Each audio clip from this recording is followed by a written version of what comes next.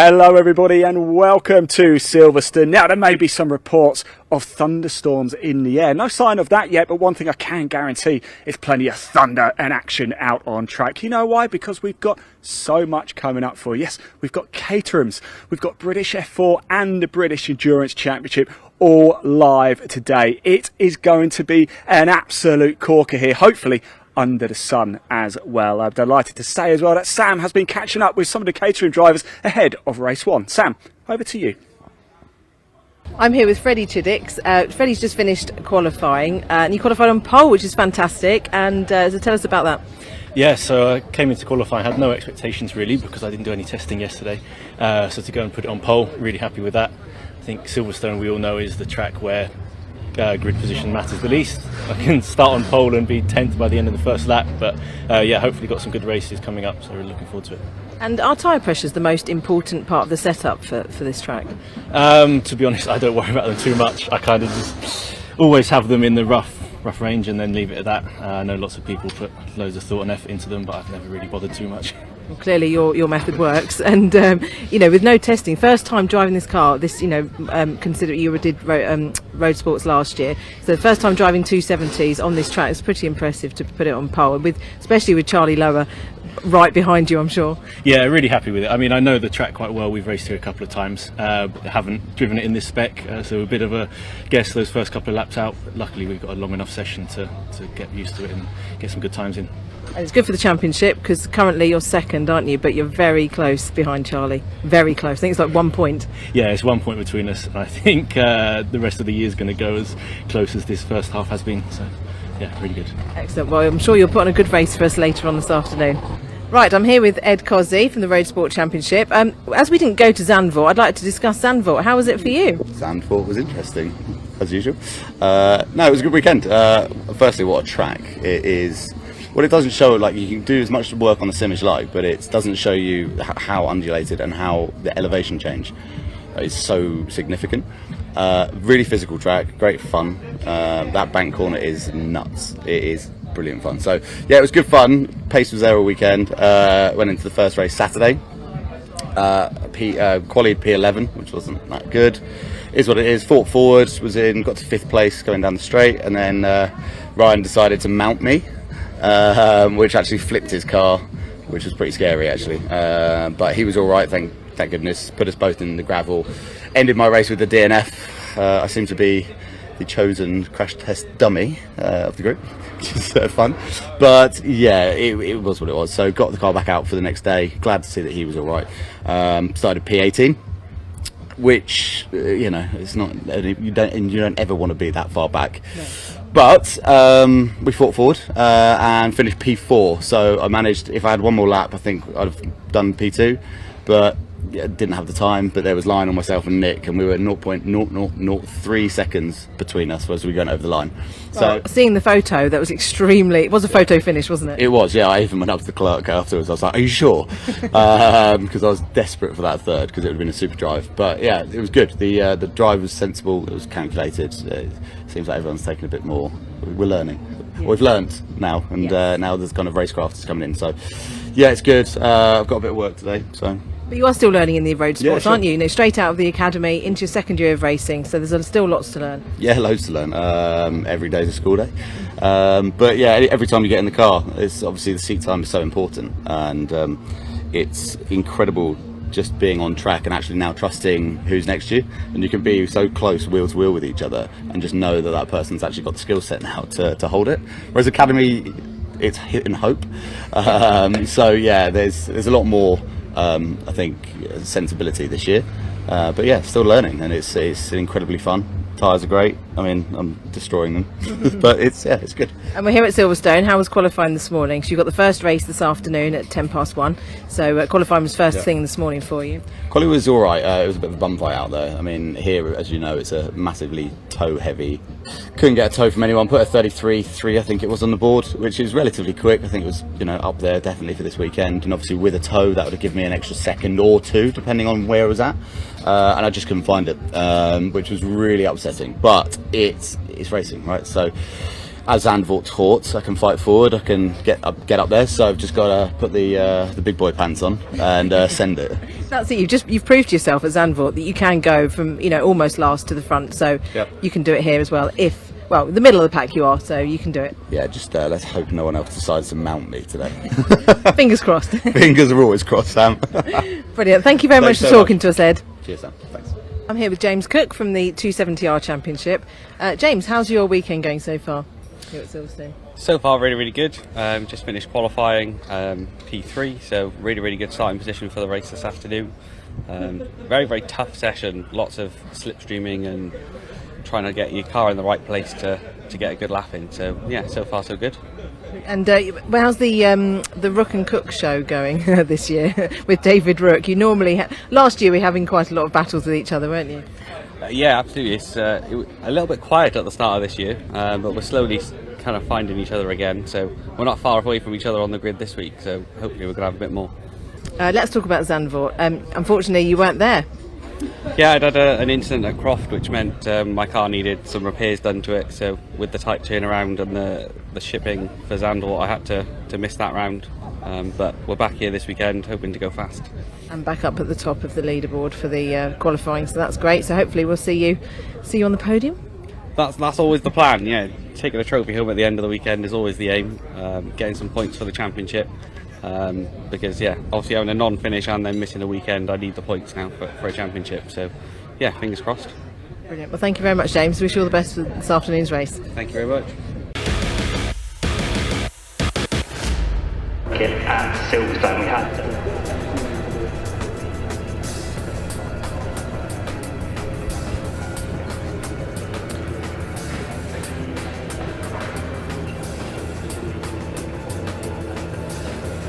Well, good afternoon, race fans, and welcome to the home of British Motorsport here at Silverstone on BARC TV, the first of 2 days on the full Grand Prix circuit here at Silverstone. A very busy weekend with the British Automobile Racing Club. It's great to have the ROKiT F4 British Championship certified by FIA with us for 3 races. You normally see them supporting the British Touring Car Championship. They have their first race this afternoon, but first up we will have the Vertex Watches Caterham Road Sport Championship. It's a total of 3 Caterham Championships here this weekend. We also have the Mission Motorsport Caterham 270Rs and also the Motul Caterham 7 310Rs, the quickest cars you will see this weekend. In the middle of all that we have a 2-hour race for the British Endurance Championship. The first race is lining up on track now, the Vertex Caterham Road Sport Championship. Dave Goddard here as always taking you through the action, and alongside me is a man who knows far more about Caterham racing than I do. It's Chris Hutchinson. Chris, good afternoon. A very good afternoon to Silverstone, and I can see the heat haze coming off the track at the moment, so brilliant conditions out here, ready for some Caterham action throughout. I'm starting with the road sports today, and they've been out already qualifying this morning. So how do they get on, Dave?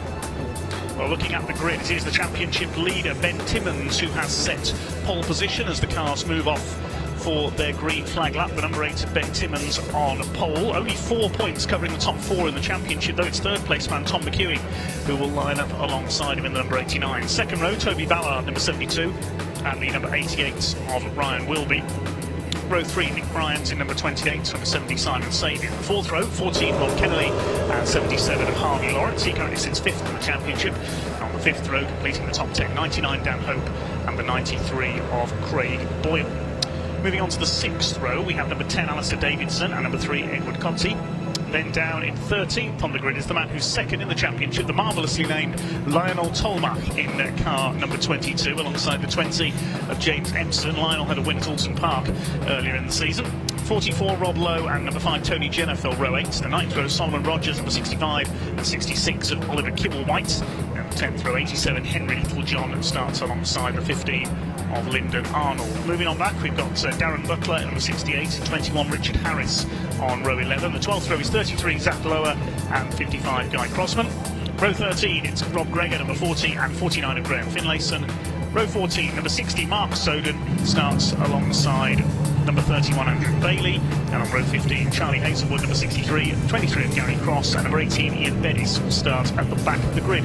They're heading round on their green flag lap at the moment. Just a quick chance to tell us a little bit more about the cars we'll see in this race, Chris. I believe this is the second rung on the Caterham ladder, if you like. Indeed, yes, this is the second everyone. So these were the graduates from the Caterham Academy Championship. The Academy's not with us this weekend, but these are the drivers that would have been in the Academy last year. It's a fully road legal car, 125 horsepower, 1.6 Ford Sigma engine under their right foot. Their upgrades compared to the Academy are they have the Avon ZZS tyre, which gives them probably about 2 to 3 seconds around a large track like here at Silverstone. And yeah, they've still got their windscreen, so they're sort of less race focused than the other two championships we've got here. We've got the 270 and 310s with us this weekend. We're also missing the Caterham 7 Championship UK. They're going to be next out at Portimao, so they're building up to that. But these road sports give us a great action. They're still learning their craft, and we've got I think about 31 cars on this grid, so it's fantastic to see them all out there, and a colourful field they make indeed. This will be a 20-minute race for the Caterham 7 Road Sport Championship, sponsored by Vertex Watches. It is that very bright purple car of Ben Timmins, the championship leader, by just a couple of points over Lionel Tolmach, who is on pole position. The bright yellow and green machine of Tom McEwen will start alongside him. Moving up towards the grid then, just through Luffield. We're using the old national pit straights this weekend. The cars will be moving into line very shortly following their green flag lap. Great to see these drivers get the chance to race on the full Grand Prix circuits here at Silverstone circuits. Can anyone stop that man Ben Timmins? He's won 5 of the opening 6 events that we've had. He's really on a charge. Like we said, Lionel Tolmach has won the only other race. Tom McEwen has been on around the podium for all the other ones, and he's winds up second today. But Tom McEwen finds himself down in 6th place in the championship after Zandvoort, where he had a DNF. Unfortunately, Ben Timmins missed a gear, and it meant McEwen bashed into the back of him. It popped his radiator, and that was the end of one of his races at Zandvoort. So he's a bit further down in the championship than we might expect, but once we take into account drop scores, which this championship has 2 drop scores, by the end of the season that will be all evened out. But it is Ben Timmins who comes in here on an absolute run of form, and you can see him there in that purple machine alongside the green machine of Tom McEwen there. A lot of heat haze there on the grid. It's very warm and humid here at Silverstone today. We hope that any rain stays away. It's a bit overcast at the moment, but then again at Silverstone you can have different types of weather in 3 different areas of the track given its length.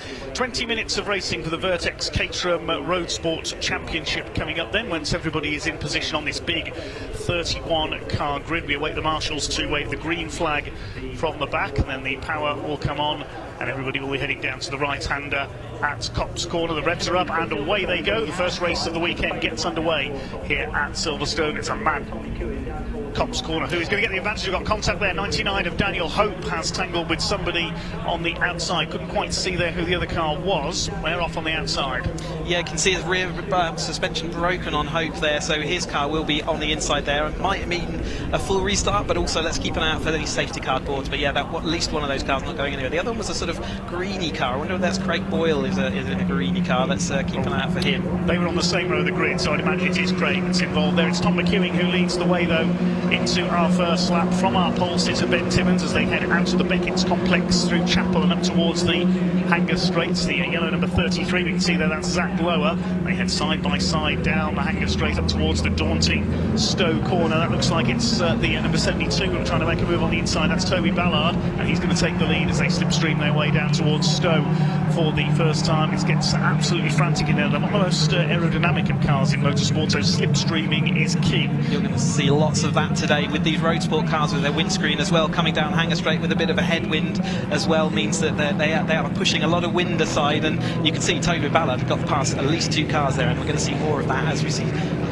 Craig Boyd just a little bit wide out there. Ballard, I think he might have dropped back a little bit again, but it is Timmins McEwen as they come up towards us at the Hamilton Straight. Yes, out of Club Corner down the Sir Lewis Hamilton Straight towards Abbey. It is now our pole sitter Ben Timmins who has gone to the front, chased by Toby Ballard. McEwen is in 3rd place. The rest of them start to sort themselves out behind. Almost too quick for the eye through there up towards the right-hander at Village. Tom McEwen tries to make a move on the inside, but he's not close enough. He'll try and get second away from Toby Ballard. 2 and 3 abreast all the way further down the pack. Just about managed to sort themselves out. There's that 33 car of Zach Lower back in the midfield, getting very busy in there. There's Craig Boyle, the 93 I got a glimpse of, so he has kept going after that contact off the line with Daniel Hope. They head onto the Wellington Straight then, under the bridge and towards the left-hander at Brooklands Corner. Toby Ballard trying to make a move on the inside, but he's got somebody tucked in behind him there. Is that Ryan Wilby who started 4th? hard to pick out the numbers. I think that's Bryant's actually in the yes. blue car there, so it's Nick Bryant who's come up a place on the grid, so he is Ballard who still remains in front at the moment with McEwing in front of them, and it's that man Timmins slowly looking like he's pulling away. They're going through a yellow flag zone as we speak now. Obviously they're covering that race, the lap 1 incident under that yellow flag, so they'll all have to be careful with those overtakes. In fact, I think they're preparing maybe the safety car board, so they're certainly deciding what they're going to be doing, but it is Timmins currently leads over that line for that first lag ahead of McEwing, Ballard. Bryant up that 1 place, Kennelly up 2 places, and Ryan Wilby's the loser there with down 2 spaces. Yes, let's have a look who we've lost. Yeah, number 70 of Simon Sabin is the other car that hasn't come round on the first lap. It's a 4 or 5 car train for the lead, then into Beckett's for the second time, with the number 8 of Ben Timmins, the championship leader, up front ahead of Tom McEwing. It's Toby Ballard third. This is Nick Bryant, number 28 of the blue car, has come through into 4th position. Number 14 of Rob Kennelly is in 5th, and Ryan Wilby is in 6th position. We've got a spinner. That's the number 44 car. Rob Lowe has lost it at Chapel. Will rejoin a few places down the pack. And look at this, 3 wide for the lead, and Toby Ballard nearly squeezed onto the grass there down the inside as Ben Timmins tried to move across, protect the lead. He has done so. McEwing in 2nd place now. Nick Bryant having a go around the outside, and Ryan Wilby, the orange and white car there on the inside, that's Ryan Wilby trying to make a move at Stone. Yeah, I think we're going to see more of that as they all head into Vale. You can see how complicated and busy it's getting down as they head into that Vale corner. But it is Timmins who's somehow managing to stay out in front of them, and there's a clump of cars behind all fighting over that same bit of time. I can see how wide this Silverstone circuit is for a Caterham. You can certainly get about 10 cars wide if you want as they head out, but all these corners absolutely flat out. We rarely dip below motorway speed even through the corners around this 3.6 miles of the Silverstone Grand Prix loop. Ben Timmins has pulled out a slight lead as they head up towards Farm and Village. Tom McEwing side by side with Toby Ballard, then tucked in behind them is Bryant.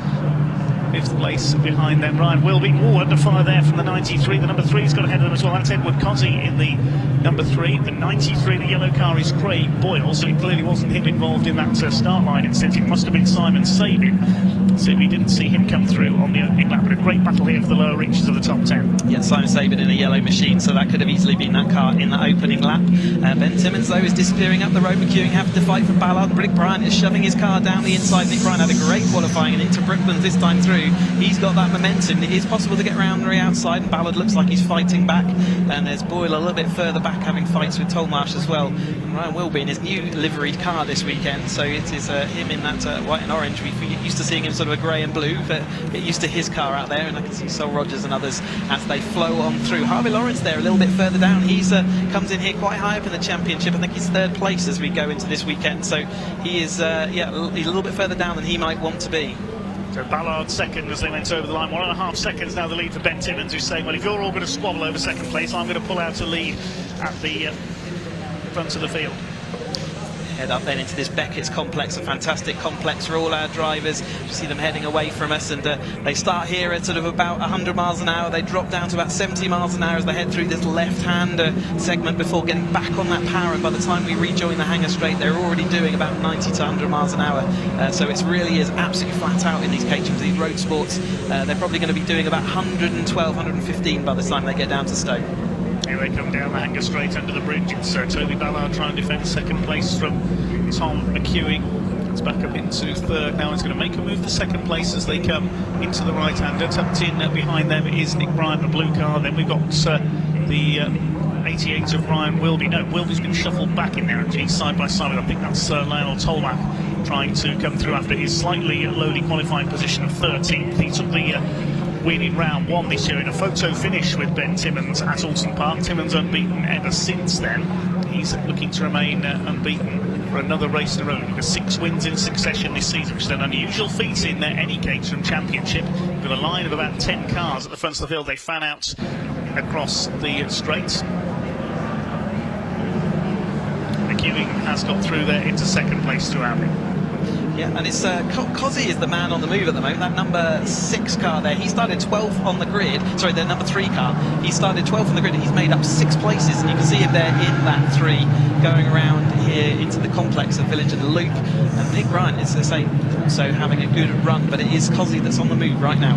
Ryan Wilby's dropped back a little. He's side by side with the number 10 of Alistair Davidson. They're fighting over that's, I think, about 8th place as they make their way into the Wellington straight. The 65 of Sol Rogers with the yellow wheels up behind them there as they head down the straight. There's Craig Boyle in the yellow car just lurking at the back of this group, and here's that battle, the second group headed by Tolmash. There's Kindly, number 10, now trying to make a move into Brooklands. He'll go through on the inside, breaks up the place. We'll see what the order is as they cross the line this time. It's a long lap here on the Silverstone Grand Prix circuit. They're coming through to complete their third lap this time. Ben Timmons it is who leads the fastest lap, 2:34.547. That's usurped though by some down the pack, and it's Craig Boyle, 2:33.732, who sets the fastest lap of the race. That's the yellow car. Round the outside, Tom McEwing side by side with Nick Bryant. They're battling for third position. It's Timmons who leads from Ballard, McEwing, Bryant. Edward Cozzy is up in a fifth. He's got up another place ahead of number 14 of Rob Kennelly. Boyle's up to seventh, then Tolmash, Wilby and Davidson rounding out the top 10. Yeah, Cozzy continues his move up through the field. The outstanding lap record at the moment is a 2:32.3 by Freddie Chiddicks. We heard from him before the race, but he still holds that road spot. Will that last this weekend? At the moment they're about second behind that, so they've got a bit of time to find, but plenty of opportunity to do that as they head out onto the hangar straight. Then Timmons' lead has come down this time through, and Ballard is now firmly in that tow. You can see his car catching up as they head down the straight, and it is McEwing who's having to be a bit on the defensive, isn't he? With that's Bryant now going down the inside as they head into Stowe with the classic overtake here. It's a little demonstration that a little bit further back as well. Three wide there. Ryan Wilby was caught in the middle. He's dropped back behind Tolmash and the number 10 of Alistair Davidson. Sol Rogers, who was a bit sideways through Chapel at the top of the straight, is just behind them. So we've got a group of 7 cars fighting for the lead. It's still Timmons, I think, who leads them through, yes, ahead of Toby Ballard. They're separated by, it was 0.85 of a second at the start of this lap as they head up towards the Hamilton straight, past the wing, up towards the right-hand Rattani. Ballard's going to try and make a move on the inside. Looks like he's going to go through. Yeah, that's a move for the lead there, isn't it? So Timmons has lost that little gap we saw earlier on, but it is now Ballard who heads that, and a great result for him out front, out ahead of Nick Bryant, who's also really showing his nose to now down the inside of Timmons, who defends around the outside. He'll have the inside for the loop as they head around this time through, but they're still side by side, absolutely wheel-to-wheel action here in the Vertex Caterham Motorsport. First race for them this weekend, first of 2 20-minute races. Good to see Ed Cozzy in there as well, the number 3, the best we've seen him run this year. He's in 4th position, has got ahead of the 89 of Tom McEwing as they head down the Wellington straight under bridge. Ballard just about has the lead, 3 wide for second place. It's the purple car of Timmons in the middle. Bryant's got round the outside into second as they go into Brooklands. Timmons nearly touches the back of him. Then the next 3 behind them are Kennelly in the silver car, McEwing in green, and Boyle in the yellow car with the orange cage. Between these 7 for the lead, and we're just past half distance, just under 10 minutes of this race to go. As they come up over the line, we'll see what the gap is this time, with Nick Bryant trying to attack for the lead now as they come past our commentary position at Woodcote. Side by side as they come over the line. Ballard from Bryant by just 19 thousandths of a second. Nick Bryant's going to have the inside line for the first corner at Copse, but Ballard keeps his foot in. Here comes Timmons around the outside. They almost bounce off each other. This is going to be close. Look at Timmons. He could go around the outside of both of them in the run up towards the left flick at Maggots. Can he take the lead away? No, he's boxed in on the inside there. Bryant will hold second. Ballard holds the lead. Still having Cozzy to close up as well. I'm struggling to keep up with this already. This is fantastic. Boyle's closed up in 5th now as well. McEwing 6th, and in 7th place, who's that behind them? Rob Kennelly. Yeah, absolutely. McEwing's dropping back through this little pack at the moment, so he's going to be a bit concerned by that. Like we said on the last few times, Ed Cozzy is the man on the move forward. He finished 4th place in the last race we had at Zandvoort last time out, so he's looking to see whether he can get his first podium here in the road sports as they fan out 4 wide into Stowe then, as it's still Nick Bryant with that with the sort of the momentum through the middle there. Boyle around the outside, then it's the Cozzy car in there with McEwing now having to fight off with Kennelly. Look at the way Craig Boyle is going, the 93, very impressive. He started 10th on the grid. He could be into a podium position here. No, not quite. He's still behind Ben Timmons. Still Ballard and Bryant. Ballard a little bit sideways there through this long right-hander at the Club Corner complex out onto the Hamilton straight. He's still got the lead as they head towards our camera. Then it's Nick Bryant moving to the inside at Abbey. There's moves being made further back in the top 10 as well. As Bryant will take the lead for the first time. Timmons up the inside. Then it's the number 93 of Boyle, who's already gained 3 places on this lap, trying to move into the podiums. This is more like motorcycle racing than Caterham racing around Silverstone. This is superb. Yeah, they're racing in little pack races very close there. Boyle to the rear end of McEwen. Remember, their radiators are right at the front of these cars. You can't afford to hit the car of the rear of the car in front. That's the first thing that breaks is your radiator, and that is a race-ending manoeuvre. But it is still Ballard and Bryant who kind of manoeuvred themselves in front of Timmins, and it looks like Bryant going round the outside there of Aintree as they head out onto the as they're coming down into Brooklands this time. But Timmins had that 3 slingshot, and he's slingshotted the inside into Brooklands this time. What a move there. So Ballard and so Nick Bryant's been shuffled down from the lead temporarily down into that 3rd place, and Ballard's showed him he's showing him the edge of the track there. That was brilliant from Ben Timmins. He timed that to perfection down the inside into Brooklyn. That's exactly how to overtake it at Caterham. You've got to slipstream into the lead at exactly the right moment. That's why you don't want to be leading going into the last couple of corners, because you will get slipstream on the run to the line. Now he's positioning himself to the inside to try and cover that lead into Copse Corner. Ballard's up there alongside him. There's Bryant in 3rd. Ed Cozzy going well up there in 4th in the number 3. It's Rob Kennelly into 5th now, and Boyle's been shuffled back again. He's down to 6th there, just ahead of Tom McEwen. They're clear of Ryan Wilby by a couple of seconds. Then Davidson and Rogers rounding out at the top 10. There's a bit of smoke there from one of those cars. Yes, is that some damage or an engine blow up? Is that Nick Bryant? That looks like quite a lot of engine smoke there rather than rubbing smoke. So that might well be that he has punctured a radiator at some point during that close action. Hopefully not for him.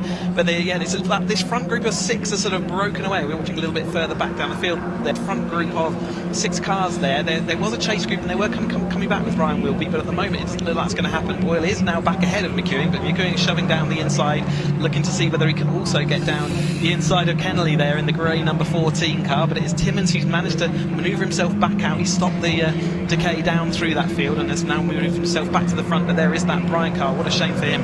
Yeah, Nick Bryant was running so well in there, but the car has let him down. He's out of the race. Let's hope he's far enough off the circuit that we don't need a safety car. It's under 6 minutes of this race to go.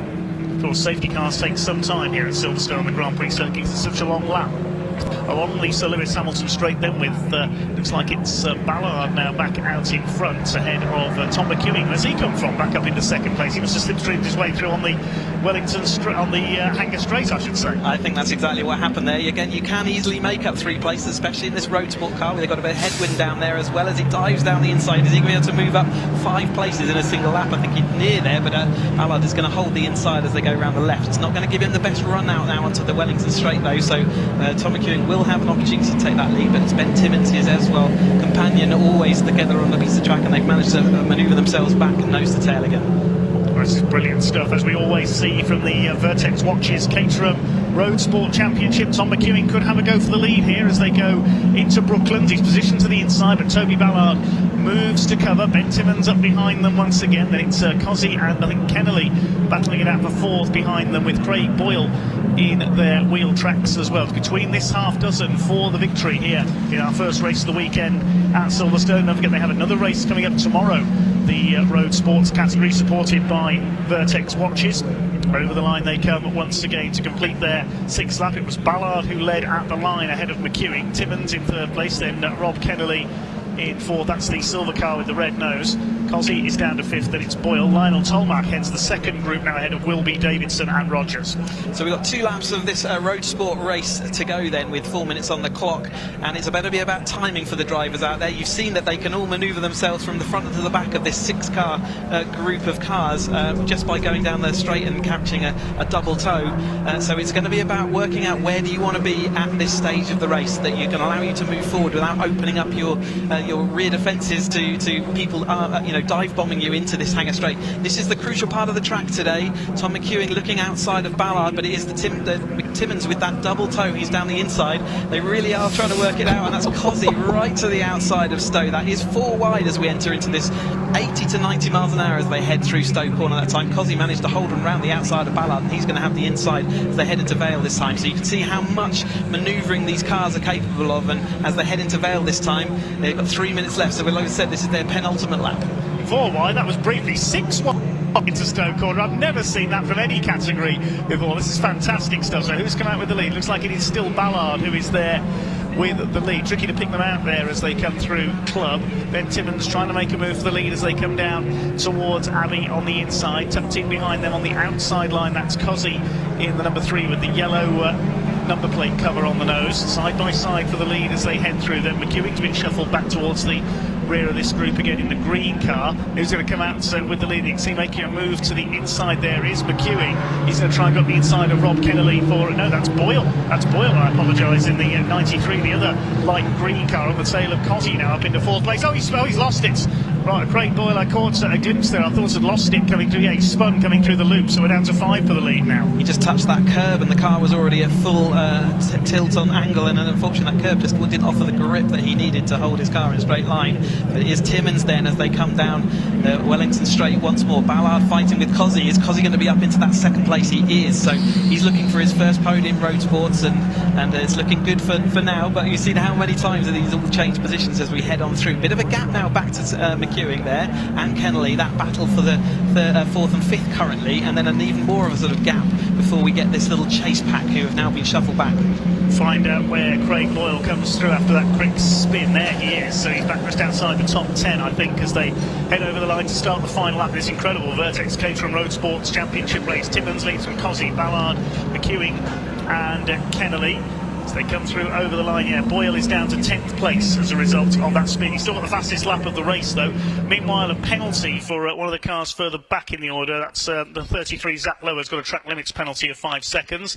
And there we see Craig Boyle. I think he just touched the back of Cozzy and was spun around by a bit of unintentional contact from Kennelly. Yeah, just a bit of a chain reaction there through the pack as they're running so close. That just a little nudge there, and I say it didn't help that he was pushing hard on that curb on the inside and just turned them around. But we are down the hangar straight then, one of the main overtaking spots for the last lap of this race. And it is Cozzy who's going to look to the outside of Timmins there, and it's Ballard who's going to look to the outside of both of them as they come 3 wide into Stowe this time. This is fantastic. 3 wide into Stowe corner. Ballard's gone around the outside of both of them. Can he get round the brakes? Yes, he can get the car stopped just about. No, he's drifted wide on the exit. They'll come back at him. They're still going to be 3 wide, I think, on the run up the Vale and into the Club Corner complex. Who's going to come out of this with the lead? Ballard's held the left-hand side of the road. He locks up on the run into Club, somehow gets the car stopped, and he's got the lead by going around the outside of 2 cars at Stowe. That's an incredible manoeuvre by Toby Ballard, looking for his first win in the Vertex Caterham Road Sports category. Ben Timmons, the championship leader, looking for win number 6 this season. It's between these 3, I would say now, at the front of the field, or is it? Because fighting back is Tom McEwing. Here comes Timmons on the inside into Abbey, and then up towards the left flick at Farm, and then into the slower right-hander at Village. It's Ballard who side by side now with Timmons up the inside into Village Corner. He knows it's pretty much now or never, and into the left-hander at the loop, and then through Aintree onto the Wellington Straight. McEwing runs a bit wide in 4th place behind them. I think it's going to be between these 3. They're heading towards the Wellington Straight for the final time. This is going to be certainly not for the faint of heart into Brooklands Corner. McEwing just about hanging on in there. He went wide, I think, to try and get a slingshot, but it's not worked out. This top 3 do look like they might well have this, depending on that. And it is Cozzy down the inside and really tight to the inside. There might have even been a bit of wheel-to-wheel contact. Can Cozzy get late enough on the brakes so they go into Brooklands this time? Keep the back end under control. Timmons around his outside, not giving many room, but it is Cozzy who's coming out into Luffield for the last time. I thought that was going to end in disaster there. I thought they were going to bang wheels and spin out going into Brooklands, but it is Edward Cozzy who's got the lead ahead of Ben Timmons. Timmons will try and slipstream him on the run to the line. What an incredible race we have seen to open the weekend here at Silverstone. They're coming up towards the line. This is going to be really close at the checkered flag. They're going to finish side by side. We're going to have to go to the timing screen for this one, and Ed Cozzy has just held it by 11 thousandths of a second. Incredible. Absolutely amazing. They will check that on the finish line camera as well, just to confirm that. But Cozzy, look, who could stop Timmons? Well, it looks like it's Cozzy at the moment. What a race for him. Timmons just 11 thousandths of a second behind. Then it's Ballard taking up that final podium position ahead of Tom McEwing. He'll be a bit disappointed with that 4th place, but it was looking worse than that at one point. Kennelly drifting to 5th and Tolmarth down in that 6th place. The top 4 covered by less than 4/10 of a second at the line. Incredible. Brilliant racing. That's unusually fierce just for the first race of a weekend for the Caterhams. They loved every second of that here at Silverstone. Just waiting to get official confirmation of the result come through on the timing screen. Provisionally, it's Edward Cozzy who has taken the win. He's only down 11th in the championship coming into this weekend. Wins by 11 thousandths of a second ahead of Ben Timmons and Toby Ballard, completing the podium in car number 72, with Tom McEwing in fourth, then a small gap back of a couple of seconds to Rob Kennelly in fifth position, and Lionel Tolmach coming through from the seventh row of the grid to take sixth place. Yeah, Ed Coty having a bit of a topsy-turvy season so far, kind of being in the bottom end of the top 10 or in the midfield pack, but last time out, like I say, at Zandvoort, he did get to fourth place, and he skipped from fourth all the way up to first place here in this race. What an event for him this time out. Somebody spun at Club Corner. Is that on the slowdown lap?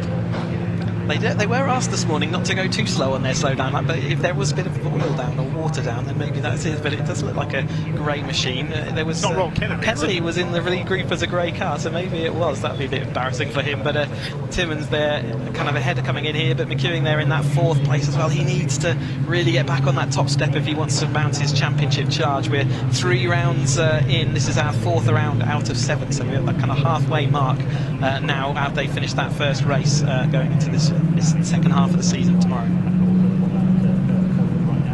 Well, check out the provisional results from the Vertex Caterham Motorsport Championship Race 1. Edward Cozzi taking the win ahead of Ben Timmons by 0.011 of a second. Toby Ballard taking third place ahead of Tom McEwing. A little gap back to Rob Kennelly in fifth ahead of Lionel Tolmach.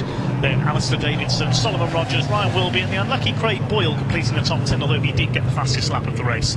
21 Richard Harris was 11th. We didn't see much from further down the field because we couldn't take our eyes off that lead battle. Darren Butler 12th ahead of Lyndon Arnold and Henry Littlejohn, with Ollie Kibblewhite number 66 completing the top 15. Just a couple of non-finishers there. We saw Nick Bryan go out with car problems. We lost Dan Hope with some contact off the grid as well.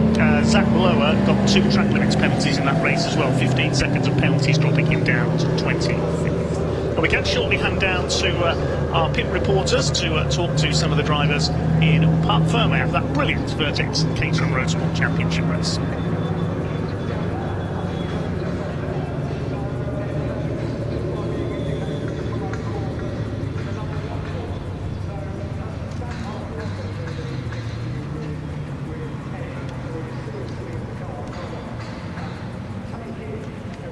We've got the drivers ready to talk to us, Sam, down in the pit lane.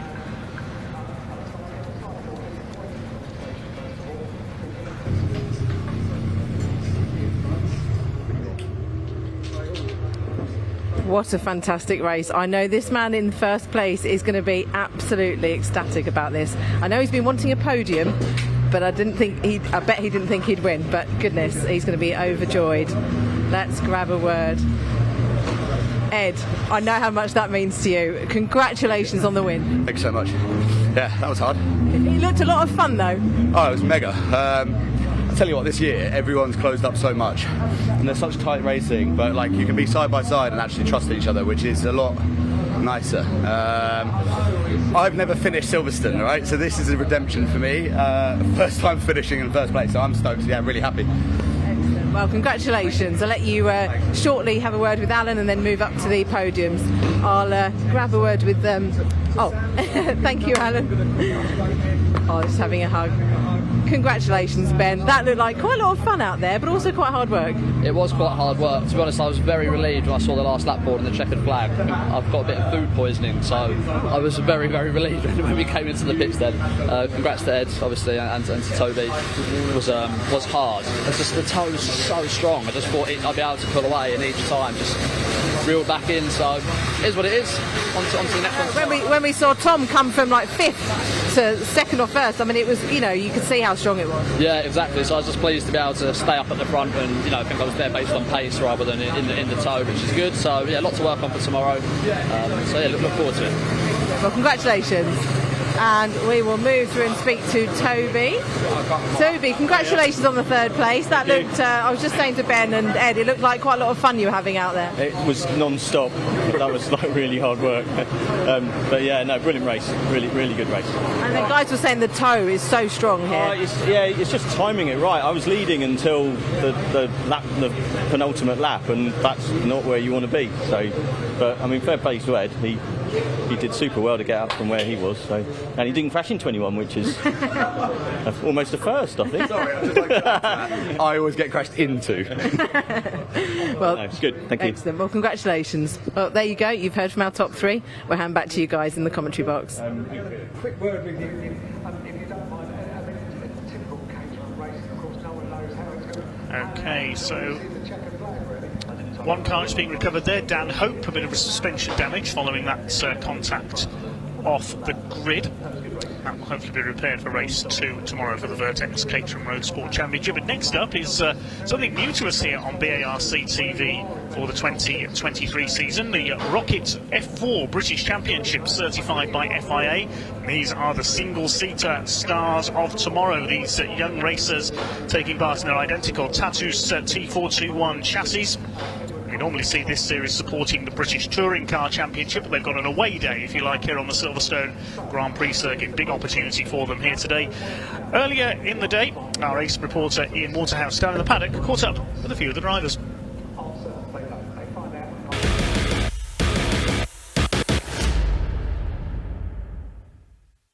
Hello everybody, welcome down to the assembly area. I hope you are as excited as I am for this one. British F4 Race 1 about to get underway. You're sorry, mate? I jolted the camera when I... No worries. There's 3 happy drivers down there with Alan Price from Ed Conley and from Ben Timmons and also from Tony Ballard as well. I guess what, Matt, I never make it onto the grid for a British F4 race, ever. And again, the car's not even here yet. And that must be the headline act this weekend. You'll not be watching around the podium, aren't you? Well, yeah, I'll probably still wait to start the podium from the previous race, such as the timetable for the British Touring Car Championship meetings. But today, I'm down on the grid with reserves. But equally at this point, there's normally an hour away. Am I going up there?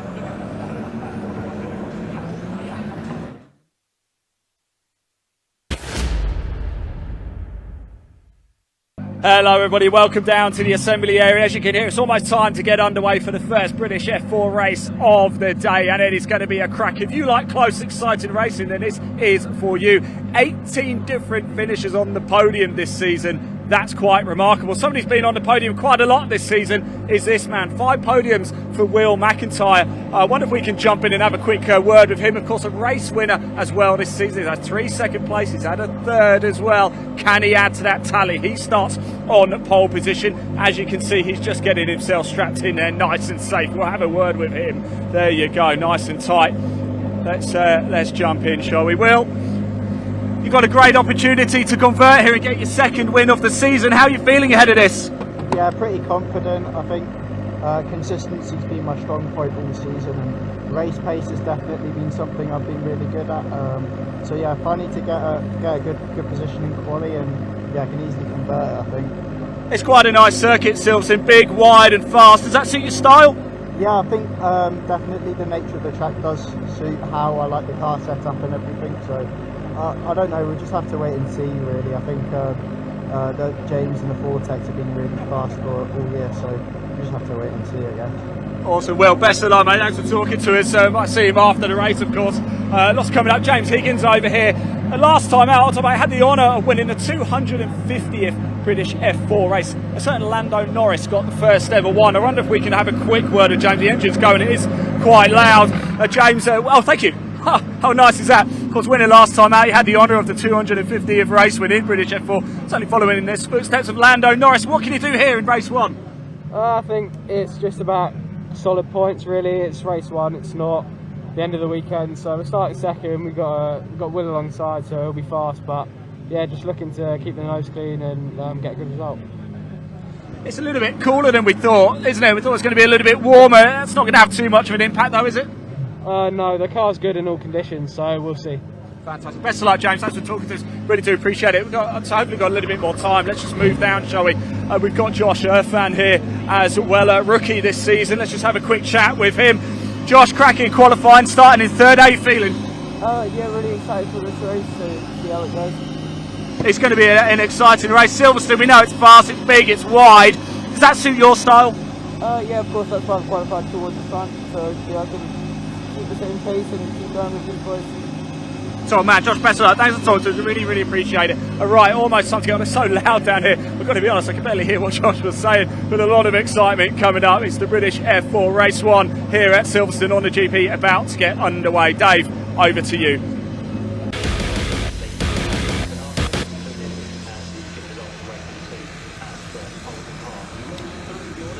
Okay, cars moving on to the grid then, ready for the first of 3 races this weekend for the ROKiT F4 British Championship, certified by FIA.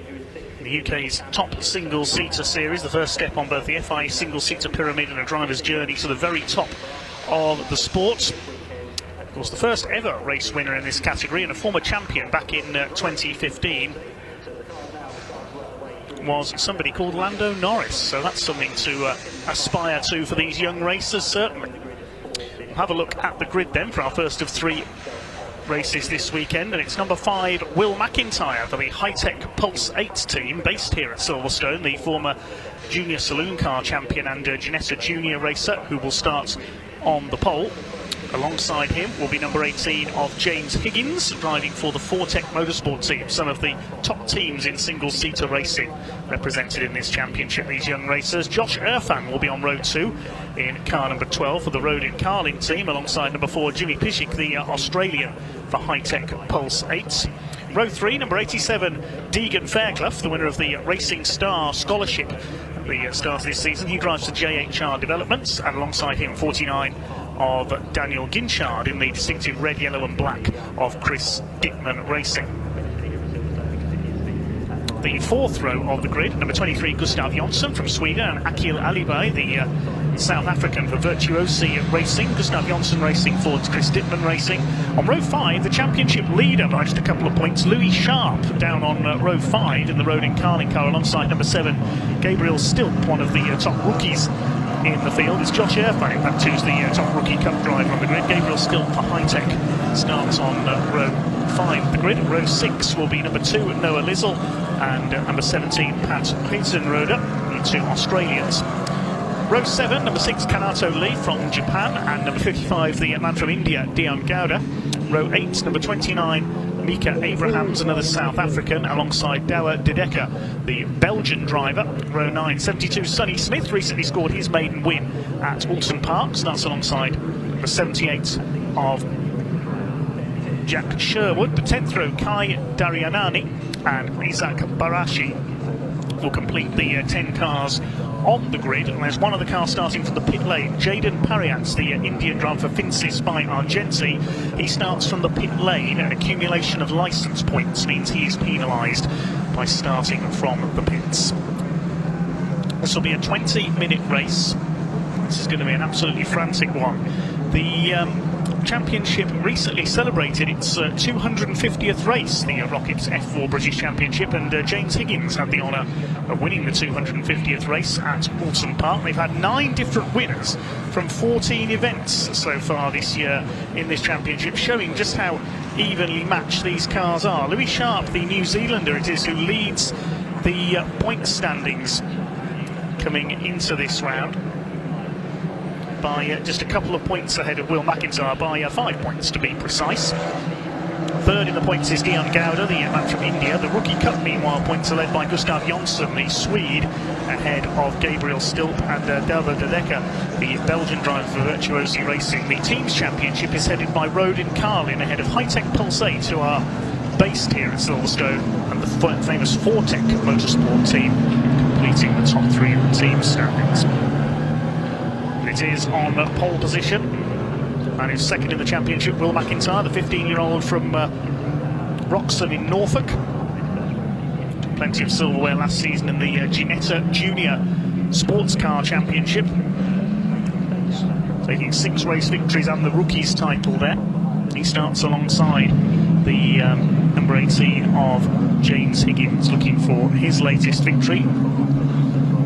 Higgins, another ex-Ginetta junior racer, did the final 2 events of last year in these little Tatus single-seaters, powered by 1.4 litre Abarth engines, the Italian-built machines.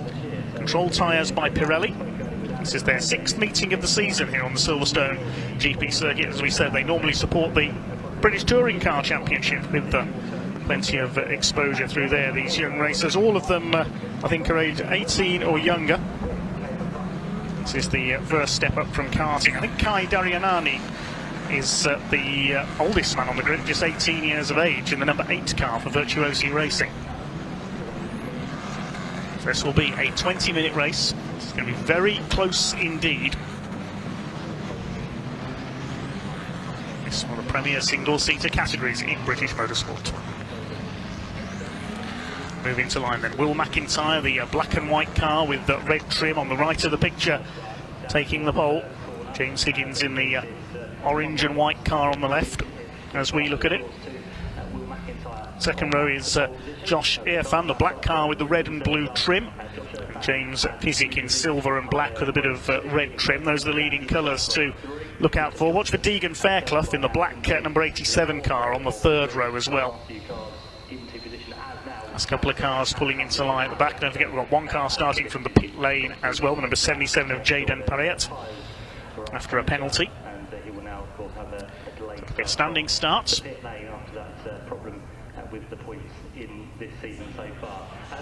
Waiting for the rest to rise. These 1.4 litre Abarth engines. 5-second board is held aloft. Red lights are on. We've got a yellow flag. Got a yellow flag on the grid. Can't see from my angle which car has a problem there.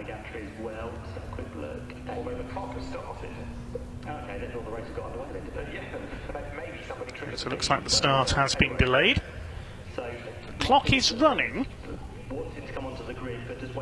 Let's wait to see if I can see which car is in trouble.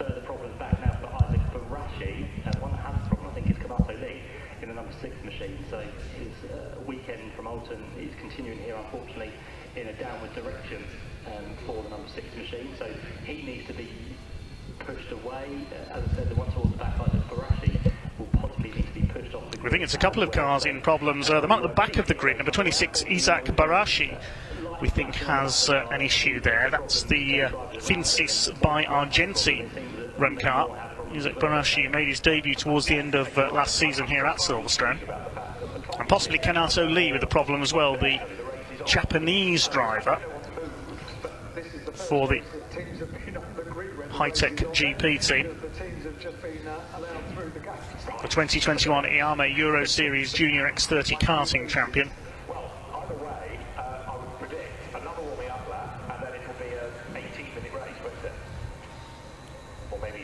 Okay, so Kanato Lee and we think Isaac Barashi are in trouble down there, so yes, we see a car being wheeled away. Start being delayed, although the clock is still running, I can tell you, which is unusual because the race didn't actually start. Wait and see what's going to happen there. So a delay to the start of our ROKiT F4 British Championship certified by FIA. Yes, the timing screen has now reset itself. Thanks to TSL Timing for our timekeeping services this weekend. Thanks to all our camera crews out there capturing the action this weekend as well. We must give a mention to Danny, one of our cameramen, who turned up bright and early here at Silverstone, ready to film the action. Unfortunately, he turned up last Saturday. Yep, he got the wrong week. We promised we'd mention it, Danny. You won't make that mistake again, I'm sure. We bought him a diary, don't worry.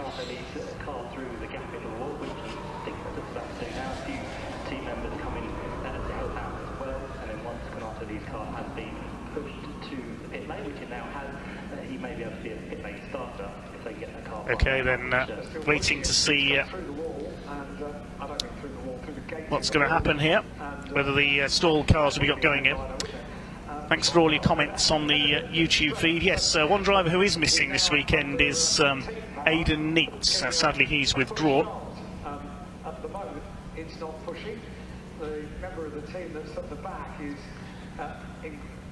incredibly physically strong because he's actually wearing a big backpack as well as pushing the car up the pit lane.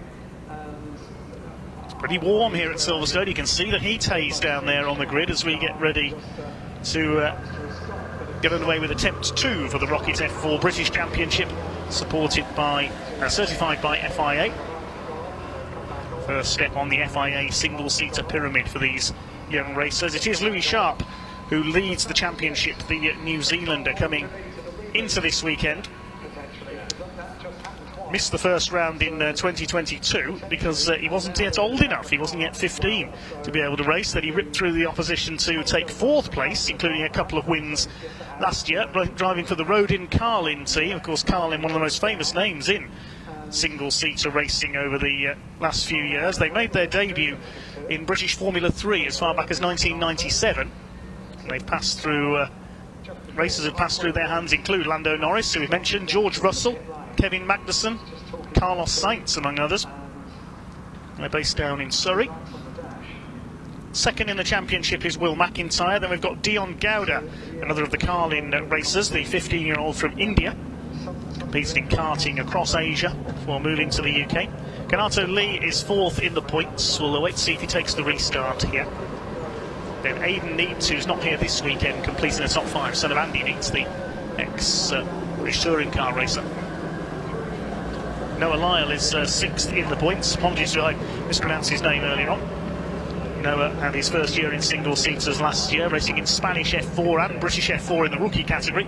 That's led by Gustav Jonsson, the Swede, for Chris Dittman Racing this year. There's the Chris Dittman Racing car. That's Jack Sherwood's version, the red, yellow and black livery. Very familiar from Chris's racing days in the likes of the F3 Cup. So they go round for another green flag lap. Some heat into their Pirelli tyres, and we will try again. The delay there with those couple of stalled cars. Hopefully they've been able to get going again. Yes, the 26 has. That's Isaac Barashi in the Finsis car.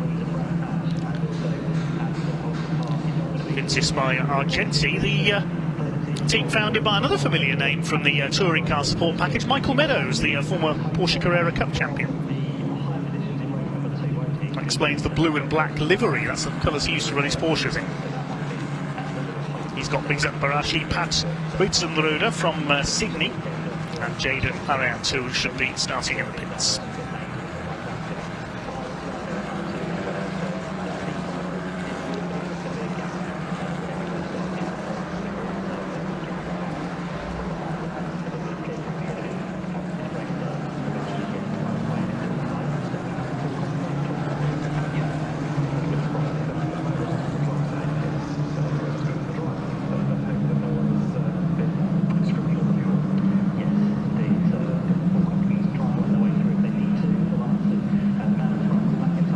Waiting for them to make their way up to the grid then. The driver to watch out for Chris Dittman Racing is Daniel Ginchard, former double kart championship winner, was runner-up in the Rookie Cup last season and overall win at Alton Park. I think he comes from the Ginchard family, famous for short oval racing. Several branches of that family have competed in the likes of Formula 2 stock car racing very successfully, I remember, over the years.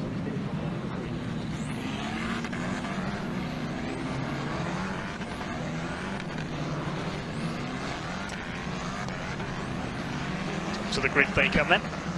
Will be Will McIntyre in pole position, star of the Ginetta Junior Championship in the past. James Higgins will start alongside him. Look out for Deegan Fairclough as well, another Ginetta Junior star. Remember him in the Fiesta Juniors as well. Big battles with Jensen Brickley, who's now in TCR UK.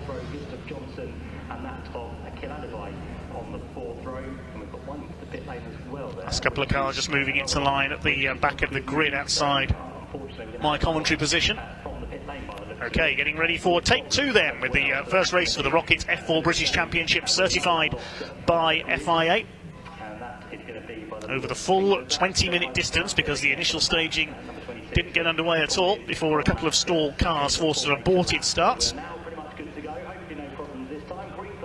Green flag now waves at the back of the grid. Looks like everybody is ready. Revs rise, waiting for the red lights to come on, and when they go out we will be underway. Here we go. Our first British F4 race of the weekend. Down towards Cops Corner they go. It's a good start by James Higgins on the inside. We'll see who's leading as they come into sight at Beckett's. Looks like everybody has got away well. We wait to see who's going to get the best run down towards the Beckett's complex. It's very close indeed. They're side by side on the run into it. Who's going to come out of this with the lead? They're absolutely side by side. It looks like it's possibly one of our rookies with the yellow number plate. I think that's Gustav Jonsson who's possibly come through into the lead. Somebody going off there on the outside. That's from the back of the grid, number 14 car of Akil Alibay, the South African driver. But it looks like it is possibly Jonsson, is it, who's leading? No, it's the number 12 of Josh Irfan, in fact, who has got the lead. My apologies there. So Josh Irfan it is who leads for the Rodin Carlin team. Everybody else making their way through behind. So Josh Irfan it is who leads the way. First of our Rookie Cup drivers leads the field overall. Starting to sort themselves out behind. We've got more cars running wide at the club complex. It is Irfan who leads the way. We'll establish the order as best we can as they come through. Plenty of dodging about there in the pack. Towards the right-hander at Village, a little lock up there from our second place man, the number 5 of Will McIntyre, our pole sitter in this race. Looks like it is Jimmy Pittick who is tucked in behind in the number 4. There's Gustav Jonsson making a move on the number 2 of Noah Lyle, a little further in the pack. Start to sort themselves out around the opening lap of this 20-minute race. It is Josh Irfan who holds his lead ahead of Will McIntyre. Looks like it's Pittick up there in third place, the Australian. He's had a relatively quiet season so far, down in 7th place in the championship. One of a few Antipodean drivers in this series, including, of course, New Zealander Louis Sharp, who leads the points going into this weekend. He qualified down in 9th place. We'll see if he's made up any ground as they come over the line. It's Irfan who leads from McIntyre, Pittick, Deegan Fairclough in 4th place. James Higgins is down to 5th, but it's Ginchard in 6th position, Lyle 7th, Jonsson 8th, and 2nd of the rookies. 9th is Pat Huitzenroder, and rounding out the top 10 is Abrahams. So the first lap is completed, then the leaders head out towards the Beckett's complex for the second time. Look at the slide there for Gustav Jonsson. They're calling right on the edge through their spectacular sequence of corners. Number 29 there coming through is Mika Abrahams, the South African, just at the bottom reaches of the top 10. But it is Irfan who leads, still ahead of McIntyre and Pittick in 3rd place. So British 1-2 at the moment. Deegan Fairclough trying to challenge for a podium in there as well. Side by side, trying to get around the outside there. Number 78 of Jack Sherwood for Chris Dickman Racing. It's Irfan who led by just under half a second at the end of the opening lap. Now trying to pull away just a little. Irfan riding for the Rodin Carling team in the number 12 car. Graduated to single seats after multiple karting championship and also in the Super 1 British Esports Championship as well. A lot of these drivers very successful sim racers. There's number 87, the black car, that's Deegan Fairclough. Plenty of exploits in junior saloon racing with the Fiesta Juniors and the Junior Saloon Car Championship in the Citroen Saxos. 29 there of Mika Abrahams coming under fire. I think that's Dion Gowda for Rodin Carling behind in the number 55 car, the 15-year-old from India. Did our cars installed at the start join in? Yes, Kanato Lay is at the back of the field. He must have started from the pit lane. I don't think we've got Isaac Barashi out there after his earlier issues, though. Coming through to complete lap number 2 of the Silverstone Grand Prix circuit. Over the line they go. It is Irfan who still leads from McIntyre. He's increased his lead to 0.89 of a second now as they go over the line. Pittick in 3rd place, then Deegan Fairclough is 4th, James Higgins in 5th position. So no change in the order at the front of the field this time through. As the number 29, Mika Abrahams, the white and red car, down in 10th position. Leading rookie is still our overall leader, Josh Irfan. Second rookie is Gustav Jonsson. 3rd is David De Decker, down in 14th place overall. 72 of Sonny Smith, winner at Alton Park last time out, lost a couple of places on that previous lap. 5 rounds of the championship have been held so far this year. Louis Sharp had a couple of wins at Donington Park first time out. Noah Lyle had a win there as well. Wins for Kanato Lay and for James Higgins in the second meeting at Brands Hatch Indy. into Snetterton, Thruxton and Alton Park as well. Towards the right-hander at Abbey, and Josh Irfan is really increasing his lead here.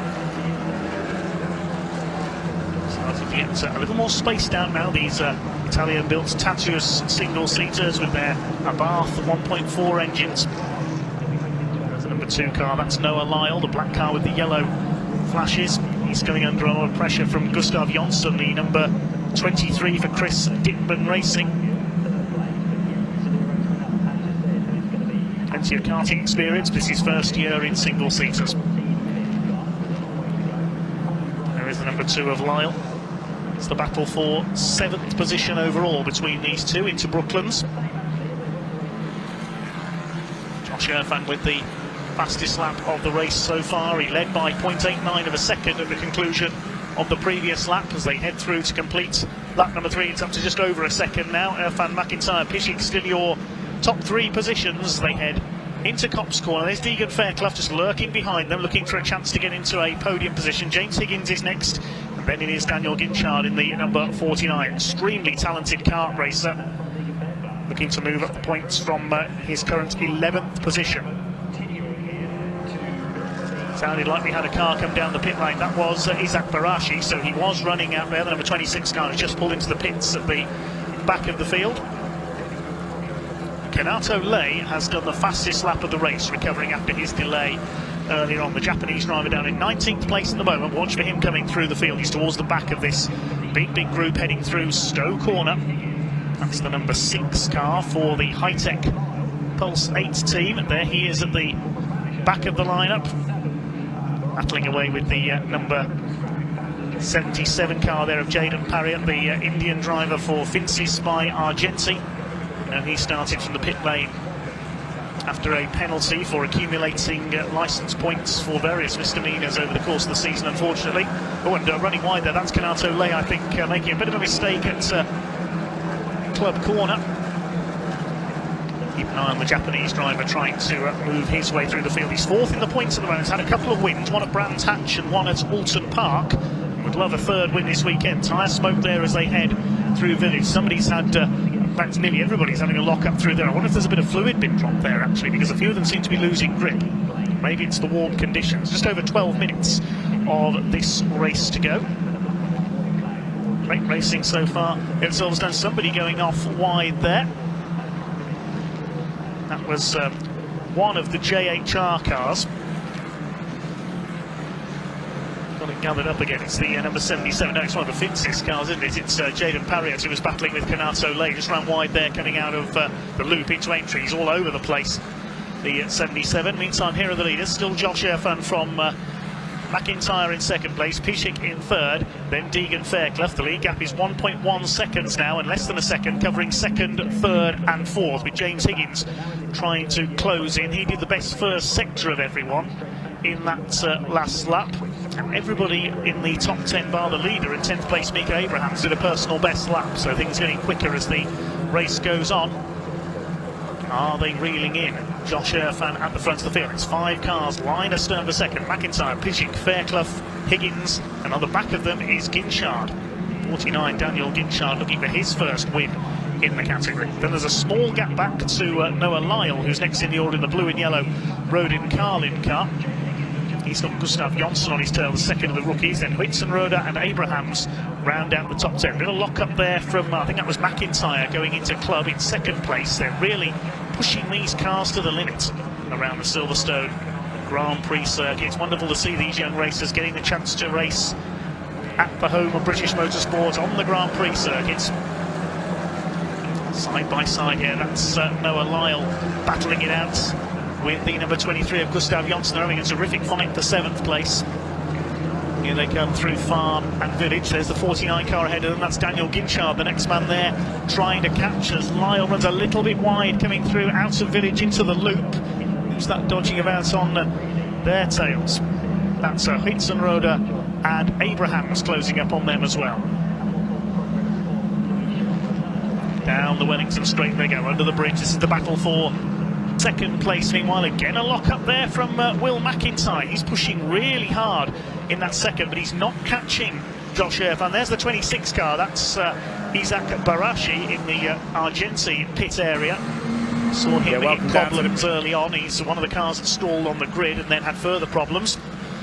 Lead gap has opened up to just under 1.5 seconds now. Josh Irfan pulling away on McIntyre, Pichik, Fairclough, Higgins, then Ginchard. 5 of them together, covered by less than 2 seconds for second down to 6th position. Then a gap back of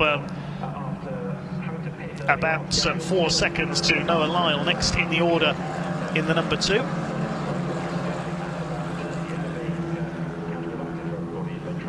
See, the lead gap has increased, and it's the rookie cup racer Josh Irfan who has the lead. He's only in 4th place in the rookie points. You can recognise the rookies by the yellow number plates on the cars.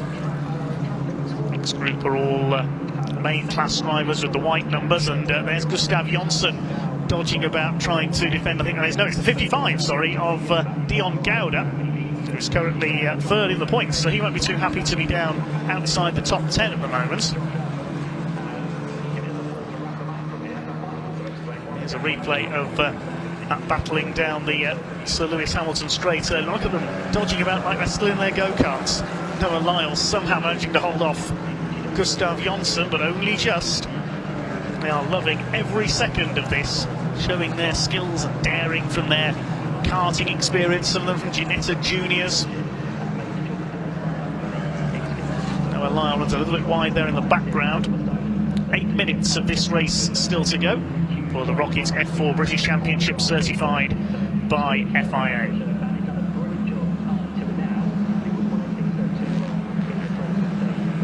He does come down into the left-hander at Brooklands, and Deegan Fairclough trying to get a run on James Pichik there for that 3rd place. The high-tech car under fire from the JHR Developments car. Around this long double right-hander at Luffield, then out towards Woodcote to complete another lap. Over the line, the lead gap is still 1.5 seconds, so Irfan increasing his lead, but only very, very slightly each time. Jimmy Pichik still there in 3rd place for the high-tech Pulse 8 team, based here at Silverstone, founded by former karting champion Oliver Oakes. Jimmy Pichik, the man from Adelaide, up there in 3rd place, previously racing his national Formula 4 championship in Australia.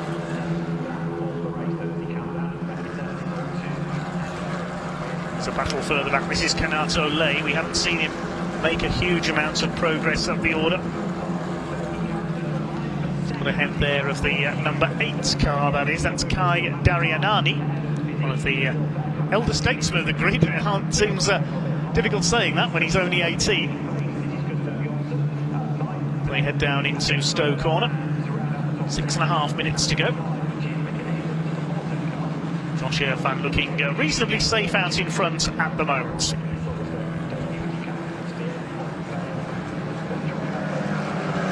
Josh Irfan only 17th in the overall point standings at the moment, so looking for his first win of the season. He's had 1 podium this season. That was in round 14 at Alton Park last time out.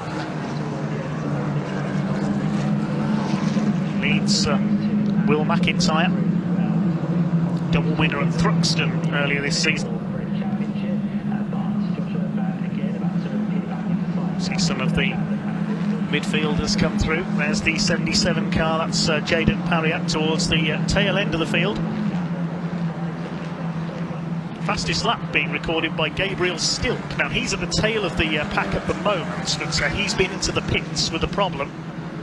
He's set a 2:02.688 on his recovery. 7 laps completed by the leaders. The lead gap is still 1.5 seconds. It's getting very close indeed here between 1 or 2 of the cars in the midfield. Deegan Fairclough, meanwhile, trying to close in on James Pichik for 3rd place. It's a bit wide there coming out of Cops Corner up towards Maggots. James Higgins is in his wheel tracks there. This is the battle for 2nd. There's our leader. We haven't seen too much of Josh Irfan so far. The Rodin Carlin man out in front looking for his main win. It's McIntyre, Pichik, Fairclough and Higgins fighting for 2nd place, with Daniel Ginchard not far behind them. There's Ginchard, the red and yellow car. And they get back to Noah Lyle, who has dropped Gustav Jonsson slightly by 0.8 of a second now. Patrick Huitzenroder, another Australian, and Mika Abrahams rounding out the top 10. So there haven't been any major changes in the top 10 positions in this race.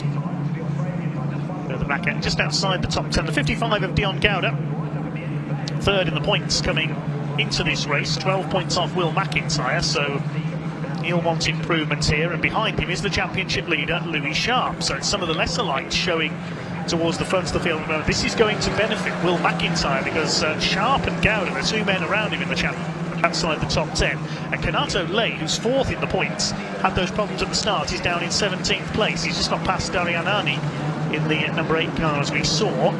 Rounding out the top 5 in the points is James Higgins, who's in 5th position. He's battling with Deegan Fairclough there as they come through the loop. A couple of laps to go, I would guess, in this first of 3 races this weekend for the ROKiT F4 British Championship, certified by FIA. Still these 5 cars line astern for second, but they can't seem to dislodge anyone from their position. Still Josh Irfan leads the way. Fourth in the rookie point team. The Rookie Cup has a separate championship. 6 drivers have contested that this season. Over the line they go once again. The lead gap, if anything, has come down slightly because Will McIntyre has done a personal best of 2:03.282, and now the lead gap is 1.36 seconds. Pizik still third, a further 0.7 back. It's Fairclough, Higgins, Ginchard. Lyle is still further back, nearly 4.5 seconds off Ginchard. Black and white flag being shown to the number 28 of David De Decker for exceeding track limits. Looks like another car, that's Sonny Smith. Yeah, he's got a 5-second penalty for exceeding track limits. So Sonny Smith with a 5-second penalty. He's further down the order in about 17th overall. Leaders through Stowe Corner. See the comparison there between Will McIntyre and James Pizik, the 2 high-tech teammates.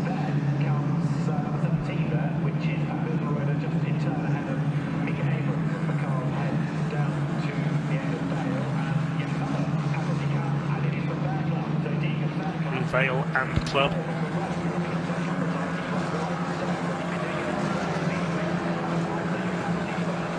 The closing stage is now just over 2 minutes to go in this ROKiT F4 British Championship race. Leaders head through towards Abbey. It's the midfield battle, and once again that is Kanato Lay closing up. I think that's the number 28 of David De Decker that he's got in his sights there, the Belgian. Yes, there he is in the Virtuosi racing car. Virtuosi team with 3 cars in this race: Kai Darianani, Akil Alipay and De Decker, who's been racing karts since he was 8 at the famous Genk venue in Belgium, competing in the OK Juniors Karting World Championship before graduating to single-seaters.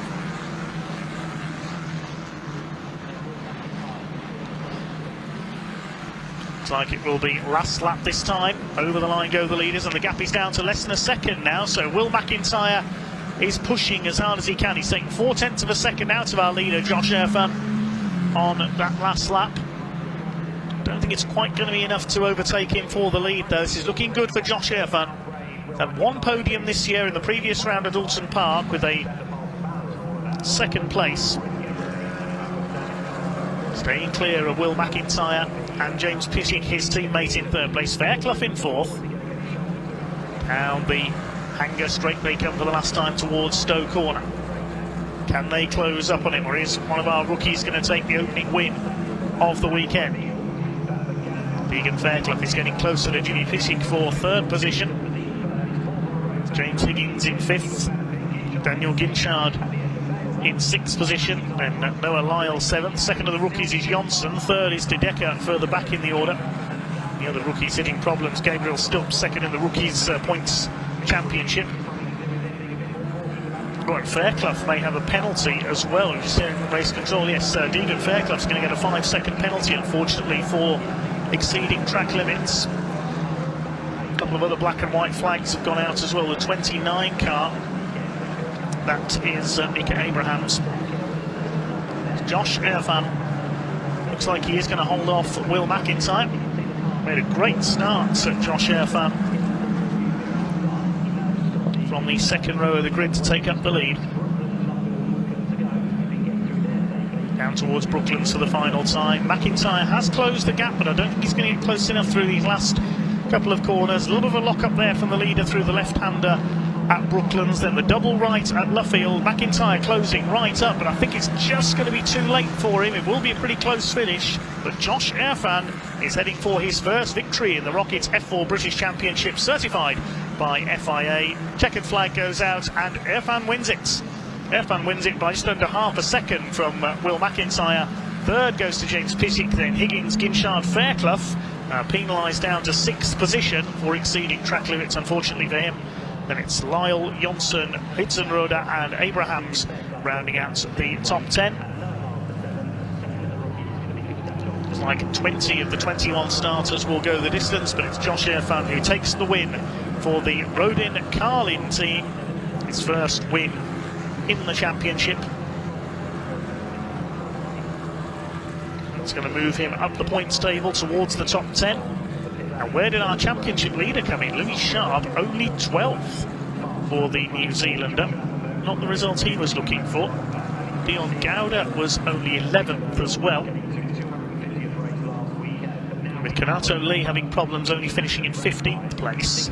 That's going to be the big winner from that one, will be Will McIntyre in 2nd place, and that's going to move him up towards the championship lead. Of course, the points will be worked out over the course of the weekend, and we'll update you as and when we can, with 3 races taking place this weekend. But it's Koskan Josh Irfan who takes the win in race number 1 for the ROKiT F4 British Championship by 0.4 of a second ahead of Will McIntyre. His teammate James Pissick completing the podium, then James Higgins for Fortec Motorsport in 4th. Daniel Ginchard was 5th ahead of Deegan Fairclough with that 5-second penalty, then Noah Lyle, Gustav Jonsson 2nd of the rookies, then Patrick Whitsenroder, the Australian for the Defensis by Argenti team. Mika Abrahams completing the top 10 overall ahead of Dion Gouda and Louis Sharp, championship contenders, then Jack Sherwood. Akil Alibai was next, then Kanato Lay making it up to 15th after his early problems, then Dava De Decker. Next home was the number 8 of Kai Darianani, then it's number 77, which is Jaden Pariat. Sonny Smith, after a penalty, finished 19th, and Gabriel Stilp completing the finishers. One non-finisher there, Isaac Barashi, retiring into the pits after a couple of laps. Let's head down to Ian Waterhouse in the pits to talk to our podium finishers.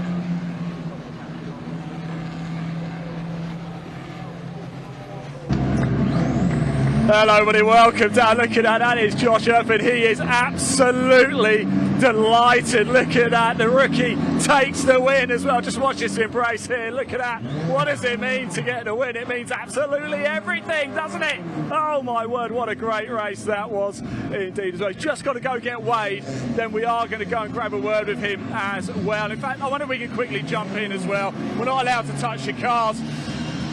He's just got to put his steering wheel on. We'll accompany him to go get Wade as well, but let's have a quick chat with Josh Irfan, your race winner. He's a rookie as well. He's going to be absolutely delighted with this one. It's so loud down here as well. Josh, come on, look at that smile. How does that feel? Yeah, it feels fucking awesome.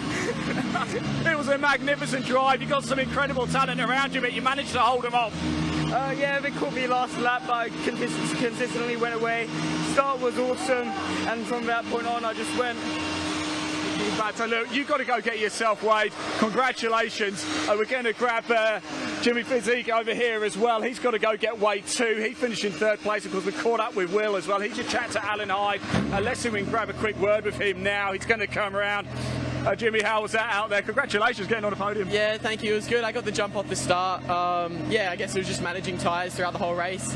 It's sort of the dirty air was worse than I was going to expect. So, I mean, yeah, it was a good race all in all. Happy to get, I guess, a 3 and a 2 for the team. It's quite a learning curve out there, of course. We've got a couple more races still to come over the course of the weekend. What have you learned from here that you're going to bring into the rest of the weekend? Yeah, we're just managing tyres, I think, because the tyres do drop off a fair bit at this track because it's such a high-speed track. You do have to manage your tyres a bit, so bringing that into the next couple of races. We've got the reverse grid and race 3 where I'm starting pole position, so what can I say? Let's go for it. Let's rock and roll. There you go. Go get yourself Wade. Congratulations. Let's go see if we can grab Will over here as well. We spoke to him a little bit earlier, didn't we? I wonder if we can... Sorry, we'll just jump over grab Will McIntyre if we can. He's finished in second place. Did start on pole position. He's just chatting to one of his teammates as well. Will, how was it out there? It was okay. I think I don't know what happened at the start, but I mean, whatever it is, destroyed my clutch, and I don't think I got that caused me to get a really rubbish getaway. But you know, towards the end, I know I got hit by I think Deegan, but yeah, which caused me a bit of damage, which yeah hindered my pace back. Still more opportunities to come this weekend. You still get quite a lot out of it, though, right? Yeah, I think obviously starting P3 for race 3, so it's all good. Well, thanks for talking to us. There you go, finished in second place. I'm going to hand back to Dave. I think we might even be able to bring you the podium soon, but of course, don't forget, we've got that 2-hour British endurance race coming up very soon. Dave, back to you. Thank you very much indeed, well done. So I'll tell you what I'll do, I'm going to make my way up from Park Fairway. Podium is coming next. Thanks, Alan. Yeah, nice to hear from race winner. He's so happy, wasn't he? He sounded so happy in his voice there, John. He is, he's being hugged and cuddled and is absolutely beside himself. He is. Means so much, doesn't it, when they take their first win in a championship like this. So we'll hear from the drivers on the podium in terms of getting them up onto the first, second and first set that we have here at Silverstone, high up above the pit lane of the podium. So if you're on the grandstand opposite, down there somewhere in the pit lane, you'll be able to see the podium taking place very shortly indeed. 3 races still to come. Okay, then getting ready for our next race. It is our longest race today. Apologies for any I have heard just a few moments ago, by the way. But we're almost ready to get underway with our next race, which is the 2-hour race for the British Endurance Championship. First of a pair of 2-hour races this weekend. We'll see the Britcar Trophy category in action tomorrow. We'll take a look at the grid in just a moment. We recently saw, of course, the British Endurance Championship in action at Alton Park, where it was a dominant victory for the second race in a row for Peter Erceg and Marcus Clutton in their Audi R8 GT3. A variety of classes of GT and touring cars out in this championship. Class A for the big GT3 cars, got 2 of those out in this one. Class B is for the Challenge spec cars. We've got a little variety of 4 cars in that category, a pair of Lamborghinis, a Ferrari and a Solution F TC12. We'll bring you more info on that as soon as we have it. Class C, we've got a pair of Porsches and an Audi S3 touring car. Well, it was scheduled to be an Audi S3. I think they've changed to a VW. We'll get visual confirmation on that in a moment. Next British touring car machine for the Team Hard drivers. Class D is for GT4 cars, and we've got Class E for the TCR touring cars. Class F is just 1 entry in there, the Jaguar F-Type of the Thompson family, and Class G for Ginetta, the G55 Super Cup cars. So that's what we're going to be seeing out next. 2 more races to go. After that's for our Caterham categories, the 270Rs and the 310R Caterhams. Chris Hutchinson will be rejoining us for those races. But for now we have a 2-hour race, 2 mandatory pit stops for each car, and each car is shared by 2 drivers. So there'll be pit stops and driver changes, a proper endurance race here on the Silverstone Grand Prix circuit. We'll have a look at the grid then in a second for this British Endurance Championship race, and it is once again the pre-race favourites Peter Erceg and Marcus Clutton in the PB Racing Audi R8 GT3 who are on pole. Peter Erceg will start that car, and alongside them is the Chameleon, aka the Aston Martin Vulcan. We'll see the livery on that car in a few moments' time. That's started by Gleb Stepanovs from Latvia. Stephen Tompkins will share. On their way to the grid now, it's the Chameleon that's actually leading them out.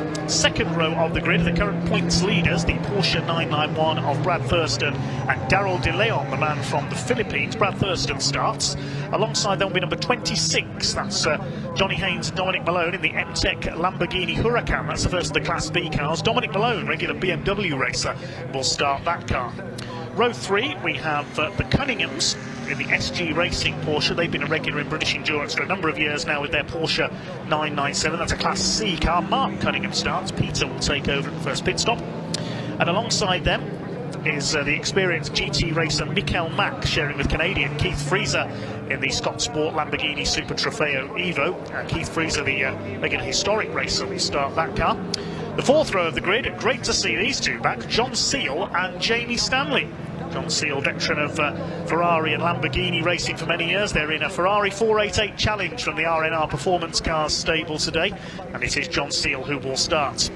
Alongside him will be Sam Allpass, number 38, looking to pass all in this race. He's actually driving solo in this race. I think he's our only solo driver in the Solution F TC12. That's based on a BMW. It's a space frame car, almost similar to the Volvo S80 that we've seen Nigel Mustill racing in endurance events in the past as well, if you're familiar with that car.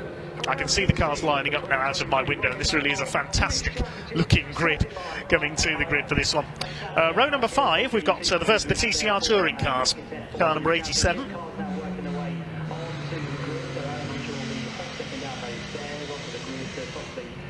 Which will be started by Jonathan Beeson, showing a George Healer. That's the Sheared Autosport Audi RS3, won the class at Alton Park last time out. And they're alongside a car we're seeing for the first time in the championship this year, Mike McCollum, starting his KTM Crossbow GT4 for the Track Focus team, sharing with Sean Cooper. We've seen that car in the British GT Championship in the past. Then on row 6 of the grid, we've got the first of the Ginetta G55 Super Cup cars, the familiar team of Mac G Racing. Johnny McGregor, the team owner, starts the car. Josh Tomlinson will take over. And they're alongside number 21, the Venture Innovations second car on the grid, the Mercedes GT4, started by Chris Jones, sharing with Matt George. Row 7 is another of our TCR touring cars. The team that was leading the points prior to a bit of a disaster at Alton Park when the car had repeated problems, Ashley Woodman and Martin Byford. Ashley Woodman will start the EDF Motorsports Cupra Leon. And alongside then number 108, which is Amir Naran, sharing with reigning champion Tom Jackson. He was in a GT3 Mercedes last season, now driving for Breakel Racing in the Mercedes AMG GT4. Row 8 are the Thompsons in the New Barn Racing Jaguar F-Type. It's Adam Thompson who will start. Callum Thompson takes over. They start alongside number 50, the Aston Martin GT4 of MKH Racing. Peter Montague starts. Stuart Hall, the pro driver, will take over. Row 9 of the grid is the other Ginetta G55, and that's started by Mark Ellman for SVG Motorsport. Owen Hizzy, very quick young Ginetta racer, will take over from him. Then we've got the number 22 Cupra TCR, the other EDF Motorsports car. Richard Avery starts, and Nick Hull will take over. And the final car on the grid is the number 34. Maurice Henry starts, Paul Curran will take over. That's the Team Hard BTCC car. I believe that's not the Audi S3 that's originally listed. I think it's a VW Passat that they're going to be driving. I'll get confirmation on that in a moment. We can probably get confirmation because I think Ian, our pit reporter, is down on the grid.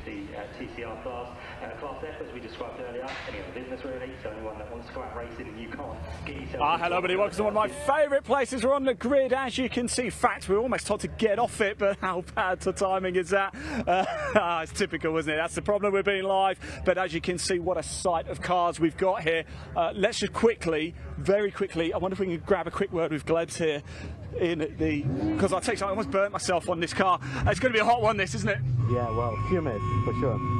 But you've got a bit of a fan in here. We bring the camera around just very quickly. I just want to show how small the steering wheel looks on this car. It's tiny, isn't it? We've got to go. We're being told off to get off. Sorry, guys. We are literally being told off here. Time for us to go. I'm not even joking. We are getting told off. Time for us to go. Enjoy this one. We're going to be in the pits. Dave, really sorry. Short and sweet, but back to you, mate. As well, you need to be in for your 2 pit stops for a minimum of 100. Okay, looks like the grid is being cleared down there then, and what a front row we can see. The orange and black Audi R8 GT3. Peter Ersteg, who we saw so successful in his Porsche last season, sharing with British GT regular Marcus Clutton in that lovely Audi R8. It was Andrew Bentley who shared with Peter for the Alton Park victory. And alongside him we have the Chameleon, the Aston Martin Vulcan. It's previously in an orange livery, now in that very impressive livery. We'll see as it comes around. I thought it was a snake when I first saw that car that they'd liveried it at. You can see there, liveried as a chameleon on the outside of the front row. Real mixture, real variety of cars. We've got Ginettas, TCR cars, the GT4, Mercedes and Aston Martins in there, the Jaguar F-Type, the the back of the field. There it is. It is the VW Passat they're using today. That is number 34, Maurice Henry and Paul Curran, the familiar pink colours of Team Hard, the well-known touring car and GT racing team. This will be a 2-hour race with 2 mandatory pit stops for each car. The pit window opens after the first 20 minutes of racing and closes minutes to go. It's the orange and black Audi of Urseg and Clutton who leads them now. The contest for the overall win likely to be between them and the only other Class A car in the race, the Aston Martin Vulcan. We had hoped to have the opening round winners Claude Beauvais and David McDonald back out in the Blackthorn Aston Martin GT3, but unfortunately gearbox problems have prevented that car from attending today. You can also see in there the Porsches. Brad Thurston, Daryl De Leon car is that's the black and yellow Porsche, the predominantly all over yellow Porsche with the black bonnet. Mark starting, Peter will take over. Got a stunning Lamborghini out there for Dominic Malone and Johnny Haynes, also Keith Freezer and Mikael Mack sharing a Lamborghini as well. So one of those cars, I reckon the overall winner could be possibly one of the Lamborghinis if those quicker front row cars hit trouble, but there was just under a second separating PB Racing and Venture Innovations in qualifying, but they were nearly 3 seconds quicker than everyone else. Well, the Audi of course lapped the field at Walton Park and at Brands Hatch in the second round of the season on the Indy circuit, though on that occasion the Aston was an early casualty and crashed out on cold tyres in the hands of Gleb Stepanovs. So it looks like we have all 19 cars out there to take the start. Just do a quick look as they come through Abbey there. Yeah, both the Lamborghinis, the 2 white cars are there. Porsches, the TCR cars. The Jaguar F-Type, the white car with the Martini stripe. GT4 cars further down the order. Should be a good class battle between them as well. It's the Class C Porsche of Brad Thurston and Daryl De Leon that leads the points overall coming into this round, jointly with Venture Innovations Mercedes. Chris Jones and Matt George is number 21 car. I've seen Neville Jones in that car at times as well this season, but it's the car and the team that scores the points, regardless of who is driving. So there's only 1 point covering the top 3 because Ashley Woodman and Martin Byford are only a point behind in the Cupra TCR car as well. They led the championship until some problems at Alton Park. In position then, 2 by 2, ready for a start. Joint longest race of the weekend. There'll be another 2-hour race for the slightly less powerful, less rapid Britcar Trophy cars tomorrow. For the front row, an Audi R8 GT3 and an Aston Martin Vulcan. It doesn't get much better than that in Club Motorsports. Pick your cars to follow over the next 2 hours. Revs are up. Pace car is pulling into pit lane. Here they go up towards the green flag. The red lights are on. They go out now and away they go.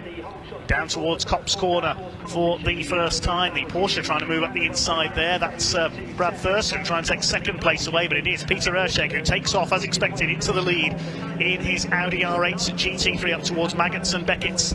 For the first time, what a fine sight this big field looks, and through into second goes Brad Thurston, the championship leader in the Porsche run by Matt Cherrington, and Cunningham's trying to get up there as well past Gleb Stepanovs. It's a Pro-Am pairing in the Aston Vulcan, Stepanov sharing with pro driver Stephen Tompkins. So that car will quicken up after the pit stops.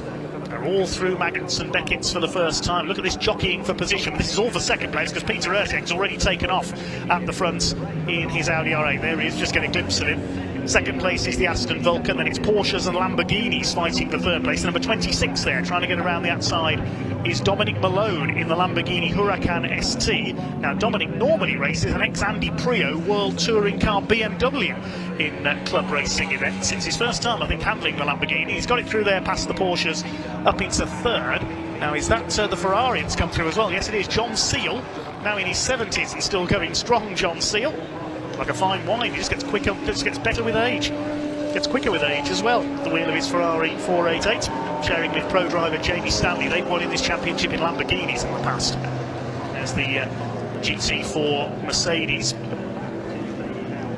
The yellow Porsche there, that's Cunningham's. And yeah, Brad Thurston has dropped back after his very fast start there into the midfield pack. There's the Mac G Racing Ginetta, the black and yellow car at the back of this group. That's Johnny McGregor, number 83, sharing with Josh Tomlinson. I imagine they'll be out in their Mazda RX-8 tomorrow in the trophy race. Going around to complete the first lap of this 2-hour race then, John Seal challenging Mark Cunningham at the inside into Brooklyn, but he's not close enough to make a move. We'll see what the lead is for Peter Erscheg, looking for his 3rd straight win and trying to take the overall championship lead. The Audi is currently 6th in the overall points. Of course, all the classes are combined together. The noise of that Audi, incredible as it passes my commentary box at Woodcote. And already he's 4.5 seconds clear of Stepanovski in 2nd. It's Malone 3rd, then the Cunninghams, then Seal. And up to 6th is the Audi TCR car. That's Jonathan Beeson absolutely flying up into 6th in the early stages. Brad Thurston has dropped down into 7th in his Porsche. We just see them go through there towards Maggots. 8th place is number 63, Keith Freezer, sharing his Lamborghini with Mikkel Mack, a multiple GT champion on the continent, the Danish driver.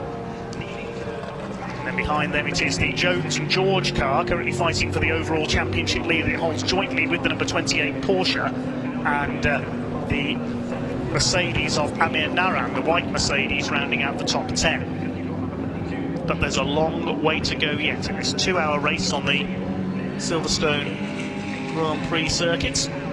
All 19 cars around the first lap okay, the field covered by about 24 seconds. Back of the field, number 34, we saw the VW Passats from Team Hard. They seem to have their fingers still in many pies in British motorsport, everything from British touring cars to truck racing we've seen them in the past. That car being driven at the moment by Maurice Henry in the early stages. And the Solution F BMW, the French-built space frame machine, has dropped back as well. That's Sam Allpass's car, run by Jeff Steele Racing. A blast from my past, that is. I remember Jeff Steele racing in British touring cars back in the 1990s in a BMW X Matt Neal car. He's now running Sam Allpass's BMW M4-based Solution F machine. Sam Allpass, try and catch a glimpse of towards the back of the field. There he is, we've just caught a glimpse of the white BMW. There's the 21 car, which is our GT4 class favourites. The number 21 currently leads the class there. Chris Jones just ahead of Amir Naran, the Battle of the Mercs. Start to spread out as the race goes on. The leaders completing their 2nd lap, and already the lead gap's up to nearly 8 seconds. Peter Erscheg has done a 2:05.928, and Stepanov's last lap was a 2:09.1. And oh, we've got a tangle there. That's Amir Naran. What has happened there? The Amir Naran Tom Jackson Mercedes GT4. We'll try and get a replay and see what has happened there. That car was running 2nd in the GT4 class, Class D. Now, who's he tangled with? I think that might have been one of the Ginettas. Yes, it's a number 60 car, my apologies. The Ashley Woodman Cupra TCR. There's been some contact there. Damage to the back of the Cupra, the EDF Motorsports car. We had a disaster with mechanical problems at Alton Park in the last round, so the last thing they need is more problems here. That's probably going to be a safety car, because those two cars stuck together on the track there. We'll try and get a replay and see what happened. There's the TCR class leader, number 87 in 6th overall, of Beeson and Healer. Jonathan Beeson at the wheel of that Audi RS3 at the moment. So 2 cars off, that's at the loop, the left-hander. Now there's the car, yes, the safety car is going to be coming out, I can tell you. The safety car is being scrambled. There's that number 38, the Sam Allpass Solution F BMW I mentioned. A little further down the order. It looks like a BMW M4, but it's not.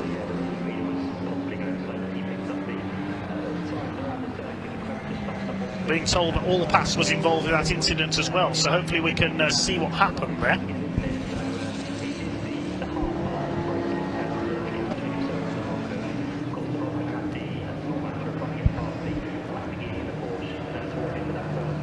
Okay, the safety car is out here at Silverstone for an incident at the loop involving car number 108, Amir Naran's GT4 Mercedes, the Breakel racing car. And there it is, racing the wrong way. And the number 60, driven by Ash Woodman, sharing with ex-British touring car man Martin Byford in a tangle at the loop. The marshals waiting to recover those cars. There is the safety car. That's driven today by Martin Bather. Harry Cabot, the observer on board. That's up at Beckett's at the moment, waiting to pick up our race leader, Peter Erscheg, in the Audi R8. This is going to check his progress after the first couple of laps. We must thank our volunteer marshals, the Orange family as we call them. We couldn't go racing without them. Have a look on the BARC website if you want to become a marshal. Well, Ashley Woodman out of the car there. You can see in the red and green overalls. Looks like it's end of race for the Cupra. That car was leading the points, but only by 3 points in the TCR category, ahead of the Audi of Jonathan Beeson and George Heeler. So, assuming a trouble-free run for them, they're going to take the lead of that class in the championship. There we just caught a glimpse of the KTM there, the KTM Crossbow GT4. Certainly an intriguing-looking car, that one. Safety car, our leader. Peter Erscheg ahead of Gleb Stepanovs in the Chameleon, the Aston Martin Vulcan. And it's Dominic Malone in the Lamborghini Huracan in third place, his first time with that car, sharing with Johnny Haynes. So the pack starting to catch up. There's the other Cupra, the blue and white number 22 of Richard Avery, sharing with Nick Hull. Former Porsche racers, those two. Just compete in Porsche Boxsters, I remember, a few years ago together. Safety car out to give the marshals chance to recover those two cars off at the loop.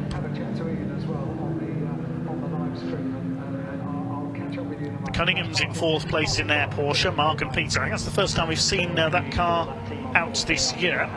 Just looking down the points chart. No, they have appeared, I think that was at Brands Hatch. They're 17th in the points at the moment.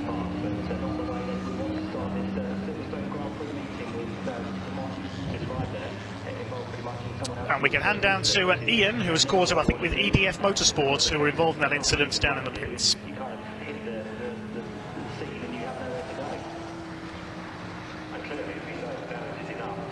Yeah, welcome down everybody to the pit lane, and it's actually a sad garage here, and we're here with Ashley Woodman's teammate Martin Byford, and it hasn't quite gone to plan, has it? No, unfortunately got involved in somebody else's accident there. The white Mercedes spun. Ash had committed to the corner and had nowhere to go. Have you heard from Ash at all? Are we going to get the car back and maybe fixable? Because it's still got, what, an hour and 45 or so to go? I don't know. I mean, it's doubtful. Looking at the damage that we can see on the onboard footage, it looks like it's taken the right front corner off the car. So, knowing how these things are put together, I doubt it's going to be movable today. So you won't need to get dressed in your overalls, unfortunately. No play suit for me today. Oh, Martin, I'm so sorry. Thanks for talking to us, though. I appreciate it, and better luck next time, mate. Thank you. Dave, back to you. In that situation with the car in the middle of the circuit and being collected, unfortunately, by Ashwood. A great shame for EDF Motorsports. They're hoping for some better fortune after Alton Park, but their race only lasted a couple of laps. By the look at it, they now got to pin their hopes on the other car of Avery and Hull, which is running 14th, but a long way behind the Audi RS3 in the TCR touring car category. Indeed, only 3 TCR spec cars here. Looking to see if the lights have gone out on top of the safety car. A bit tricky to see in the sunlight here at Silverstone. They're still on at the moment. I can see the safety car out of the window of my commentary box up at Brooklands. It's Peter Erscheg who leads the Crocodile around, with the Chameleon in second place of Gleb Stepanovs. So Class A is being led by Erscheg, Class B by Dominic Malone's Lamborghini, Class C by the Cunningham Porsche, Class D by Chris Jones in the Venture Innovations Mercedes, teammates of the Aston Martin Vulcan.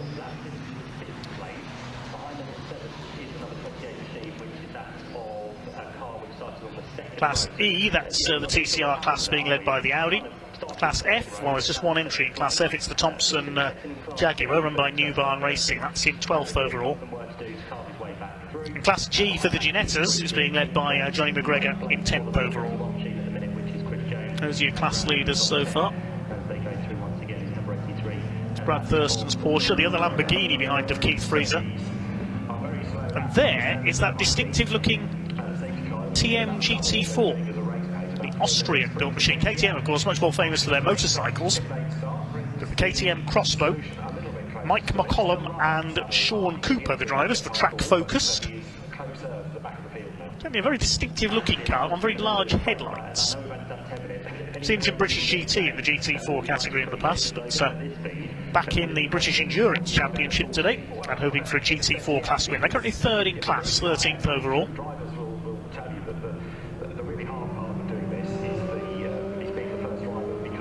How's the recovery going? Oh, we've got the breakdown cranes out, unfortunately. They've had to bring on the heavy artillery. See the Cupra TCR of EDF Motorsports being lifted.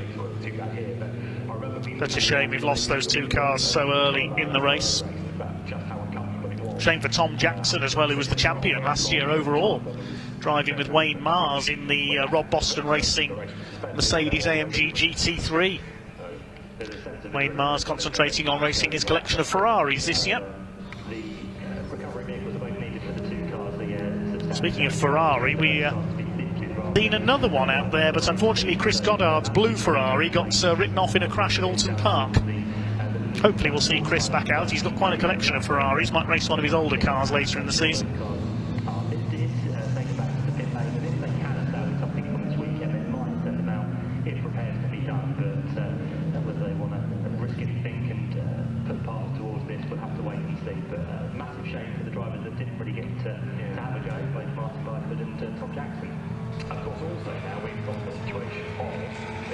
Hopefully we'll be able to get underway. It's quite a recovery operation up there, with at least one of the cars being lifted onto the flatbed with the crane.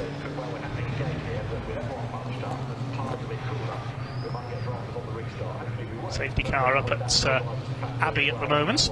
It's weaving to keep their tyres warm behind it in this. We can't really say crocodile if there's a chameleon in it, can we?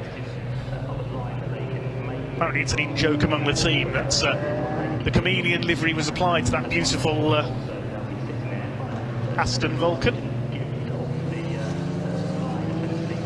There's the VW Passat of Maurice Henry and Paul Curran towards the back of the field. Good to have the Cunninghams back in their Porsche. They missed the last round at Alton Park. With this series for many years now.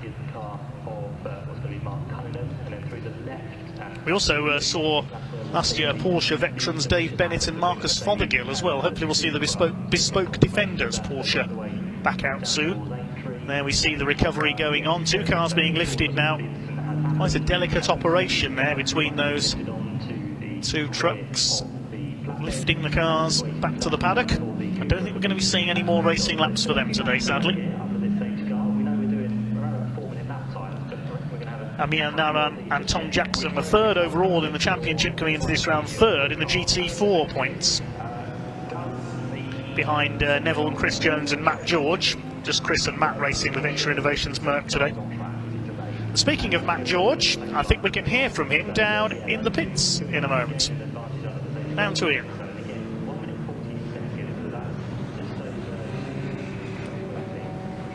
Yeah, welcome back everybody to the pits here. Matt George is with me. Almost a little break in play almost, isn't there? We're going to have a little talk about strategy. Early safety car outside the pit window still, of course. Does this actually change anything for you guys? To be honest, not massively. Like you said, outside the pit window we can't stop. Another thing that can come into play is even if we can stop early when the pit window opens, you can't refuel under the safety car. So some cars might be able to get rid of a pit stop, some won't, depending on how much fuel we've got left. We actually capitalised on something like this at Alton Park, and I managed to fuel save for my last stint to be able to capitalise on that. Other than that, it's just a whole lot of waiting at the moment. It's an early safety car, isn't it? So you might be able to save a bit of fuel. It might be to protect the tyres a bit as well. Yeah. So Chris is all over tyre management in the car at the moment. It's quite a balance, trying to keep temperature in the tyre. You don't want to lose the temperature. but also without taking any life out of the tyre, because they've still got a long way to go before we'll even consider changing them. And I want the best tyres I can when I get in. After what you do, Matt, I'll let you go. I say get ready, but you're kind of already ready, aren't you? And look at that guy's hair, by the way, absolutely unbelievable. Matt, best of luck, mate. Thank you very much. Dave, back to you.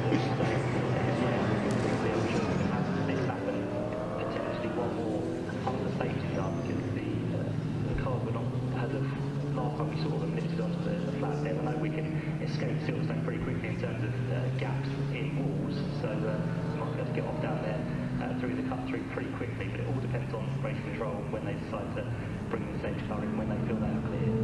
Well, the cars are at Stowe, just turning through the right-hander. I think I need to put another lap on with that job, and that's 6 done, so this is the easy bit. Well, good to hear from Matt George there down in the pits, and one of their class rivals sadly being stretchered off. The number 108 Brakel Racing Mercedes AMG GT4, run by James Brakel, the ex-Radical champion. Thanks for all your comments on the YouTube stream, incidentally. One of you says, if none of the camera guys got an angle on the commentary box, could have had a quick wave from me. You don't want me appearing on camera, trust me.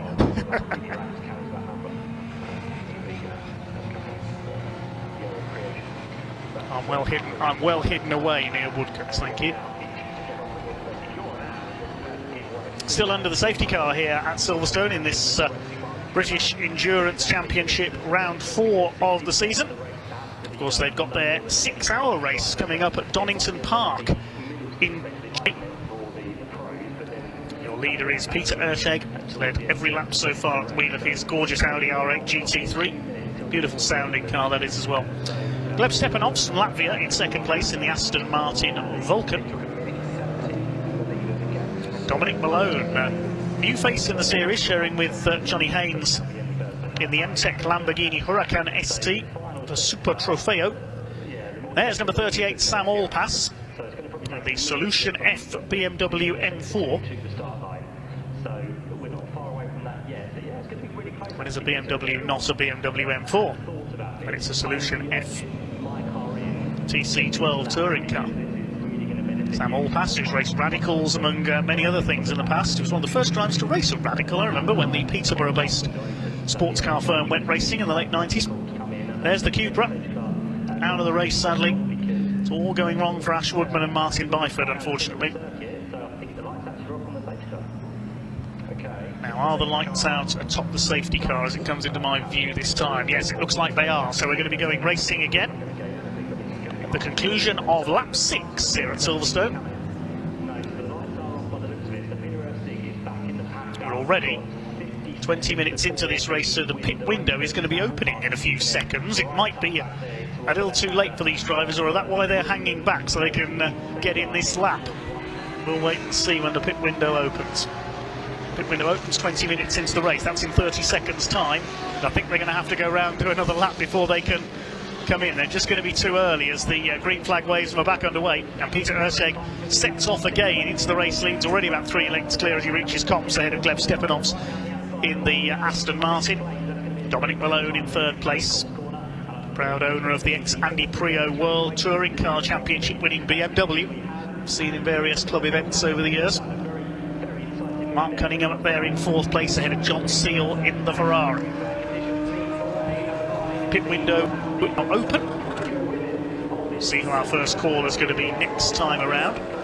There's the Porsche of Brad Thurston coming under fire from Jonathan Beeson. That's the battle for 6th position. Looks like the Porsche's got back ahead of the Audi there on the restart. Superior grunt down the straight of the 991 911. Here comes the second of the Lamborghinis as well. That's Keith Freezer attacking the Audi RS3 of Jonathan Beeson.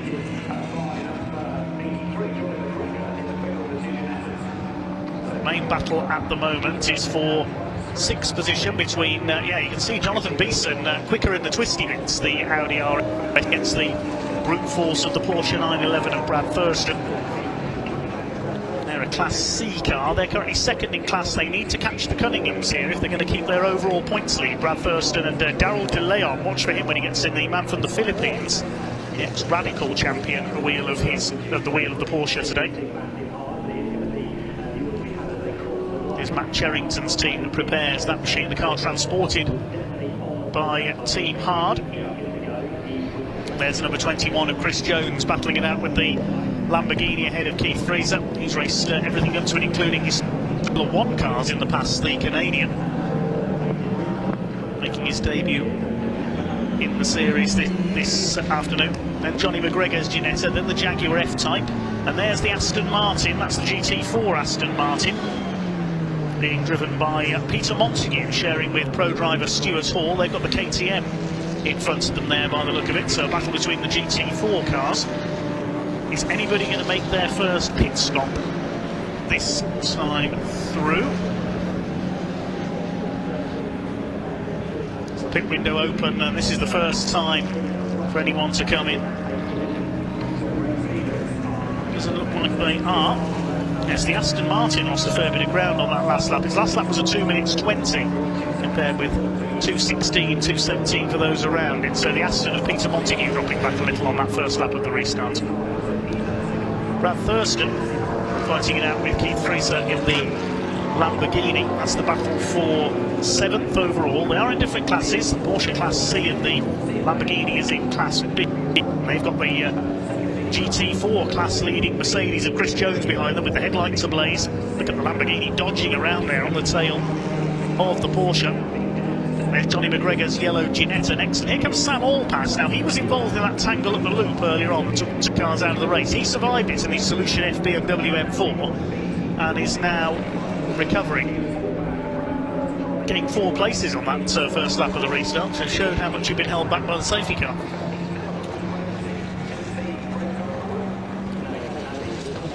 See what the lead gap is as they come through this time between Ersheg and Stepanovs.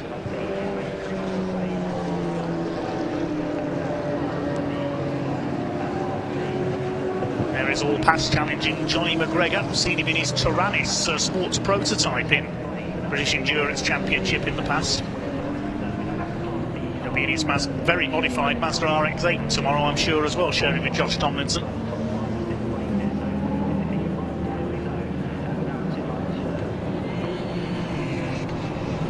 Busy towards the tail end of the field, but up front it is still Peter Ersheg just going over the line now. See what his lead is over Gleb Stepanovs as they pass the timing lines up to 3 seconds just over. Thurston still trying to hold off Fraser. This is the battle for 7th position. Porsche against Lamborghini. Round 4 at Silverstone of the British Endurance Championship for 2023. We're coming up to the half-hour mark in this race in just a couple of laps' time. We'll be at 1/4 distance in this 2-hour race. Still nobody into the pits yet to open the pit stop. Sam Allpass flying through the order. He's gained another 3 places on that last lap. His next target is going to be Chris Jones in the Mercedes, shared with Matt George. And they are just behind these two, battling it out, Thurston and Fraser.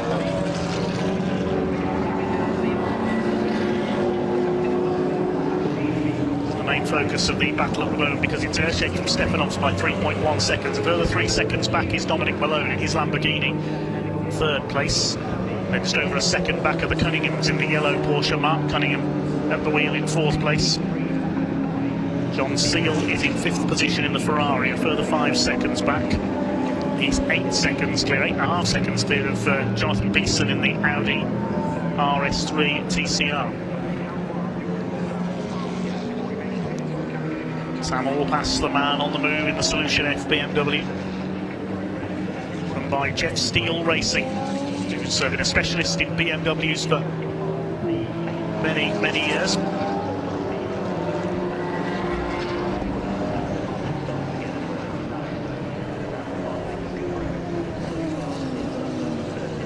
As the TCR Audi just cause a glimpse on ahead of this group.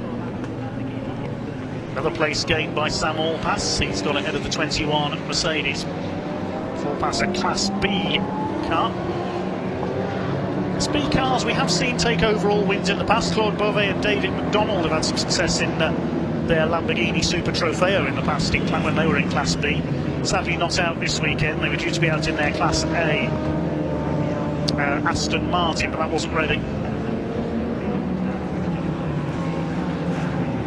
comparison of the last couple of lap times there, you can see just how quickly Audi is going compared to the midfield runners. Another new fastest lap last time through for Peter Erskine. He's done a 2:05.847. Nobody else has yet lapped under 2 minutes 7. Nearly 5 seconds in it between the two leaders now. Sam Allpass has gained another place. He's ahead of Chris Jones now. His next target is Keith Freezer and Brad Thurston. These two have been fairly close together all race long. Well, they're going to be joined by a third car in a moment because Sam Allpass, let's compare his lap times, the two ahead of them. Yes, it was nearly a second quicker on that last lap. But he's catching Keith Freezer, the Canadian, in his Lamborghini.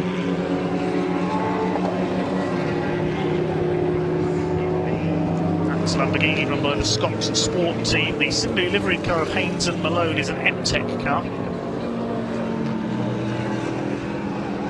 There goes your leader. We haven't forgotten about Peter Erskine up front. He is just running away, as he has in the last two races. He lapped the field at both Brands Hatch and Alton Park, along with, well, it was Marcus Clutton at Brands Hatch. It was Andrew Bentley who took over the car, with Marcus Clutton busy with other commitments that weekend. That car is dominating this year, so certainly overall in the British Endurance Championship. It's not leading the points overall, it's only 6th, but leading Class A ahead of the Aston Martin Vulcan in the points. And the only other Class A entries we've had this year, Beauvais and David McDonald. Andy Stokoe's also appeared in there. And it was a Mercedes that they were in, but now switching to the Aston Martin they'd hope to this weekend. And the only other car entered, I think, in Class A is Lucky Kera and Lee Frost with the race lab McLaren, but I don't think that car has raced yet this year. We've seen Lucky and Lee winners in their Lamborghini for race lab in the last couple of years. Coming up to the 30-minute mark then. Still no mandatory pit stoppers. At the inside, here comes the Lamborghini against the Porsche. Great fight going on between these two, Freezer and Brad Thurston, and keeps through in the Scott Sport Lamborghini. Brad Thurston fights back. All the time Sam Allpass is gaining as well.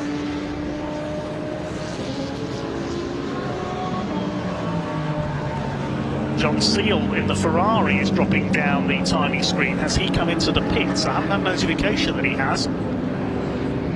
Have we lost the Ferrari somewhere? Yeah, the number 55 Ferrari has not come through on that last lap. Oh, and over the tarmac runoff area of Beckett's there goes Brad Thurston. A mistake there, so he's trying to retake Keith Freezer, but he hasn't made a very good fist of it there, and he's dropped back into the clutches of Sam Allpass now. Just waiting to see where the Ferrari has got to. We think it's coming into the pits very slowly. Yes, it's into the pit lane. So problems for John Seal in the number 55. There he is. John Seal and Jamie Stanley. Problems for the Ferrari.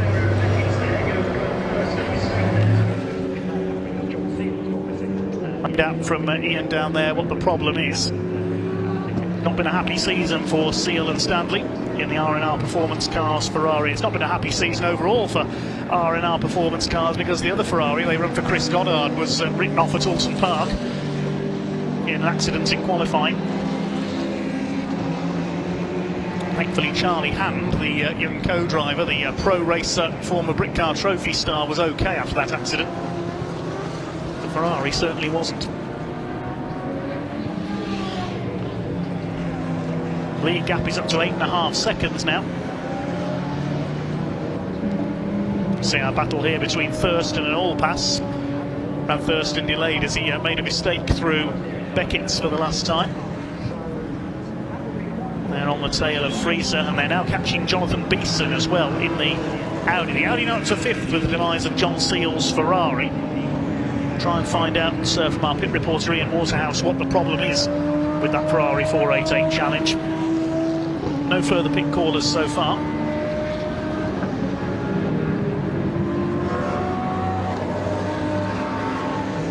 It's been told by British Endurance Championship press officer Steve Wood it's a power steering problem with the Ferrari. So the power steering has failed on John Seal's Ferrari, unfortunately. Thank you to Steve there. Here's a battle further back in the order we saw a glimpse of there between Mark Ellman's SVG Ginetta and Richard Avery's Cupra. They're fighting for what is 14th place overall, and still Sam Allpass not able to get the Solution F BMW past Brad Thurston's Porsche. That BMW reminds me a bit of some of the old special saloon racers of the 70s. Jerry Marshall's Baby Bertha and all that, but a modern equivalent. Got around the outside of the Porsche, he's got him, and he's got past the Audi as well. Great move there, Sam Allpass into Stoke Corner, around the outside of 2 cars. That shows how delayed that BMW special, if you like, was early on, the Solution F car. And now Thurston up the inside, Jonathan Beeston's going to lose 2 places in the TCR Audi. Here's that fight further back, Nick Hull and Richard Avery's Cupra. It's Avery on board at the moment, in fact, fighting with Mark Ellman in the SVG Ginetta. That car will fly later on when Owen Hizzy, very quick Ginetta racer. We've seen him in Brick Car Trophy take a few wins sharing with Mark Lee's Ginetta. Will take over that car later on. Here comes Allpass. He's going to, well, he's living up to his name in this race, isn't he? Allpass. He is passing them all coming through the field. He's having a go at the Lamborghini now of Keith Freezer. This is for what I think is now 5th position, because there's been a fair bit of place swapping on this lap. Yeah, the Audi's dropped back 3 spots because Thurston's there ahead of him. We'll confirm the order when they cross the line to complete lap 13, which Peter Erschenk will be doing very shortly in the Audi R8 GT3.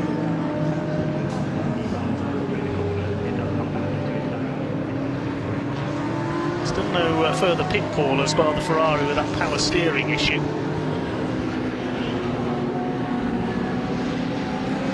Lead gap is up to 10.6 seconds now. Another new fastest lap for Peter Erschenk, 2:05.468. Let's see what the order is in the midfield. Yes, it's Freezer up to 5th in the Lamborghini number 63. Allpass is 6th. Thurston 7th, and Jonathan Beeston's lost 3 places in the Audi, but still leads his class. He's down to 8th. Number 83 car has pitted. That's Johnny McGregor and Josh Tomlinson's Ginetta out of the lead of Class G for Ginetta. Hopefully that's just a scheduled stop.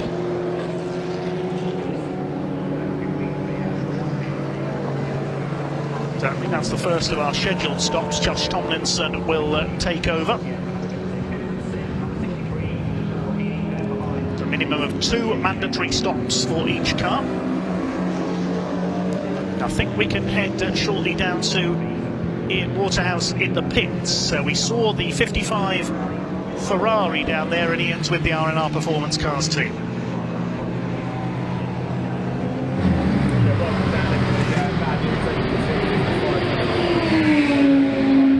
You're actually driving it, so what's happened? The power steering failed. We put a new one on yesterday, but that one's gone.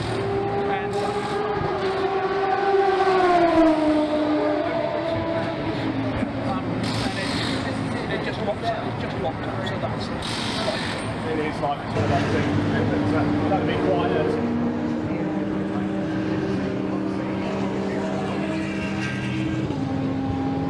Okay, apologies for a few audio problems down there with our pit reporter. We're back down to R&R Performance Cars shortly as Sam Allpass continues to chase down Keith Freezer's Lamborghini for 5th position overall. Now, where is Allpass in his category? He's up to 3rd now, and Freezer in 2nd. It's the other Lamborghini, Dominic Malone, who's leading Class B at the moment.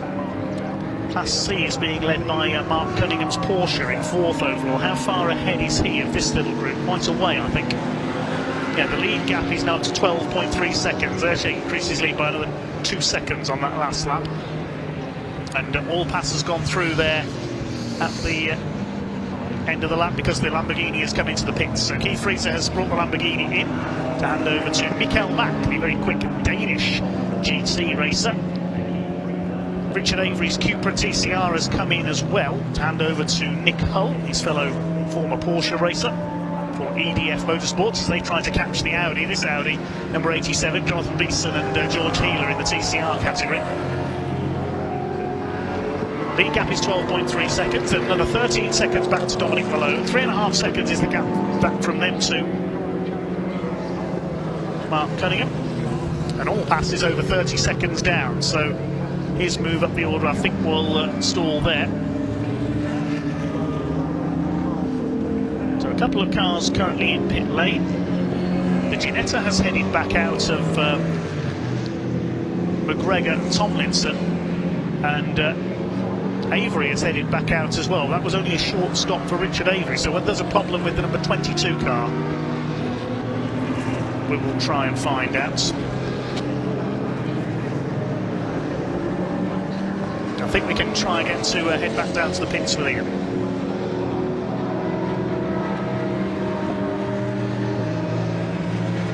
Yeah, welcome back. I think we had a bit of an audio break-up before. We couldn't quite hear you, Jamie, I'm afraid, last time. But it's a sad news because the 55 Ferrari out and it's power steering. Yeah, unfortunately the pumps failed, so it makes it too difficult to drive, unfortunately. A bit too unpredictable, so it's just not safe, is it? Yeah, so the way the system works doesn't make it just heavy. It's like pushing against a brick wall. It's actually a solid push against. So once it locks out, you have to wait for it to move enough fluid to unlock. So it's too dangerous to continue. You can turn right and actually been able to not physically turn it. You've certainly done the right thing. Really sorry, Jamie. Absolutely gutting. It's a bit of a crowd pleaser, this, though, isn't it, to look at? It's so beautiful. It's just a shame. What is it normally like to drive? They're great. You know, the 488 Challenge car, you know, it's the fastest car I either teach in or race in. They may not go around the corners quite as well the GT3s, but they'll out-accelerate anything here. Brilliant. But Jamie, thanks for talking to us, mate. Thank you. Enjoy the rest of the race, mate. Yeah, thanks Take for care. talking to us. See ya. Dave, back to you.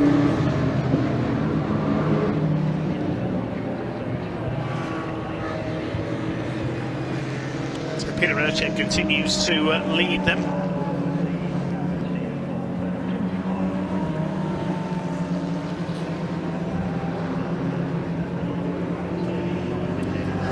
Good to hear from Jamie Stanley there. Sadly won't get to drive the Ferrari 488 today. That's our third retirement, sadly. Amelia puts the R&R Performance Cars Ferrari 488 out of the race. We had a couple more pit callers. The Cunningham's Porsche has come in from 4th place. Also in is the Jones and George Mercedes GT4. Matt George will take over there. I don't think there was a driver change for... There is the number 21 Mercedes. I don't think there was a driver change for the Avery and Hull Cupra TCR. Oh, that was only a short stop for Richard Avery according to the timing screen. Through goes Urteg into Copsey's Court, up to the Cupra we just mentioned. The only Cupra left running now. It's a lap on him. See what the gap is. Yeah, 13.7 seconds between the two leaders now, so he's taken out nearly another second and a half. Peter Urcheg, the former Porsche racer. He has absolutely blitzed the field in the last couple of rounds. He and his pro co-drivers. Marcus Clutton back in the car for this round. Another ex-Radical racer, Marcus Clutton. There's number 26 third place car of Dominic Malone and John Haynes. The Lamborghini Huracan Super Trofeo run by the M-Tech team. He's done some 17.5 seconds down on Gleb Stepanov's in the Vulcan in second place, leading Class B.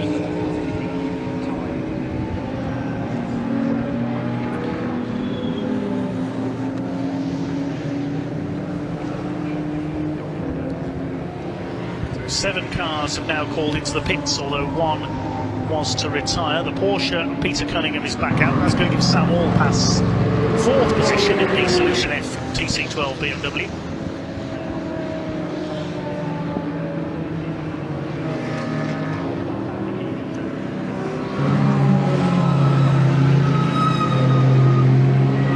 There is the number 63 Lamborghini heading back out. It's now with Mikel Mack on board. Now he should be the quicker of the 2 drivers in the Scott Sport entry. No disrespect intended to Keith Freezer, of course, though he is a very rapid, historic racer. The car I can hear coming into the pits, that's the VW Passat of Maurice Henry, handing over to Paul Curran. All passed up to 4th temporarily, then 1st and 5th. Beeson is 6th, he still leads the TCR class. Thurston now leading Class C because the Cunninghams have stopped. It's the KTM up to 7th of Mike McCollum, sharing with Sean Cooper.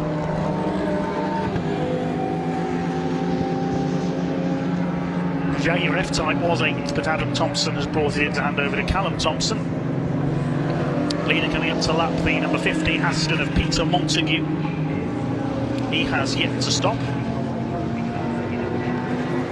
think we have got the cars are left running, 9 of them still yet to make their first pit stop.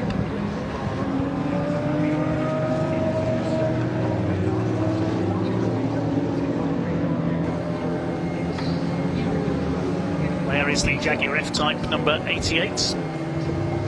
Adam and Callum Thompson, the new BARC Racing machine, a new engine for them this season, and hoping that it will change their luck. They had a lot of technical problems with that car last year. They struck again at Alton Park. The car also had a couple of grassy moments. And the change is taking place. So if the car's being refueled, the driver cannot be in it for safety reasons. There's the Aston Martin number 50 at Montague and Hall. They've just been lapped by race leader Peter Ercek.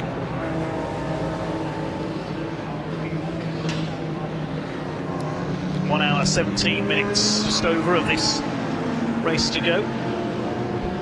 And the Audi still lapping in the low 206s, about a second and a half a lap quicker than the Aston Vulcan at the moment. There is the Vulcan in second place, the Chameleon.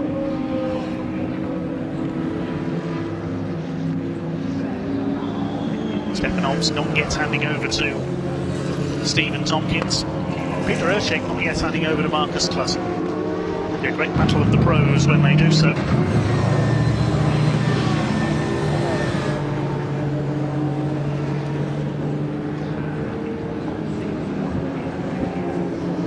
Hearing the reports of possible problem for Jonathan Beeson's number 87 Audi. We're hearing reports of a misfire possibly for the TCR class leader. See if we can pick up on that car. Beeson and George Heeler car. And there goes the Aston Vulcan, now 17 seconds off Peter Ercek. There is the Audi. Still at speed at the moment, just ahead of one of the Lamborghinis there. We can now hand down to the pits and Waterhouses with Adam Thompson of New BARC Racing.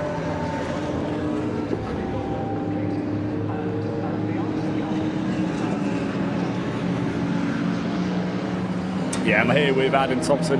Just actually had a pit stop. You just had a driver change as well. You said it was sweltering out there, though. Yeah, I mean, I think we're one of the only cars that doesn't run aircon, so you can imagine this heat. It gets quite hot quite quick. So 2 laps in, you want in a water break. We were gonna chat straight away. You said, "I've got to have some water. Got to have some water." How was the stint out there? Yeah, it was good. I think the start of the race was eventful. Obviously, there was a few people that were close, and then there was an unfortunate crash. And then we were just looking to maintain a target lap pace. So 2:17 was where we think we can be at for the rest of the race, and so we're just getting on with our race and not worrying about anyone else. So if we catch, we catch. If we don't, it's the way to be, isn't it? But talking about that safety car incident, of course, it was well before the pit window opened. Did that change anything for you guys strategy-wise, or was it just no? I think we decided to run a sort of 30-35 minute stint in the middle at the beginning, and then run as much as the fuel tank would allow us for the middle, and then do another stint at the end. So that was always the plan. It wasn't just in front of us actually, the incident. So it was unfortunate. It was fortunate that we missed it, but unfortunate for them. Well, I'm glad you missed it as well, Adam. Go get some more water. Go on, mate. Cheers. Dave, there you go. Back to you.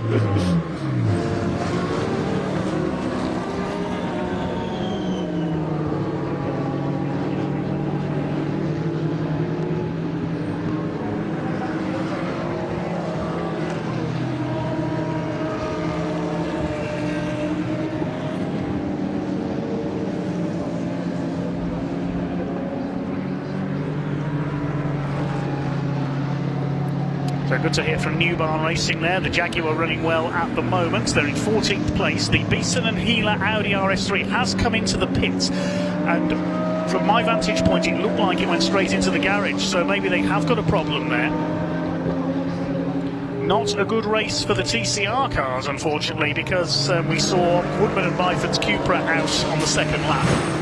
Now, if the Audi, yes, it's in the garage, the bonnet is up, so they have got a problem. If this is end of race for the Audi, then there's only one TCR car left, the Holland Avery Cupra. And work going on, as we can see from the sheared Autosports team run by Paul Sheard. Began his career in motorsport as a long-time short oval racer. One of the first specialists in Mazda MX-5 racing as well, Paul, the Cheshire-based racer. Here's a fight for position as well. This is the Cunningham Porsche. Sam Allpass's Solution F BMW. Is this for position? No, I think this is, they are a lap apart, these two. Yes, the BMW goes through. Yeah, the Cunningham Porsche has been into the pits and the BMW has yet to stop. Dominic Malone has come in with his Lamborghini as well to make his stop. Handing over to John Haynes. 20.8 seconds, meanwhile, is now the lead gap.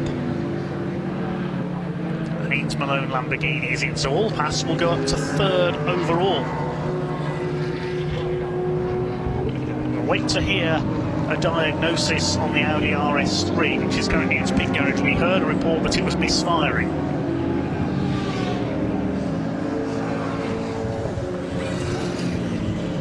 Fastest lap of the race, incidentally, has been recorded by Michael Mack in the Lamborghini Super Trofeo. He said he'd be one to watch, the multiple GT champion across Europe.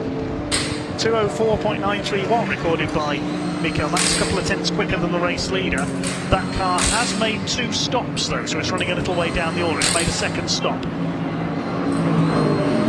See work going on there on the Audi RS3. Peter Montague in the Aston Martin number 50 has come in to hand over to Stuart Hall. That's left the KTM in the lead of the GT4 class, Class D, McCollum and Cooper.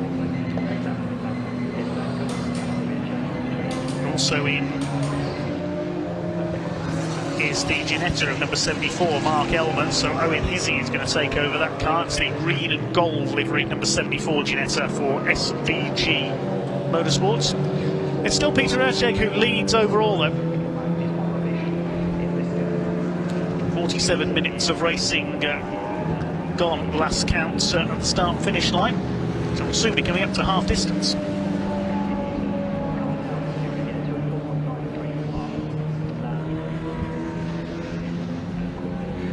We have to lap the KTM, Mike McCollum.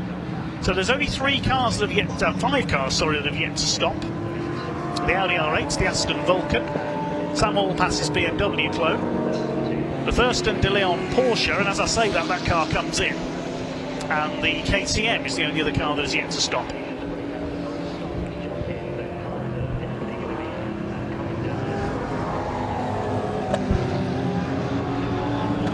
Now, have the Mack and Freezer Lamborghini team done their mandatory pit stops as close together as possible?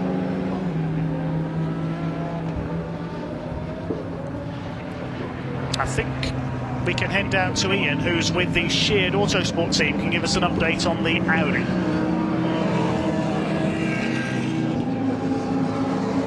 Yeah, welcome down to the pits, everybody. As you can see, the 87 Paul Sheard racing car here. They're actually replacing the high-pressure fuel pump here. That's what's going on right now, hence the reason for the delay. Those of you who are interested in track temperatures as well, I had a quick chat from the gentleman from Goodyear a little bit earlier. The track temperature was 35 degrees when the race started. It's now gone up to 36. There we go. Dave, back to you.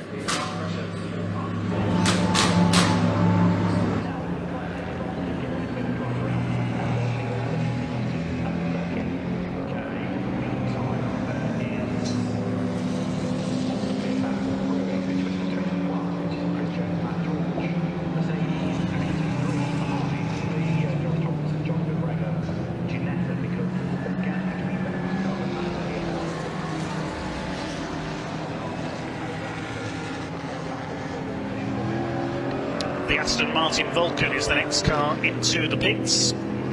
So Peter Erceg is leaving his first pit stop quite late, trying to follow a different strategy perhaps. And we heard the Audi suffering from problems with its fuel pump, which has caused the misfire. Hopefully they can replace that, the Sheard Autosport team, and get that car going again. Well, want to, because there's only one other TCR car left in the race, the Cupra. The 87, we are told, is on its way back out of the pits in a moment, so they've replaced the fuel pump. So the Thurston Porsche is in pit lane, so is the Aston Vulcan. Stephen Tompkins will take over there. There's the 87 car, it is going back out. Let's hope the issue is cured. Daryl De Leon, the former Radical Sports Prototype champion from the Philippines, will take over the Porsche run by Matt Cherrington. We saw him racing his Clio in Brit Car Trophy, Matt, last season. Sam Allpass flashing the lights away at one of the Lamborghinis there. That's the car with Mikael Mack on board, I think the number 63. So Allpass is a lap ahead of him, that's why he wants to get through. There's the Vulcan. Looks great, doesn't it, in those colours. Stephen Tompkins will now be on board that car as we come up towards half distance in this round 4 of the British Endurance Championship here at Silverstone. Supported by Motorsport UK. So the only 2 cars that have yet to stop are Sam Allpass and Peter Urchek, because the KTM has now come in from 4th place and the lead of the GT4 class.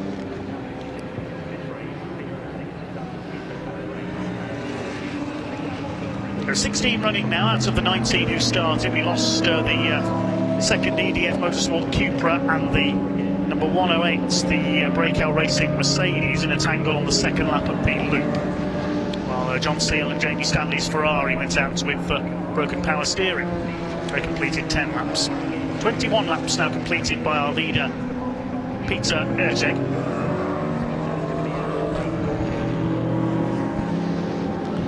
Be a race of just over 50 laps, I would think, of the Silverstone Grand Prix circuit. That depends on any further safety cars, though. Here's the leader in Class F. This is the Thompson & Thompson Jaguar F-Type V8. Well, with the Vulcan having pitted, Sam Allpass is now up to second, as the Aston Martin of Stuart Hall there moves past the Cupra. Not sure whether it's Nick Hull or Richard Avery on board that car now. There's the KTM in the pits. Now being Sean Cooper who's got on board that car.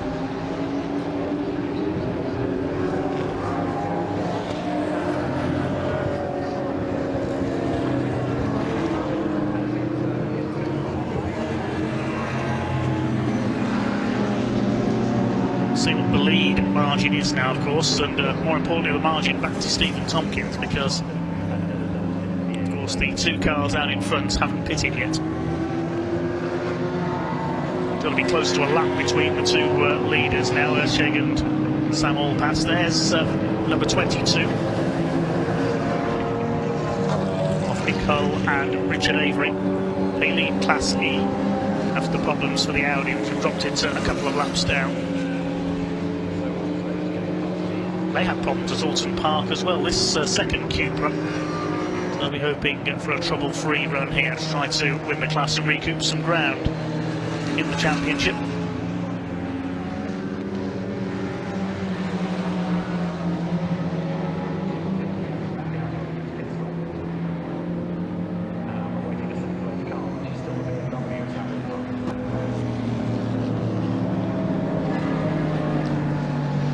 Leader coming round towards the Wellington Straits.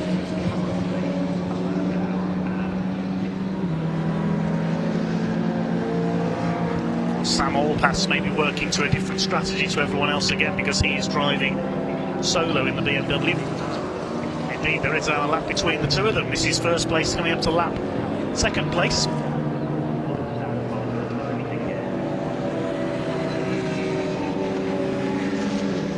Sam Allpass moves wide through Luffield corner. Luffield 1 and 2 as it's known. Over the line they go together.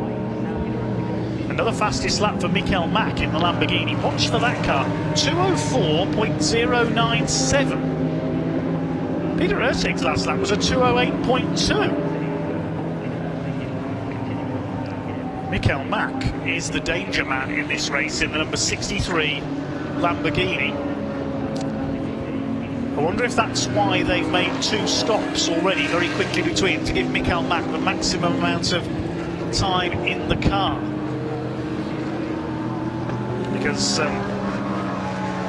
looking at the notes from Steve Wood, the press officer. In multi-driver teams, no driver may drive more than 60% of the race.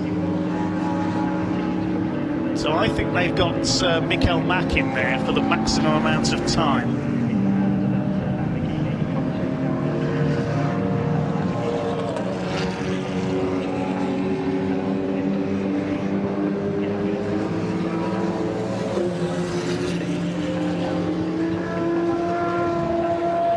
Okay, the reason for the second stop, we've just had it brought to us. It was actually a drive-through penalty for presumably a misdemeanor during their first pit stop for the Mack and Freezer cars. They do still have to make another stop. So thank you for the clarification there, Steve Wood.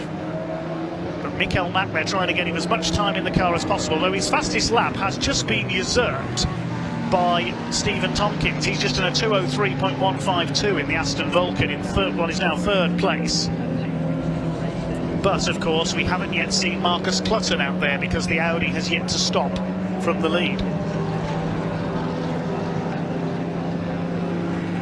We do have to make 2 stops, but not necessarily 2 driver changes. Sam Allpass going it alone, the only driver who is going it alone, and on a hot day like this in a 2-hour race, that is quite a brave move. Meanwhile, the 2 Lamborghinis battling one another. This is for position, this is for 4th place between Dominic Malone and Johnny Haynes. I think it's Johnny Haynes on board that car now. And here comes the 63 of Michael Mack. He's surely going to get past it on the run into Stowe. There he goes. Up into 4th place goes Michael Mack. Stepanovs and Tompkins. Tompkins, to be precise, who's got the fastest lap of the race in the Aston Vulcan. He's the pro of the pairing, as we mentioned earlier. Still haven't seen Peter Erscheg hand over his Audi to Marcus Clutton, a very quick GT and sports prototype racer. Tompkins over the line, 2:01.711. It's me, that's 2 seconds quicker than even Michael Mack was managing. So now they're really starting to ramp up the speed, the leading cars. Could they catch that Audi R8 out in front? We're waiting to see when Peter Erscheg comes in to make his first stop. The Jones and George car has stopped twice as well. Was that for a penalty? We haven't had any notification from race control.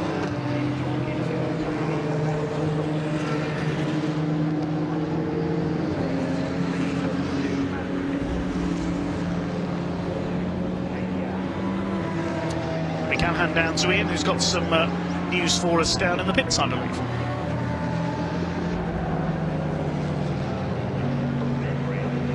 Right, here we are, Mike McCullum and Mike. We've been stood up quite a long way for this, haven't we? But you've just been out, of course, indicating you've done your stint. How was it? It was great. The car was fantastic. I think we had decent pace. We managed to miss the start, which was a bit embarrassing. From polling class to miss the start was oops. You didn't have to admit that, you know. I mean, we already knew it, but you didn't have to admit it. Well, I noticed it.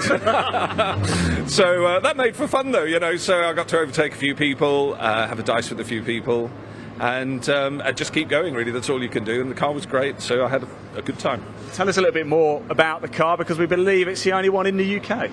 It is KTM Crossbow. It's carbon fibre monocoque. It's quite light, not very powerful though. So on the straights, against like the Mercedes and such, we're slow in the straights and quick in the corner because we're quite light, which makes it a little bit difficult racing. So, but I found some good places to overtake. Last of the late breakers, and yeah, I had a good time. We need to get you back on some more tight and twisty circuits then, don't we? Well, we're doing hopefully the rest of the season. We'll do the 6 hours and the rest of the season. So we'll be out again. Right, go get some water. Go on, and have a sit down as well. Thank you very much. Dave, back to you.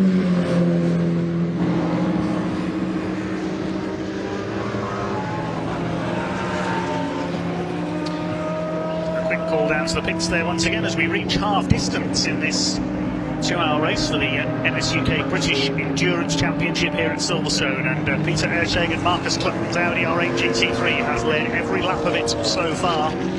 Sam Allpass still second in the BMW Solution F, but both of those cars have yet to make a pit stop. Leader of the stoppers is the Stepanovs, Tompkins, Aston Martin Vulcan. They've got the fastest lap of the race, and the Vulcan is just over 4 seconds off Sam Allpass. In fact, has it already got through? Yes, there it is. And he has got through Stephen Tompkins back up into second place in the Aston. Fourth place is Mikael Mack at the wheel of the 63 Lamborghini. He's taken over from Keith Freezer. Completing the top 5, the other Lamborghini of Malone and Haynes. Running through the rest of the order. Sixth place is Brad Thurston and Daryl De Leon in the Porsche. They lead Class C. It's Allpass leading Class B, but he's yet to pit. And the Haynes Malone car has come back into the pits as well. One of the Lamborghinis from 5th position, so a second stop for them. 7th place is the yellow Porsche we just saw, the Cunninghams. Now let's see, is this a scheduled stop here for the Johnny Haynes Dominic Malone car? Wasn't there a famous footballer many years ago called Johnny Haynes? Not the same person, of course, here. Change taking place.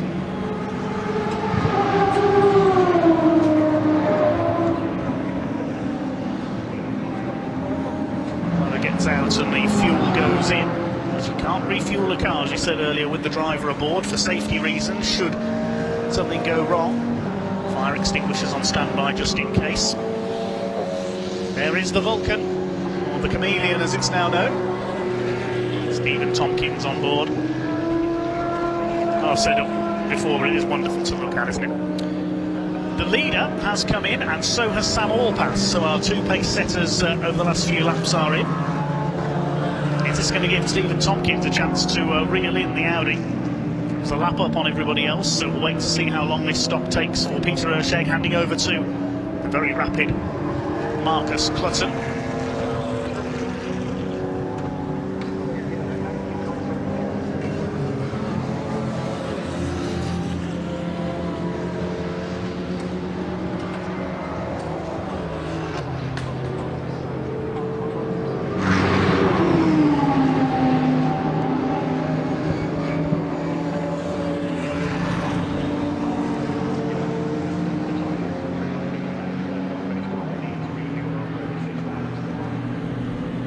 A bit of a lock up there from the TCR Cupra there. That's the Nick Hull, Richard Avery car.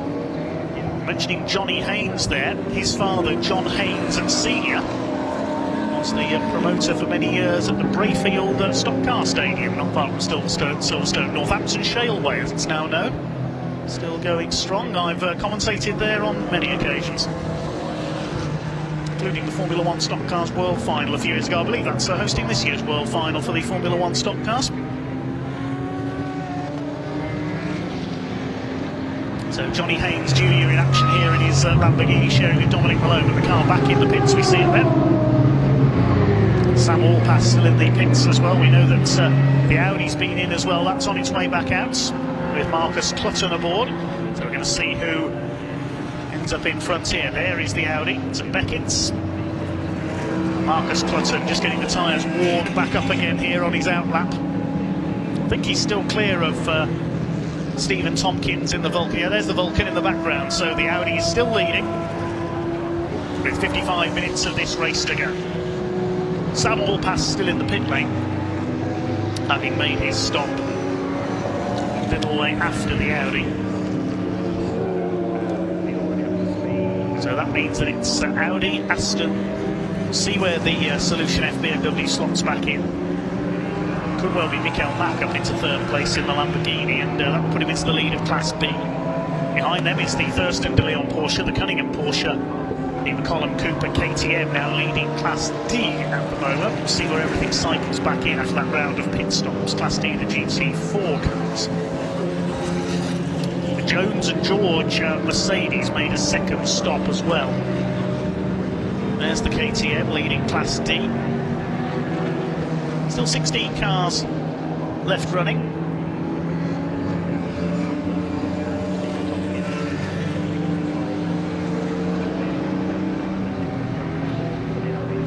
The Haynes Malone car has dropped down to 10th place. Johnny Haynes, as in John Haynes Jr., who we see racing here today, was involved with the HDML team in British GT. I think that was the team in British Touring Cars, I should say. I think that was the team back in the super production era in the early 2000s. They had the Peugeot 306s. Team HDML, that was Simon Harrison and Roger Bowen, I think, if memory serves me correctly.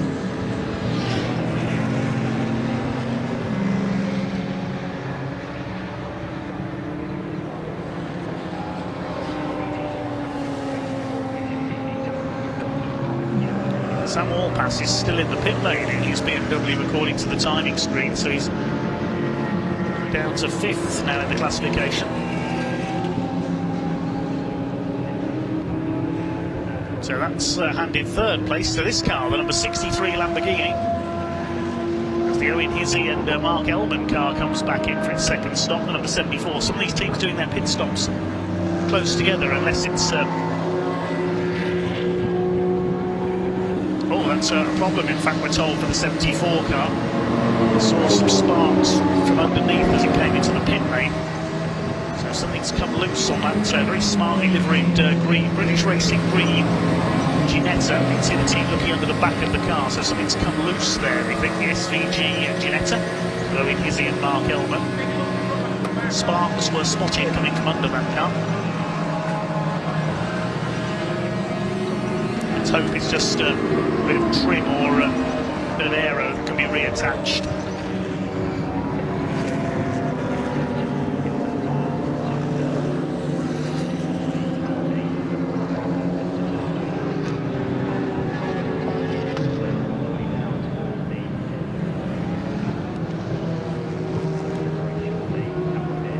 So the Lamborghini coming round to lap Josh Tomlinson, who's now at the wheel of the Ginetta number 83, which is up to 7th and running well, leading its class with the 74 car having just had to make a 2nd unscheduled stop. The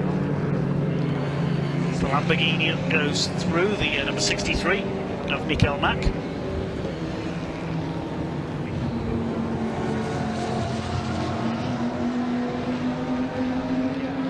The Audi continues to lead the way. 2:03.315, the best lap that car has done this race, a personal best for it, for Marcus Clutton. See what his lead is. It was just over 8 seconds over Stephen Tompkins after the pit stops had played out.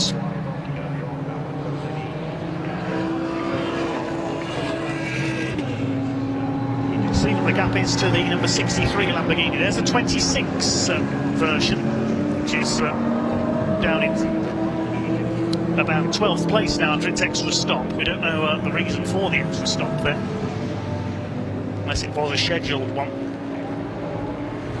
Lights flashing from the KTM behind. There's that XPTCC Team Hard VW Passat as well. It's the Curran and Henry car.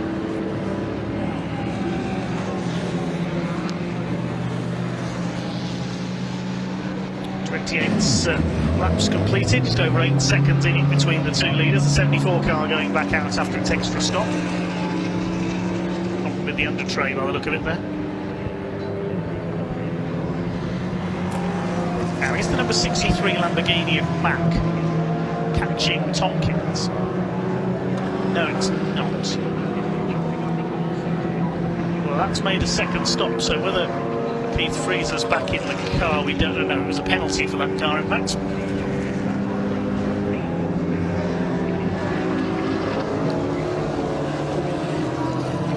Change for 9th place. Alan Thompson has got the Jaguar ahead of Sam Allpass, who has finally left the pits. That was a long stop for the Solution F BMW.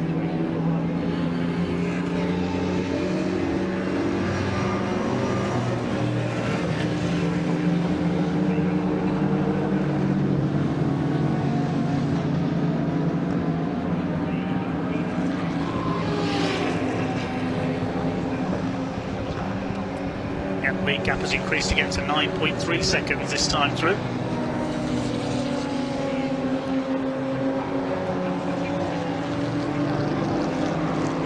There's Michael Mack. Going to be able to close in, not at the moment. So it was a slower lap last time through for Stephen Tompkins at 2:04.2, so maybe he was dealing with traffic.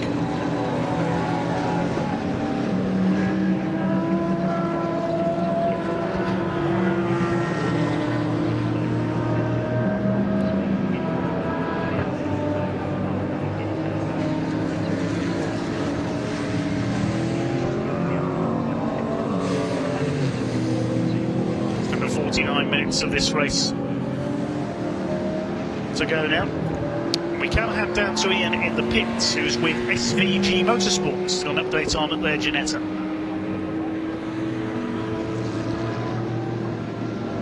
Yeah, welcome down to the pits, everybody. We've just seen the 74 Ginetta, Owen Hizzy piloting that one. It's just come into the pits. We think it might have a bit of an electrical issue. However, if you're wondering how much rubber is out on track, this came out of the front bumper of that Ginetta. Look at that. That is pure rubber from the track. That is quite incredible. Look at that. Really, really satisfying to touch as well, actually. I think I'm going to keep this as a memento. Dave, back to you.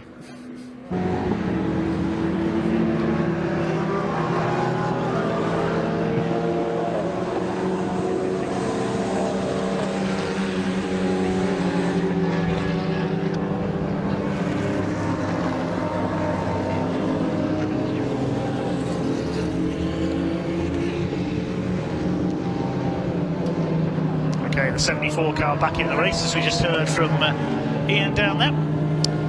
Thankfully not too serious for Owen Hizzy and Mark Elman. They're down in 15th place, second of the Ginetta class, being led by McGregor and Tomlinson. They're together on the track now, as you can see there, coming through Beckett's, coming up on the 34 VW Passat. Now, looking at the battle in the TCR class as well, there's only just under 5 seconds between the Hull and Avery Cupra, the Beeson and Healer. George Healer, I think, now at the wheel of the Audi RS3. There's going to be a battle for the lead in the TCR class, and in fact has the Audi already got through there. There is the Audi of George Healer. Now he's on the tail of the Cupra. You can see they're together on the track now, coming through the loop. This is for 13th overall, and for the, more importantly, the lead of the class. As I know Paul Sheard's team are desperate to win the TCR category this year. They'll try and challenge for the overall title as well.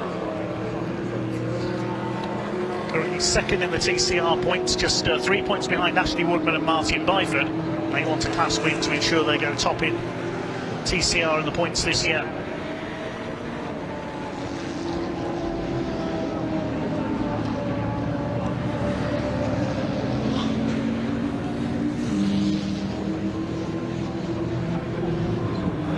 Fastest lap of the race still with Stephen Tompkins in the Aston Martin Vulcan. He's 8.5 seconds down on Marcus Clutton for the lead. That was quicker by 8/10 of a second on that last lap. Mikael Mack 2:05.7 in the Lamborghini in third place.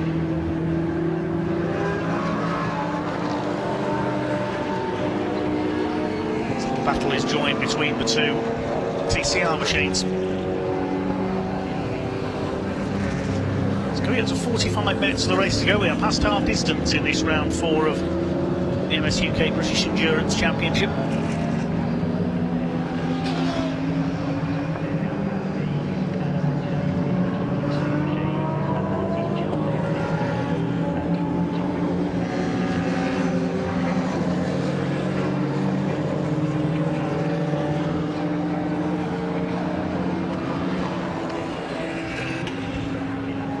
Still leads from Tompkins, and the lead gap is increasing. Yes, 11.8 seconds this time, so he's pulled away by over 3 seconds on that last lap. I can only assume Tompkins was caught in a bit of traffic. And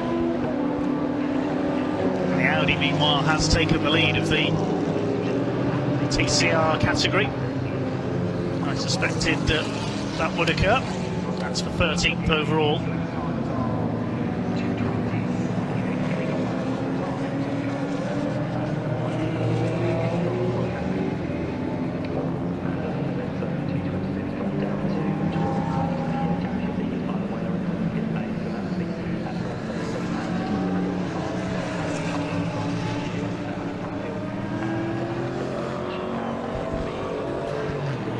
One car in the pits there, Peter Thurston and Daryl De Leon in for their second stop in the Porsche. And I think we can hand down to Ian, who's with one of the team behind the leading car, Peter Ursek.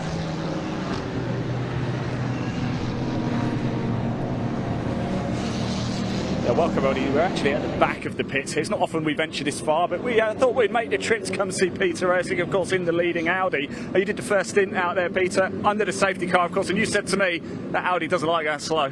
No, unfortunately, it really gets upset when it's going slow. So we did ask politely if the Clark, of course, wouldn't mind speeding up a little bit. I'm sure they went down well, but it's it was a pretty good race. You know, we got a lead on the Vulcan, and which was always a plan. It's such a rocket ship in a straight line, so the starts are critical, and got a good start. The first one, restart, not bad. I think Gleb almost was thinking about having a go, but once we got through the first half of the lap, and then we put our head down and going well. Where are you now strategy-wise? Because I think there's about 7 or 8 seconds between you and Gleb's, of course, in the Vulcan. Yeah, we still another stop, and we've got to put some new tyres on for Marcus, so he's running around old stuff at the moment. So I think we've got the pace still to do it, but we'll see. No, you never know. We certainly don't want to give commentators curse either. So, Peter, hopefully I'll see you at the end of the race. Cheers, thanks for talking to us. Dave, back to you.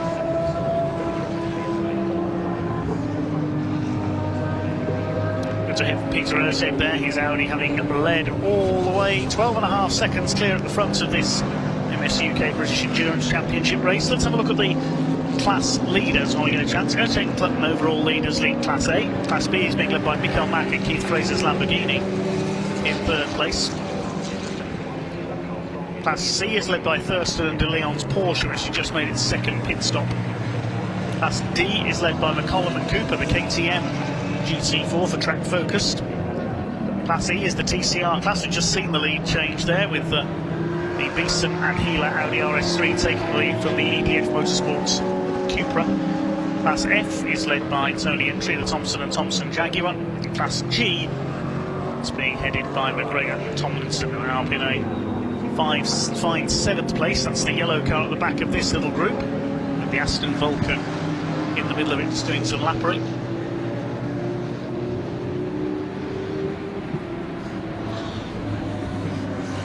26 Lamborghini moving through there. It's the Malone and Haynes machine. Once again, total dominance from PB Racing in their Audi. Could they be heading to the overall championship this year, I wonder?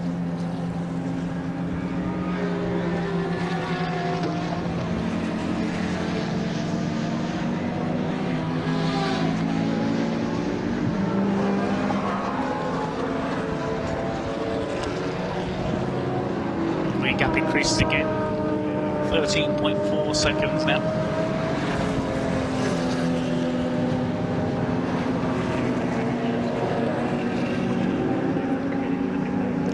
Lamborghini there of Haynes and Malone, delays earlier on with a 2nd stop. They're down at 12th.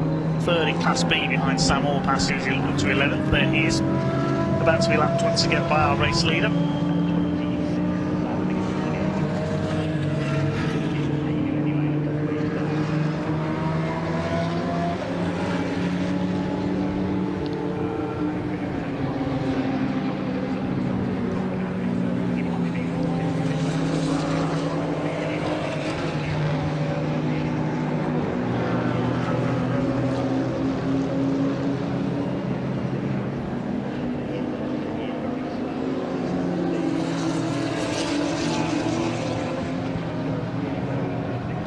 Minutes of the race still to go. It looks like, is that a problem for Sam Allpass? I think he might be slowing down. We saw the TCR cars go by him there. There is the Nick Hull, Richard Avery car behind him. I think Sam Allpass may have a problem. Yes, the Vulcan goes by there. There is the number 38. Yes, I think Sam Allpass may be in trouble. See if he calls into the pits this time. Running in 11th place, 3 laps down.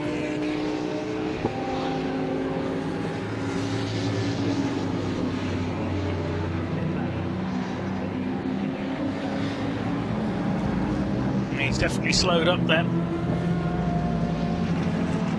Well, he was running 2nd in Class B. Let's see if he comes in this time. Sam Allpass, the number 38. Yes, indeed he is, I think, turning for the pit lane. In he comes.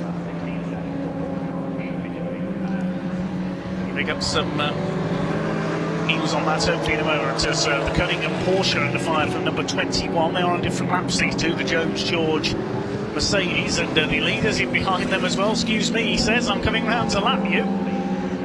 The group has got, I think that's the TCR Audi behind it. To the inside there is the Mercedes.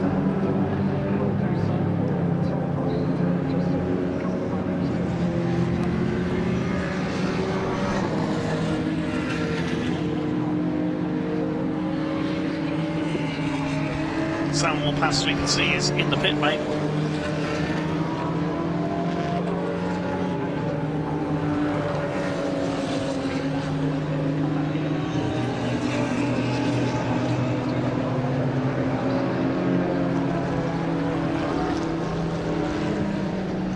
Is it going to be 3 wins in a row for Peter Erschek's Audi? Marcus Clutton will have driven in 2 of them. Andrew Bentley, who took over with Clutton otherwise engaged last time out at Alton Park.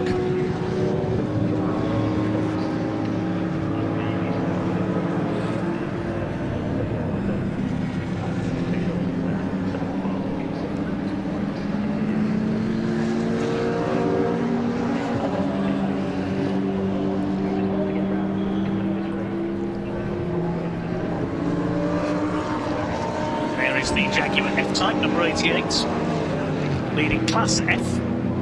Where are they in the overall classification? Up in 9th, so a good run for the Thompson family, the New Barn Racing Jaguar. As the lead increased again, 35 laps completed by race leader Marcus Clutton. Yes, up to 14 seconds now.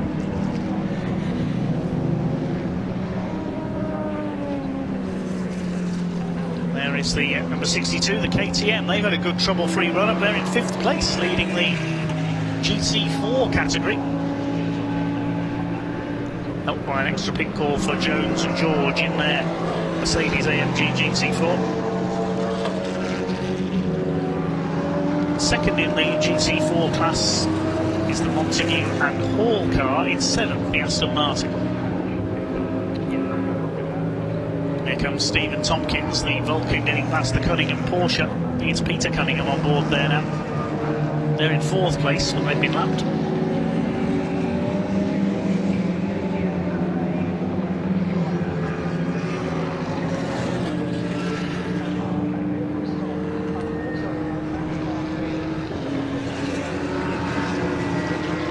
Running up the top 6 at the moment is the McGregor Tomlinson Ginetta, leading Class G. 5 class leaders in the top 6, the other 2 in 9th and 13th. Here comes the leader.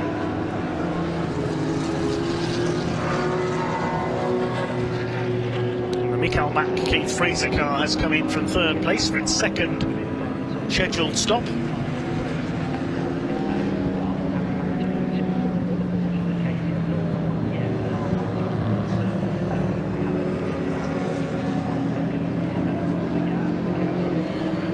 Time coming up on the VW Passat number 34 with Paul Curran on board.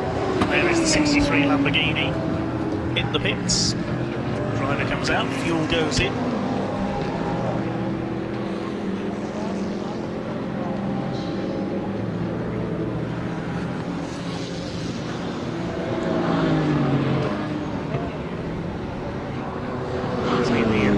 There with extinguisher just in case.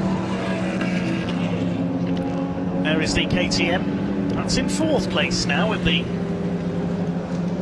stops ahead of it, and Stephen Tompkins has come in with the Aston Vulcan as well. 2nd round of pit stops, if you like, underway. So teams have only got some 15 minutes to make their 2nd pit stop. Pit window closes with 20 minutes of the race to go. Yes, they're pouring in now. The Cunninghams are in. The Mack and Fraser car is in. McGregor and Tomlinson Ginetta has come in. Still the Audi stays out there and leads, the Audi R8. He launched the Audi RS3 back in 13th place, still leading TCR class. It's number 50, the Aston Martin GT4. That's in 6th overall now, second of the GT4 cars behind the KTM.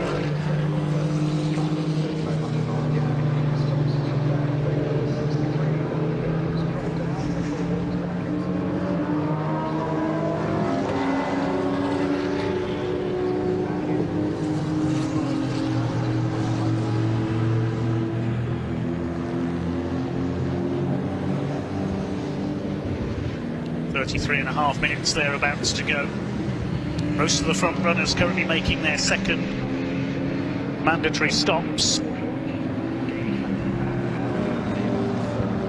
Who hasn't made a second stop yet? Well, I was about to say the race leader, but the Urseg Clutton car has just come in. So the race leader makes its second stop. The other cars that have not made a second stop yet are McCollum and Cooper in the KTM, Montague and Hall in the Aston Martin, the Thompsons in the Jaguar F-Type, and the Beeson and Healer Audi. Oh, and the current Henry Biedery Passat as well.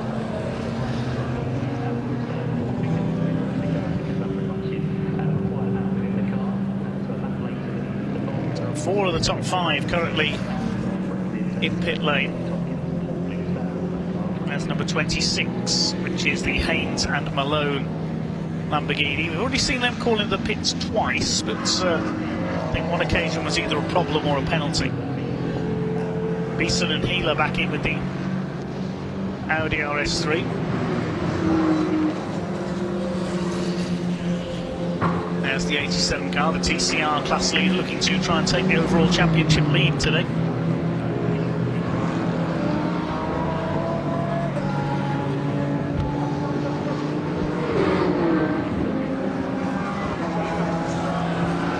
Most of the cars having made their scheduled stops at the same time. We'll have to wait and see where everybody cycles back in again.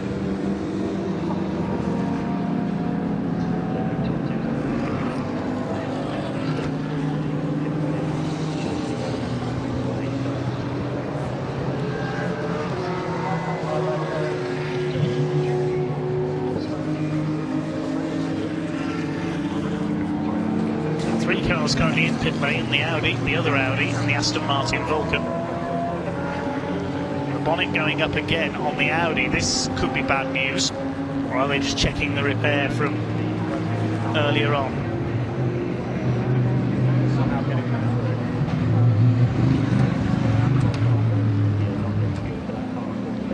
Where's the race leader heading back out after their second scheduled stop, the Urseg Clutton pairing?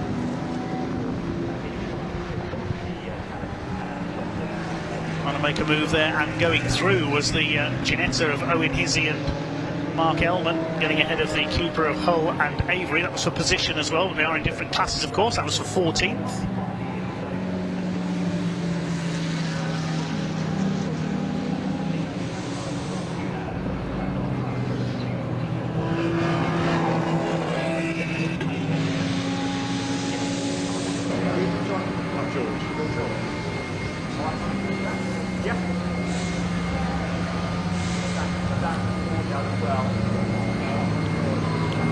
Of Sam Allpass. Well, he went back out after his rather slow run into the pits, but he's back in again. This could be curtains for the BMW Solution F car, I would think, sadly. Jeff Steele Racing will make their best effort, though. Let's hand down to Ian in the pits.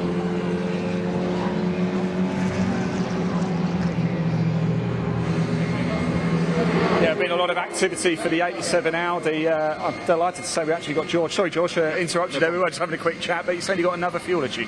Yeah, I think so. We're going to see what happens when we get out there. Sometimes these things can just be a reset or something like that. So, yeah, we've got a bit of time. Hopefully it's kind of damage limitation and we can make it through to the end. So we've managed to get plenty of laps out there, though, other than the fuel issue. Car being in quite good nick. Yeah. God, it was absolutely roasting. I tell you what, I thought I was going to die in there. It was like a sauna. So, yeah, it was really good though. We were stood actually here just before you came in, and it seemed a bit of a panic. Was it an expected stop? Or? Well, when Jonathan stopped, yeah, we had a fuel pump issue, so we changed the fuel pump the first time. So there's definitely gremlin or something with the car. So yeah, we're all on tenterhooks a little bit. So hopefully we can just hold it. Half hour to go. Half hour to go. Thanks for talking to us. Best of luck. You take care. And Dave, back to you.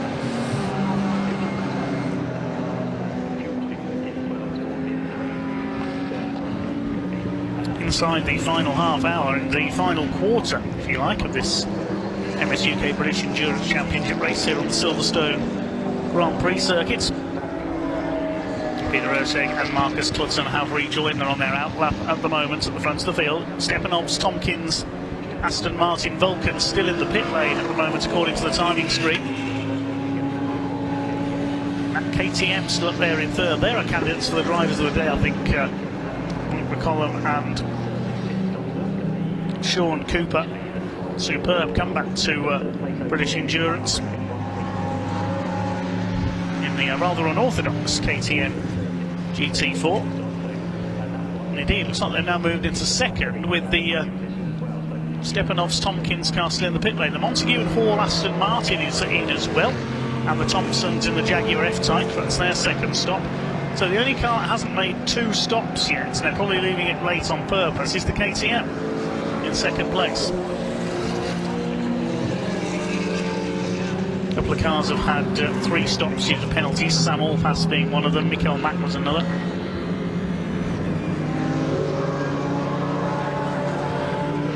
As the Cunningham's Porsche, they're running in 8th place. And the Aston Martin Vulcan still has not re-emerged from the pits. Hopefully we can pick up on that with Ian down in the pit lane.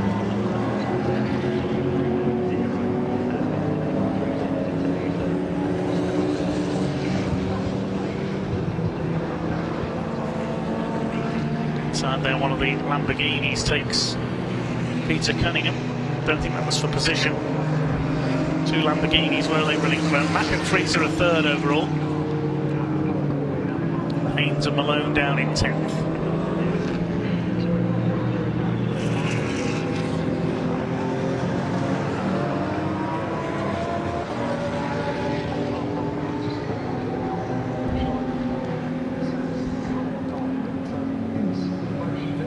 New fastest lap of the race for the Erteg and Clutton car. That says to me Marcus Clutton is still on board there. 2:01.003.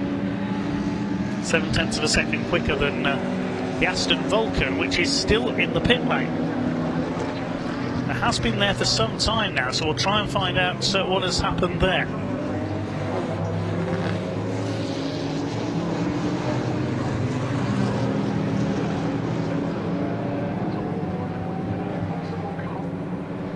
Bit of breaking news on the Aston Vulcan. There was a bit of smouldering spotted under the bonnet, so engine problems clearly for the Aston Vulcan. Looks like that's out of the race. We'll get further updates on that from Ian down in pit lane. Hopefully, we just had it reported to us. Some smouldering was spotted under the bonnet of the Aston Vulcan when it came in for its second stop, and that says to me that's end of race for that car. Sadly, the Chameleon looks like he's out. So that's going to open up the battle for second place, certainly behind the Erteg Clutton Audi. That's a lap ahead of the rest of the field. So second place overall now is the McCollum and Cooper KTM, although that hasn't yet made its second stop, and they need to do so in the next 5 minutes because the pit window will close. Third overall is the Michael Mack and Keith Freezer Lamborghini Super Trofeo car, leading Class B. And fourth place, Brad Thurston and Daryl DeLeon's Porsche. There's 12 seconds in it for second and third, 14 seconds between third and fourth.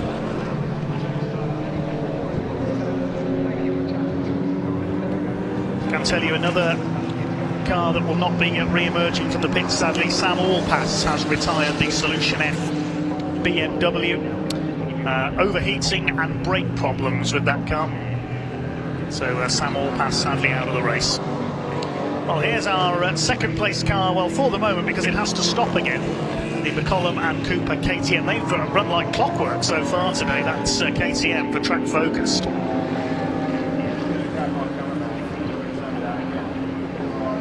Work going on there on the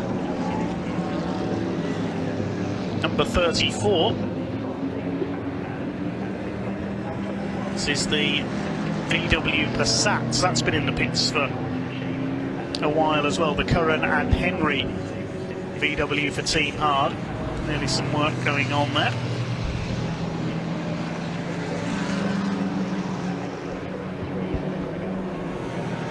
Another car I can hear coming back into the pits. That's the McCollum and Cooper KTM. So our second place car in for its scheduled second stop. They come in with 3.5 minutes of the pit window left.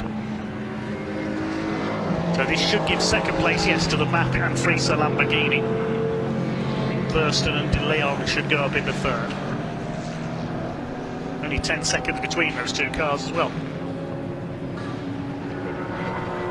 So if Thurston and De Leon can win Class C, which it looks like they're going to,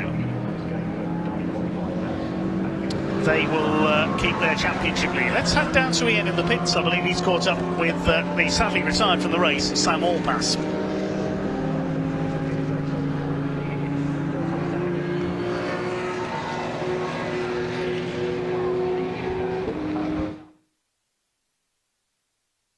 We did say don't get up because you're exhausted, and I can tell you, you're dripping out there. How was it? Yeah, it was tough. It was tough right from the word go because we started from the pit lane. Yeah. And but actually that was okay. But unfortunately, then we had that first or second lap incident where I managed to clip a couple of spinners, a bit of damage to the front of the car. Fortunately, sort of okay, but it might have contributed to something. I'm not sure. So yes, it's sort of incidents all the way through, really. And then I think, with hindsight, a bit of a tall order to try and attempt the full stint. I think if it had been 7 or 8 degrees lower, it might have been okay, but it's hot in there. It's very hot. Thanks for talking to us. Rest up. Do you need any water or anything? I'll see if I can grab you some. Just stay with us. Thanks, Sam. Just stay with us. You can see a little bit of the damage. Not too much, but it's going to have a bit of an impact, isn't it? So, Dave, there we go. The 38 BMW is out. Dave, back to you.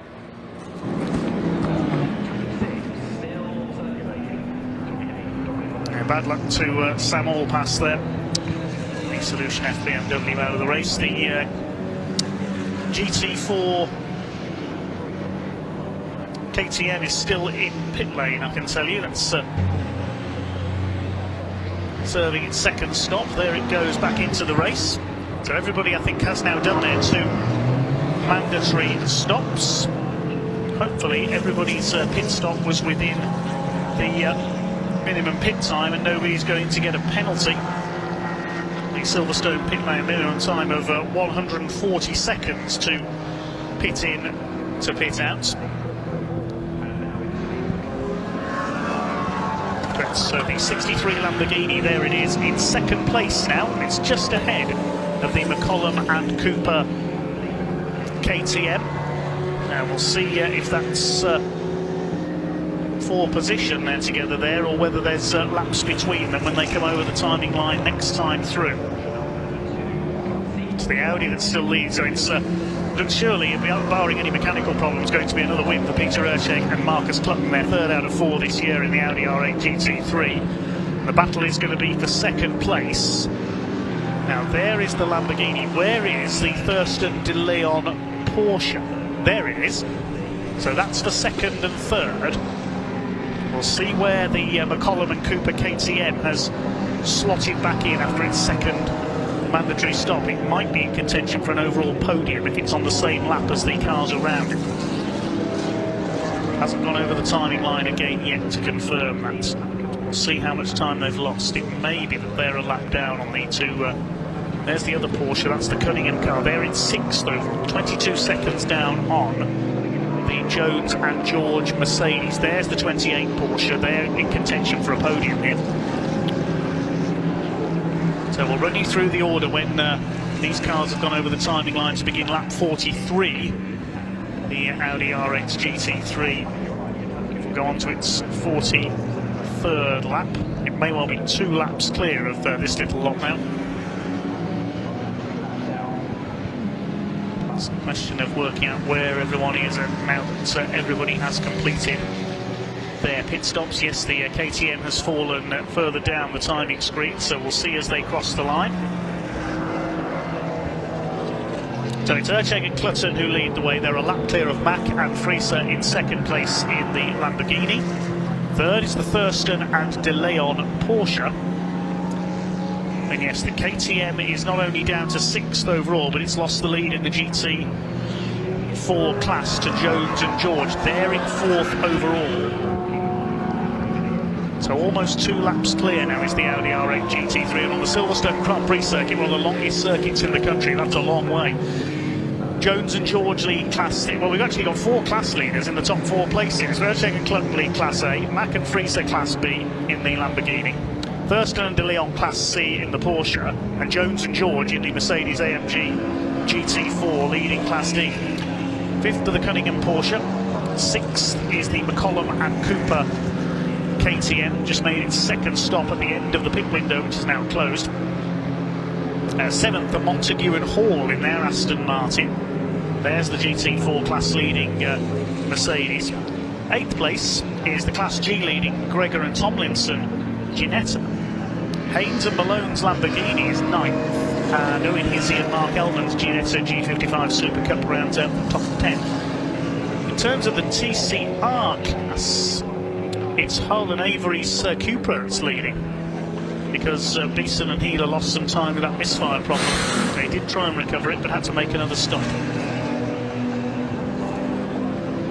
There is the Aston Vulcan, sadly out of the race.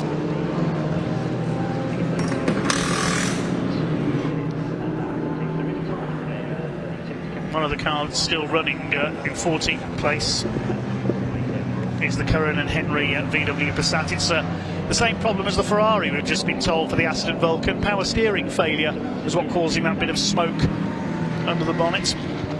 That's a great shame.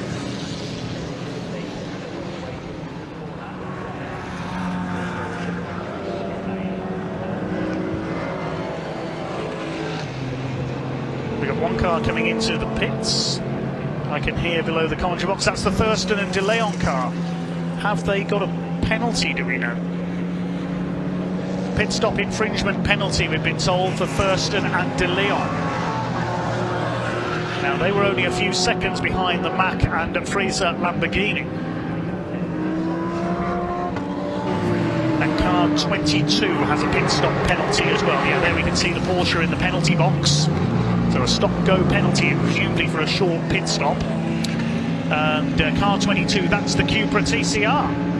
Now, how far ahead are they of... they're about 90 seconds ahead of the Audi RS3. So Hull and Avery's Cupra, that's got a pit stop penalty. They've got a stop-go penalty as well. OK, so that could change things in the TCR class. Meanwhile, Erceg and Clutton have got the fastest lap of the race, 2 minutes, .913. They lead by 2 laps ahead of the Lamborghini of Mack and Frieser.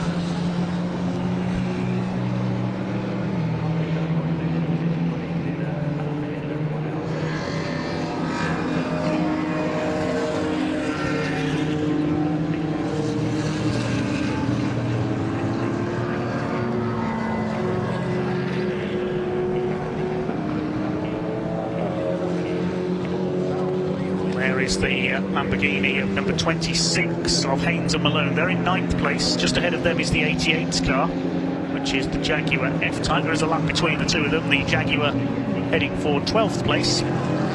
15 minutes of the race to go.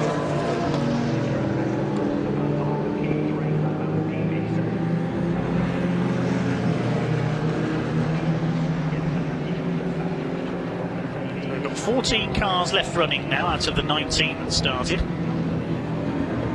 We lost Woodman Byford's Cupra and the Naran and Jackson Mercedes in the tangle early on. John Seal and Jamie Stanley's Ferrari and the Aston Vulcan, sadly, both suffering power steering failures.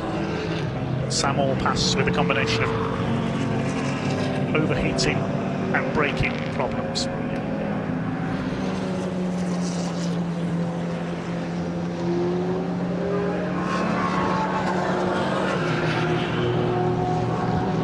There's confirmation that Hull and Avery, the TCR leading Cupra, has got a 16-second penalty for, we presume, a short pit stop.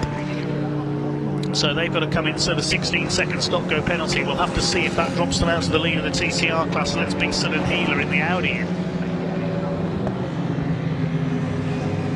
There's our leader, Erteg and Clutton. 2 laps ahead of the Mikel Mack and Keith Fraser Lamborghini Super Trofeo.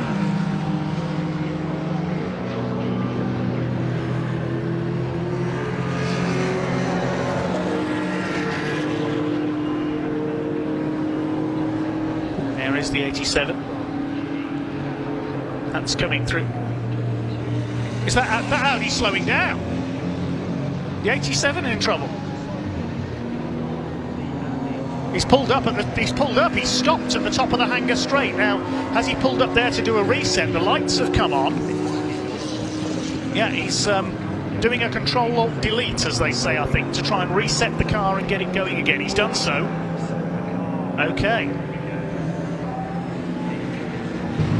So a scare there for the 87. Meanwhile, the 22, its class rival, was serving its penalty. Well, I'm not sure what's going on with the TCR class today.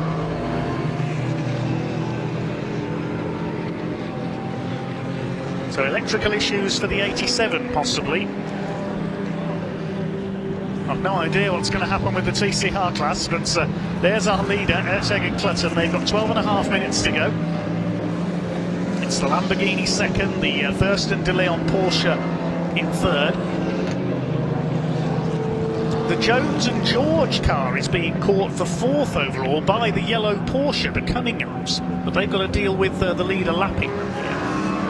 The Cunninghams are catching the GT4 Mercedes ahead of them. There's about 13 seconds between the two of them at the moment. Now here's the problem with the Audi. There you just see the lights go out as it comes into Beckett, and suddenly the car cuts out. So electrical problems for the 87 clearly, but they managed to stop the car. It stopped coming into the Hanger Straight and they reset the car. I think it's George Healer that's on board. So he's healed the car there, presumably. Hopefully, let's have a look. We'll see when they come through. They'll make it to the end of the race. We'll see who's leading. I think that will leave Nick Hull and Richard Avery in the lead of the class in the Cupra. The leader comes through towards Farm and then Village, the right-hander. No problem at all for PB Racing once again. But who's going to be leading the championship overall at the end of this event? Well, joint leaders were Brad Thurston and Daryl DeLeon's Porsche, also driven this year by Adam Hatfield and Alex Sedgwick, the pro drivers. They were joint leaders with the Jones-George Venture Innovations Mercedes, and they are both on to win their class in this race, so we could still have joint championship leaders. We'll see how things play out. A point behind them were Woodman and Byford, DDF Motorsports Cupra. Well, that's out of the race on the second lap, so no points for them today. So Jonathan Beeson and George Healer could move up in the overall championship, could take the lead in the points of the TCR class. Peter Montague and Stuart Hall the next in the points, only 7 points covering the top 5 coming into this round. Next in the order is Erteg, Clutton and Andrew Bentley, who drove that Audi to victory at Park. Next, Amir Naran and Tom Jackson, early retirement for them today. Next in the table is the team Briggs McLaren, that's not out today. They've gone on to contest other things. Owen Hizzy and Scott Simons leading the points in the Ginetta G55 category. Hizzy sharing with Mark Ellman today. The car will still take points. Next in the order, the Team Hard team, which have various races, the Audi, the VW and a Honda Civic this year. Drivers Maurice Henry, Daryl DeLeon, Lewis Kent and Jamie Callender. It's 5 drivers in that car now, because today we've got number 34 piloted by Paul Curran as well.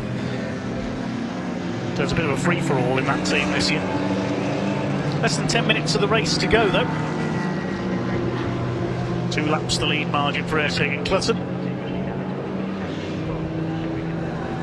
They're certainly going to launch a challenge for the overall Championship, I think, this year if fortune continues to go their way. Mercedes running a bit wide of the loop there in 4th place, leading the GT4 class.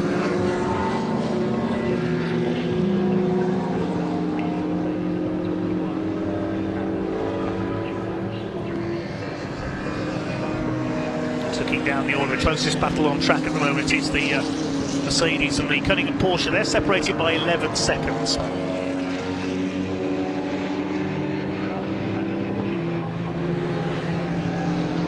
They're told the 74 Ginetta is about to pull into the pits. That's the Owen Hizzy Mark Ellman car. They're second in the class behind McGregor and Tomlinson, the Mac G Racing Ginetta, running in 10th overall.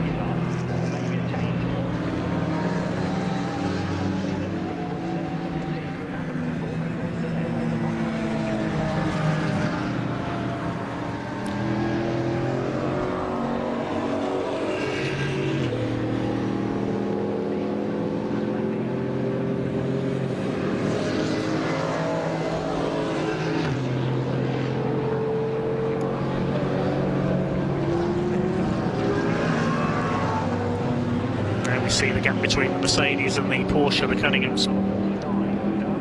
But the field fairly well spread out around the Silverstone Grand Prix circuit now in the closing stages of this MSUK British Endurance Championship 2-hour race.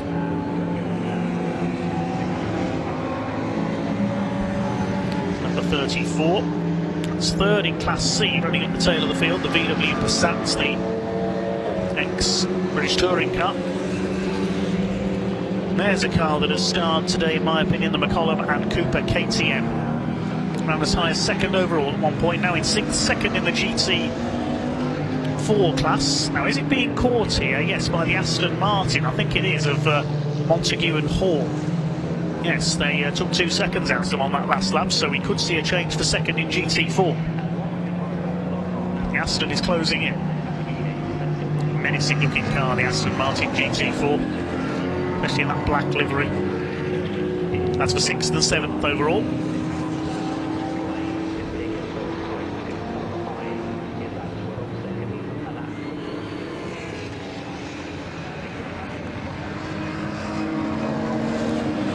Haven't seen the Hizzy and Ellman Ginetta come into the pits as we were advised it might earlier. Just had a very slow lap as well for the Haynes and Malone Lamborghini. Its last lap was a 2:28.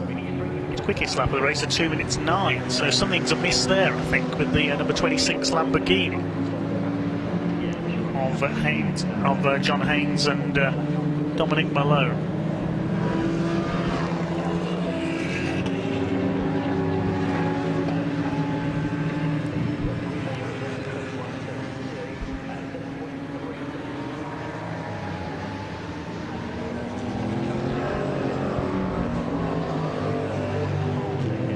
Under 6 minutes of racing to go. We said it'd be just over 50 laps, didn't we? Well, they're coming round to complete lap 50 this time, the race leading number 9.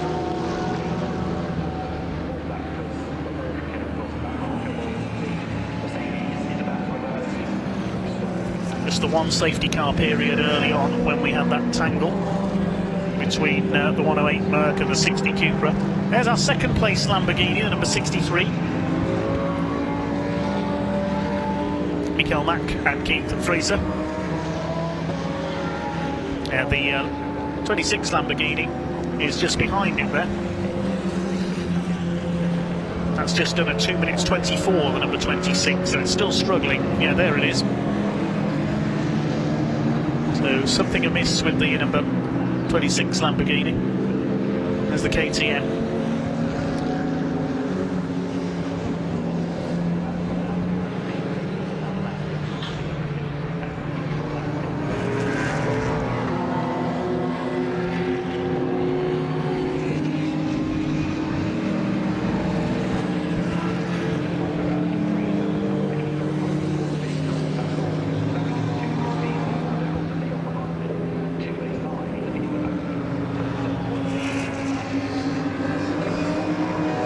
There's the off the pace, sadly, number 26 Lamborghini. I think they may have had a problem after their second stop. You can see the car is quite a way off the pace.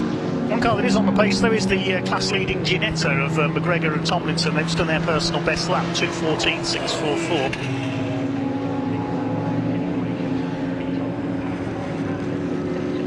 There's the Jaguar F-Type being caught by the number 21.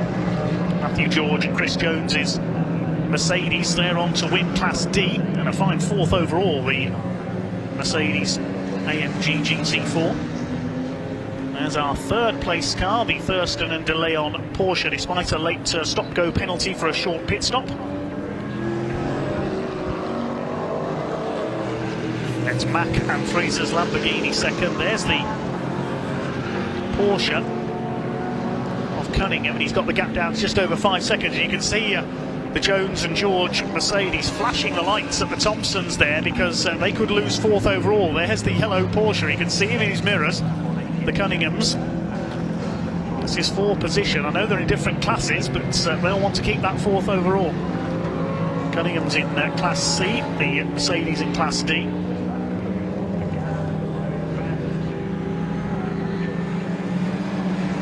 Less than 3 minutes of this race to go now. It's going to be 3 out of 4 for the Audi R8.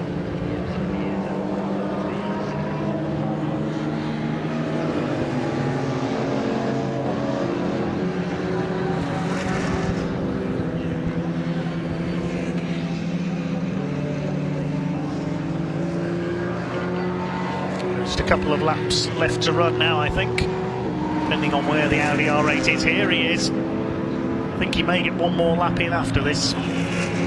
Peter Erceg and Marcus Clutton. Well, they steamrolled their opposition on the Brands Hatch Indy circuit in round 2. They did so again at Woolton Park in round 3 at the end of May. They've done so again here at Silverstone on the much longer Grand Prix circuit. Again, their main rival, the Aston Martin Vulcan, hitting trouble just as it did at Brands Hatch. It's been the main interest in this race has been in the class battles further back in the order.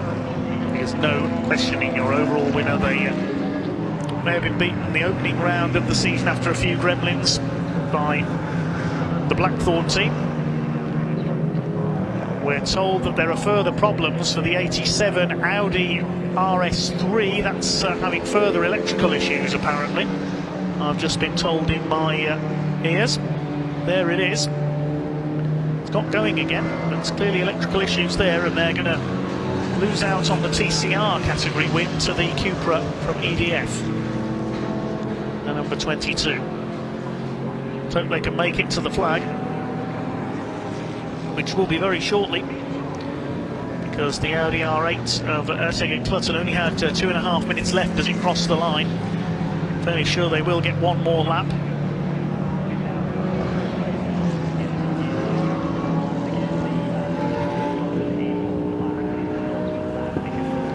There is the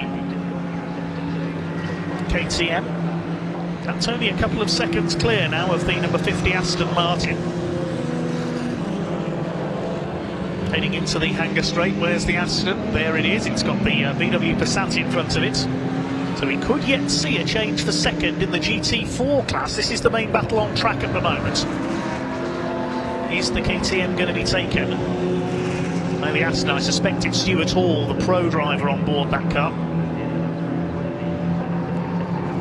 Closing on the KTM. Of course, with 2 pit stops in the race, unfortunately we don't know if everybody changed drivers, but the clock has counted down to 0. We are on the last lap now. Heading towards the Hanger Straight is our race leader. Dominance from the GT3 spec Audi R8 once again, coming up to lap the Owen Hizzy Ginetta. No problem at all into Stowe. Stunning looking car, isn't it, for PB Racing, Peter Erceg and Marcus Clutton. We saw them in their white Porsche 911 last season. And they are dominating in terms of overall wins this year. Through the club complex, up towards the Sir Lewis Hamilton Straights.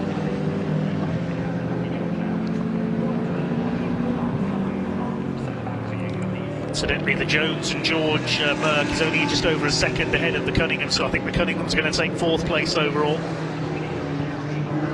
Through towards Village comes our race leader, though. It's up towards the loop, and only the Wellington Straight, Brooklands, Luffield and Woodcote stands between the Audi and another victory. Well, here's the fight for 4th place, so we are going to get a couple of late possible changes of position, because the Cunningham Porsche has caught the GT4 class leader. And here comes our overall leader into Brooklands for the last time. It has not been headed all the way through this race, not even during the pit stops. Complete dominance from PB Racing once again. Through towards Woodcote for the final time. Here he comes towards the checkered flag. Peter Urcheg and Marcus Clutton make it 3 wins in a row in the British Endurance Championship here at Silverstone. It's going to be Mikael Mack and Keith Fraser on their debut in the series in their Lamborghini who will take 2nd. But who's going to be 4th? The Cunninghams at the inside into Village for the last time. This is going to be a battle to the line. Mack and Fraser will take 2nd place. It's going to be Thurston and De Leon in their Porsche in 3rd place. They will both win their classes. We've got a battle going on for 6th as well, so we'll try and follow both battles to the line. It's going to be a fight for 4th to the line between the Cunninghams and the Jones-George Mercedes. I think the Porsche is going to have the power into Brooklands. Indeed it is. They're side by side. This is 4th position into the last couple of corners. Oh, they're side by side. The Porsche sliding. He's lost it. Round goes the Cunningham Porsche. Oh, what a shame. Across the grass he goes, and the Jones and George Mercedes will take 4th place overall and win Class D.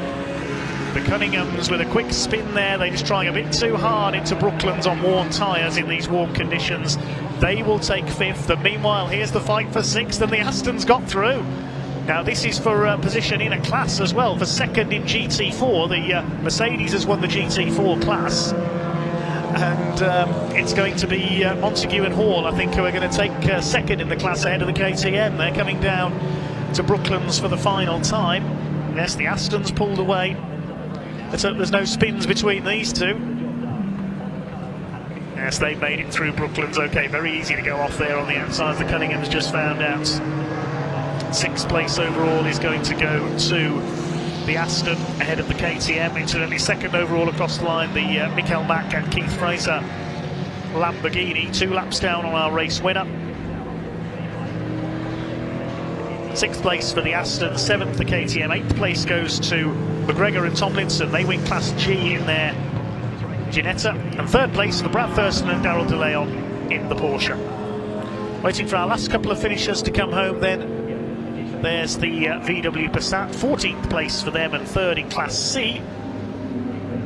And we're just waiting for our TCR category winner, the Nick Hull, Richard Avery Cupra. There's the Lamborghini across the line in 9th place, and there is the TCR class winner. Finally some better fortune for EDF Motorsports. So they're all in now, all 14 cars. There's our runners-up, the number 63 Lamborghini. What a debut from them. They win Class B and take 2nd overall, but 2 laps down on our race winner, who also gets the fastest lap of the race, 2 minutes, .913.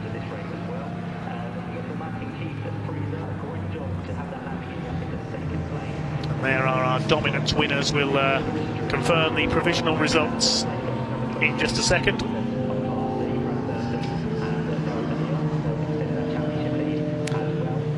So provisionally your race winner is the number 9 PB Racing Audi R8 of Peter Urcheg and Marcus Clutton, completing 53 laps in a time of 2 hours 1 minute 40.024 seconds. 2nd place went to number 63, which is Mikael Mack and Keith Fraser in the Scott Sports Lamborghini Super Trofeo. 3rd, number 28, Brad Thurston and Daryl De Leon in the Porsche 991. All those 3 win their classes, classes A, B and C, and 4th place, the Class D winner, Chris Jones and Matt George in the Venture Innovations Mercedes GT4. 5th place went to the Cunninghams in their Porsche 997, 2nd in Class C, quick gyration on the final corner. 6th went to Peter Montague and Stuart Hall in their Aston GT4, they were 2nd in.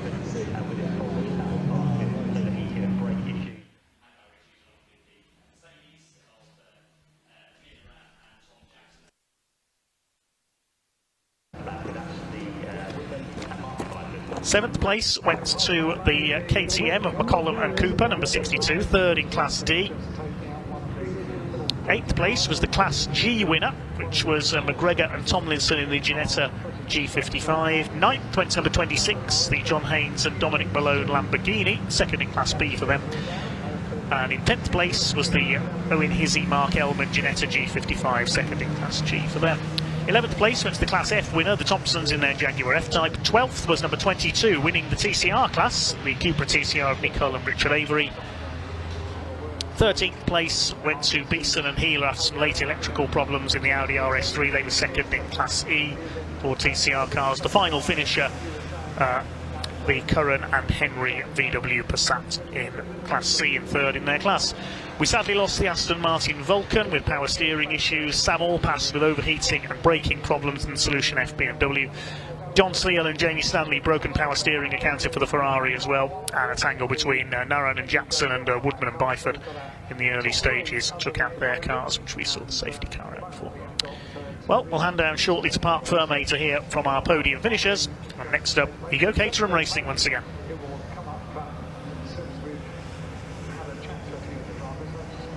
Welcome down everybody, here we are in Park Ferme and we're with your winners as well. We've got Marcus Cluton here, Peter Ursig. Peter, we were just chatting, we meet too often, don't we? We talk too much like this. We spoke about 45 minutes ago, it was going well then, and this man here took it home. Yeah, he did a mega job, right? So he, I think I did all the hard work, but Kevin... Was that true, Marcus? Come on. It's always true, that, yeah. Always.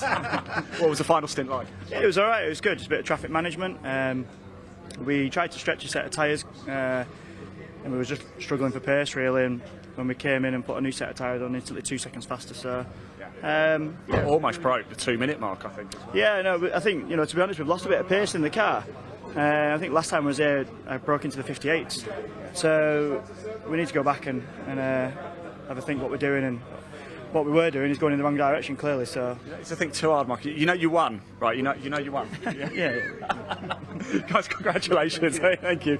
Let's go over here. Let's grab Keith, shall we? What a result this was for the boys. Don't go. Come as well in Mac 2. Guys, how does it feel to be in second place? What a result. Yeah, it was really good. You know, this is the first time we've been in the car. It's the first time I've ever seen the car. Easy peasy then, isn't it? This motorsport thing. But I have Mikkel here, who's an unbelievably quick driver, and we had a little bit of damage there from something, and so it had a lot of understeer. But yeah, it was good. Really good. Thrilling. Good, Mikkel. Fantastic, actually, wasn't it? Yeah, it was amazing. It was nice to being here at Silverstone and to drive with Scott Sport and Keith. It was amazing. The team did an amazing job, so I'm very happy to be here, and yeah, very happy to be part of Keith's first race in the Lamborghini. Ah, boys, well done. Go on. You've got to climb the stairs now up there. Right, I actually think... Oh, hang on. I think we can very quickly grab Brad over here as well. Brad, let's just grab you and Daryl as well. Guys, both come in. Congratulations, third place. How do you feel? Yeah, it was really good, to be honest. I got in, done the first 45 minutes, gave over to Daryl, and that was it. Daryl does his thing. Easy for that. You look roasting hot, by the way, mate. Yeah, I mean, it was really hot in the car, and I still feel really hot. So.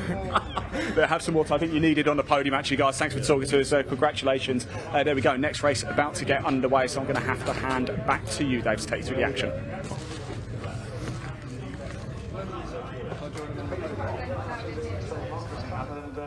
Peter Ursig down here in Park Ferme. I'm going to make my way up towards the podium because that is what... Okay, well done to our British endurance teams. We'll see them back out tomorrow, some of them for the Britcar Trophy 2-hour race.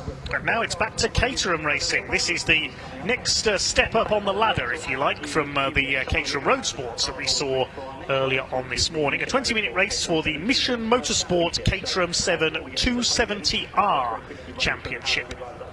Mission Motorsport, the Forces Motorsport charity set up several years ago by Major James Cameron. And plenty of money raised through all forms of motorsports for them. Let's have a look at the grid then. Championship protagonists on the front row. Number 66, Freddie Chiddicks, and number 21, Charlie Lower. Second row, 15, James Cook, and 35, Mark Kendall. It's Peter Mott and David Rook on row 3, 96 and 45. Fourth row, number 72, Theo Theato. We've already seen him on BARC TV this season, racing in the Caterham Graduates Championship, the guest driver Snetterton. Alex Vincent, number 17, alongside him. Row 5, Michael Chaplin and Chris Ephraimidis, 53 and 27. Moving back to the sixth row, we've got number number 14, Jonathan Ramsey, and one of last year's Caterham Academy champions, eschewing road sports and jumping straight into 270R. It's number 29, Rutuj Roj Patki.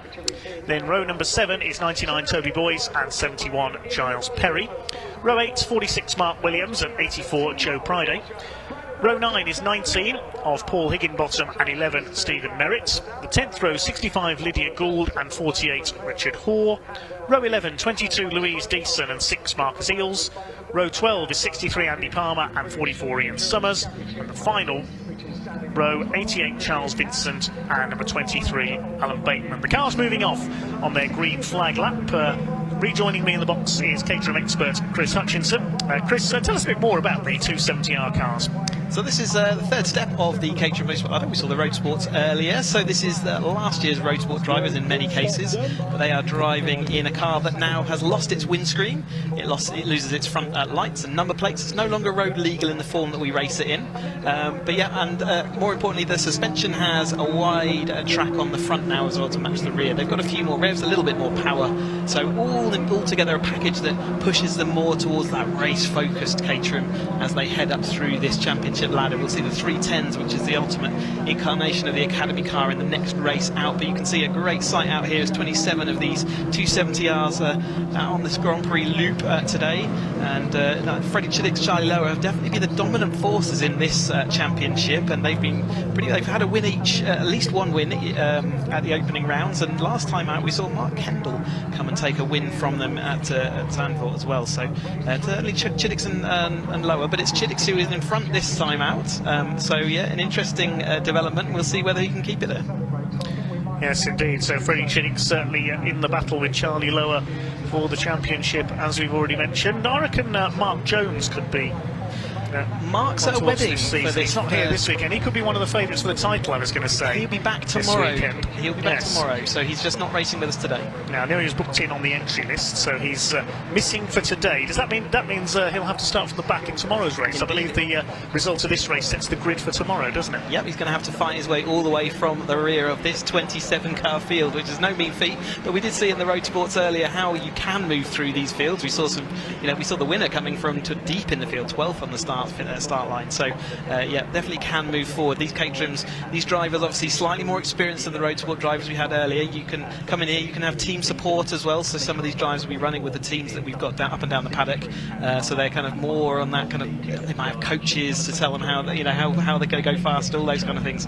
But it is great to see the Mission Motorsport Caterham 270s out here on the Grand Prix loop. And I know the drivers, for a lot of them it's bucket list stuff. Some of them won't have raced here before, so it's great to see these Caterhams around this circuit.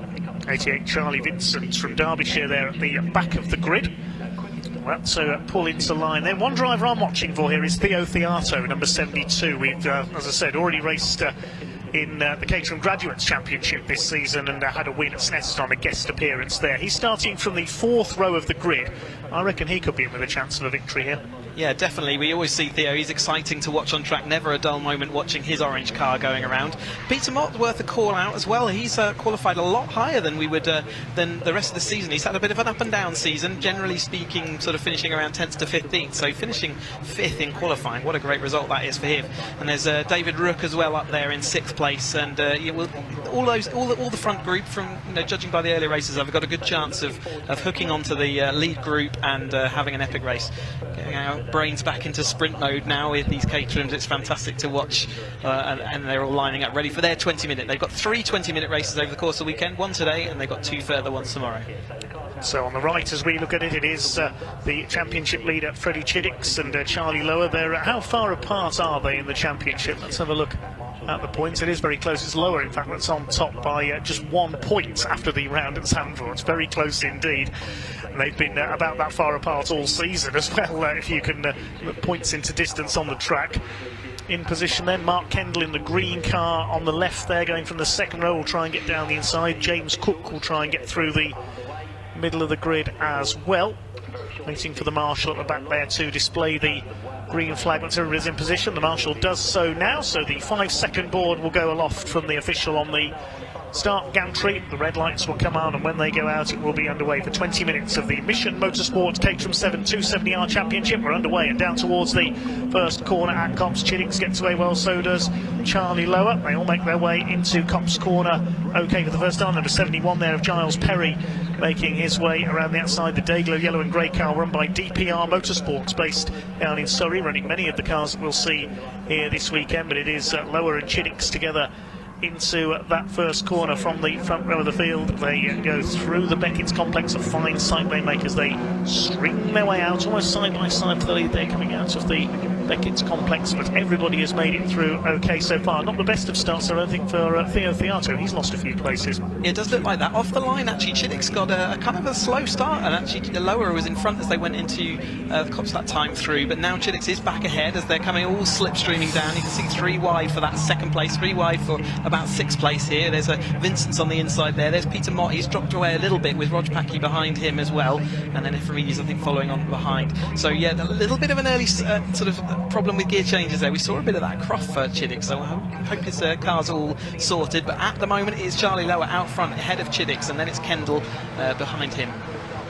So Lower against Chiddix has been the feature battle of this season so far. They head down the Hamilton straight with Lower moving to protect the lead on the inside. They start to fan out down the straight behind towards Abbey. It looks as though Chiddix has gone around the outside, the red and grey car, to take up the running. Somebody going wide there, that was Rog Packy, I think, in the pink machine that's almost gone straight on at Abbey. He'll recover that over the tarmac runoff area, I hope, and rejoins further down the order. Then Kemble in third in the bright green car, then the 15 of James Cook in the black machine. Very close indeed there as they head through the loop. The 53 was in there, the 17 of Alex Vincent as well, 53 Michael Chaplin in the blue car, so plenty of place swapping in the early stages. Yeah, absolutely. We're going to have 18 minutes of that place swapping each time they come to one of these straights. They're going to be swapping around. You can see there that Chiddix is on the outside. He took an easy sort of momentum pass around the outside on the previous straight, didn't he, down into Stowe, and he's managed to hold on here. Kendall is still in that 3rd place, and then it's that Rook car, and like you say, Theo Theato's dropped back through. Peter Mott hanging on in there just ahead of Vincent as they head around Luffield then to complete their opening lap. Yes, David Rook with a big dive up the inside there for 4th place coming into Brooklands corner. They go over the line, then it is Chiddix who leads from Lower, and then everybody else behind them in 3rd place, less than a second, covering the top 5 places as they cross the line. Chiddix with the lead on the outside, the red and grey car just ahead of the black with the blue cage, number 21 of Charlie Lower. Kendall 3rd place in the green machine, then it's Rook and Cook 4th and 5th. 6th place, number 17 of Alex Vincent as they string their way through towards Beckett's. Charlie Lower at the inside retakes the lead, and Mark Kendall's going to have a go here as well in the 35 car to the inside. Chiddix went into the back of him going out of Beckett's. That was almost too close for comfort there. It's going to allow David Rook in the red, number 45, to close up as well, and that quartet just beginning to break away slightly. Yeah, but we've still got quite that front pack of about 7 cars there, all running close enough that they'll be well within the tow, and as we see the strength of the tow today, as we're coming again 4 wide, 3 wide into Stowe, but Chiddix holds firm with his black car with that red sort of ring around the nose there, which just makes him easy to spot as he's coming down there. But Charlie Lower's never sort of let him go out of his sight, and that's been pretty much the same consistency throughout this season, as we're still having some ducking and diving there. So Kendall having to defend there from Rook as they headed into the Vale that time through. The front 4 kind of pulling a little bit of a gap, and again it's just you don't want to see that, and it's a Cook in the gap that is developing in front of him. Somebody had a wing hanging off towards the back as well. It was a red car, that's all I could tell you. Didn't see the number. As Lower to the inside, Abbey retakes the lead. Once again, they're swapping places for fun, these two. This won't be decided until the last corner, I reckon, between Lower and Chiddix, just as we saw at Alton Park earlier this season. Mark Kendall keeping a watching brief in 3rd ahead of Rook and Cook. In 6th place now is the number 17 of Alex Vincent, the black and green, the grey and green car there, as they swing their way into the loop. Once again, the 35 car of Kendall being pressured now by the 45 of David Rook for that 3rd place. He might try and slipstream him on the Wellington straight down towards Brooklands. Yes, Rook moving to the inside, and moving to the inside for the lead is Freddie Chiddix. He's going to try and make a move here. The former Caterham Academy star takes the lead once again. Red versus green for 3rd place. It's the green car of Mark Kendall who'll just have the inside for Luffield, but will Rook get the overlap on the outside. I don't think he will. No, Kendall's held the place. Yeah, and it's sort of 60 miles an hour around that Lufford. It's such a Brooklands into Lufford, such a complicated set of corners for the drivers. They really are balancing the cars as they head around, trying to make sure that the tyres have still got enough grip to allow them to slow and turn all at the same time. But as they head over the line this time, lower on the outside, that outside line, they're kind of working together, these two, in their little tandem. You can see how close they are. One of the things the drivers get very used to as they go up through the ladder is the exact length of their cars and knowing when they could chop off. We saw Chiddick's chopping across the front of Kendall a couple of laps back, didn't we? As Theo Theato there is in that kind of middle ground, isn't he, just with Ramsey trying to get back across to this lead group, but they're kind of seeing them disappear down the road, so they've really got to work together now to see whether they can pull these guys back. Charlie Lower kicks up a bit of dust there coming through. Beckett's got onto the curb. Yes, Theo Theato, there he is, the orange car in 9th position. We look at some of the battlers further down the order. There's that car with the wing hanging off. It's just ahead of Giles Perry. I think it's the number 84 car of Joe Priday that's had that bit of contact off the start line with the rear wing of his car hanging off. Now they go 2 by 2 into Stowe Corner. Charlie Lower up the inside takes the lead. David Rook is up in the 3rd ahead of Mark Kendall. And then next in the order is the number 15 of James Cook, who's fallen back up the order into 5th position. Yeah, good to see Chaplin out there as well. He's not joined us yet so far this season, and he's come right up here and is in 5th place last time we were over a timing line, but he's in that blue car just behind Kendall, who's lost another space out there. There's a car out front there, a little bit of a gap, which wasn't there before, but yes, so good to see Chaplin back out, and he's injected himself fully into this front battle, but it's Lower and Chiddick's again, side by side. In fact, I think Chiddick's might have dropped to 3rd. He has there, because it's now Rook into that 2nd place, I think. Yes, indeed. They head through towards Abbey, then Farm and Village. Here comes David Rook. He has split the 2 championship protagonists at the top of the order. The number 15 of James Cook going for 4th place on the inside. No, is that James Cook or is that the 53 of Chaplin that's up there? It's Chaplin, the 53. Where's he come from? Well, he's going back again because he's run wide coming through the loop there. Commentator's curse there for Michael Chaplin. Sorry, Michael. He's dropped to the back of this lead group now, and that's allowed the first 3 to get away slightly. Yeah, the rear just let her go on him, and then on the dust on the outside. He is Cook on there looking now, Brook looking around the outside into Brooklands, but we've got 3 wide going into Brooklands. They're Lower, absolutely late on those brakes. Can he haul it up to the apex? He absolutely can, but Chiddick's now trying to get a move back onto Rook in that red machinery there, but the moment this front trio now is firmly a trio out front, and Lower will be seeing whether he can make advantage of that as he tries to pull away down through Woodcote this time through. And they're going to complete their 3rd lap. Charlie Lower will lead at the line, line astern. Lower, Rook and Chiddick. Lower's done the fastest lap of the race so far, 2:31.079. Mark Kendall in the green car holding up about half a dozen more cars, trying to hold them back. Behind him there is Cook, the number 15. Behind him is the 17 of Alex Vincent. And next in the order, number 96, which is Peter Mott at the back of this group. Then a small gap back to Chaplin after his mistake earlier on. It's Theato and number 14 of Jonathan Ramsey rounding out the top 10. They swing their way through Beckett once again through this fabulous complex of corners. There's Peter Mott, the black and white car, number 96, trying to chase down Alex Vincent in the 17. They head onto the hanger straight. What's going to happen this time as they head down towards Stowe Corner? Charlie Lower will move to cover on the inside. Chiddick will try and go the long way around. He's going to slipstream his way past. Yes, Chiddick takes up the lead. David Rook will try and do the same thing, but this time Lower moves to cover him. Diving up the inside there, Alex Vincent side by side with Mark Kendall, who just about holds him off. Yeah, and you can see in the front group 3 look like they're sort of working a little bit in tandem there together. They can see that little gap, and you can be sure that they're trying to solidify it as the fight goes down into the Vale this time through, with Kendall, Vincent, Cook and Mott absolutely nose to tail. I thought Mott was going to get a bit of a run on the wall, but it didn't seem to work out like that for him. I think it's the Chaplin fighting back through who's reached into that group and actually has, I think, demoted Mott another place again. 84 of Joe Priday has dropped down the order, so whether he's been flagged in for that trailing bodywork, I'm not sure. He hasn't come into the pits, so I can only assume he's pulled up somewhere around the circuit. Here's a battle further back. That's Theo Theato, I think, just losing out to Jonathan Ramsey, possibly. Top 3, it's still line astern. It's Chiddick has now got the lead ahead of Charlie Lower. Rook is down into 3rd place. It's all changed once again between these top 3. Kendall heads the next group. There's Peter Mott, the 96. Chasing down the 53. We're told number 11 has got some bodywork hanging off as well. That's Stephen Merritt, the man from Oxfordshire. I'll try and pick that up in a moment. The top 3 together heading down into Brooklands. Anybody going to make a move this time? Well, Alex Vincent's making it for 4th, and Charlie Lower slingshots his way through up the inside to retake the lead from his great rival Freddie Chiddix. That was close as you like. There must have been millimetres between those cars and those speeds that they were going at there. You know, you're talking about 113, 114 miles an hour as they break into Brooklands. They try and kill some of that speed off to at about 60 miles an hour at the apex of Brooklands before 50 at Luffield, and then accelerating all the way back up to 112 by the time they get round to Maggotts and Beckett's. But it's Chiddix across the line first again, Charlie Lower. So even though we saw that move from Lower to get in front, Chiddix is back in front by the time they get to the line. Rook in that third, Kendall, Vincent, Cook, Chaplin, Mott, Theo Theato and Ramsey.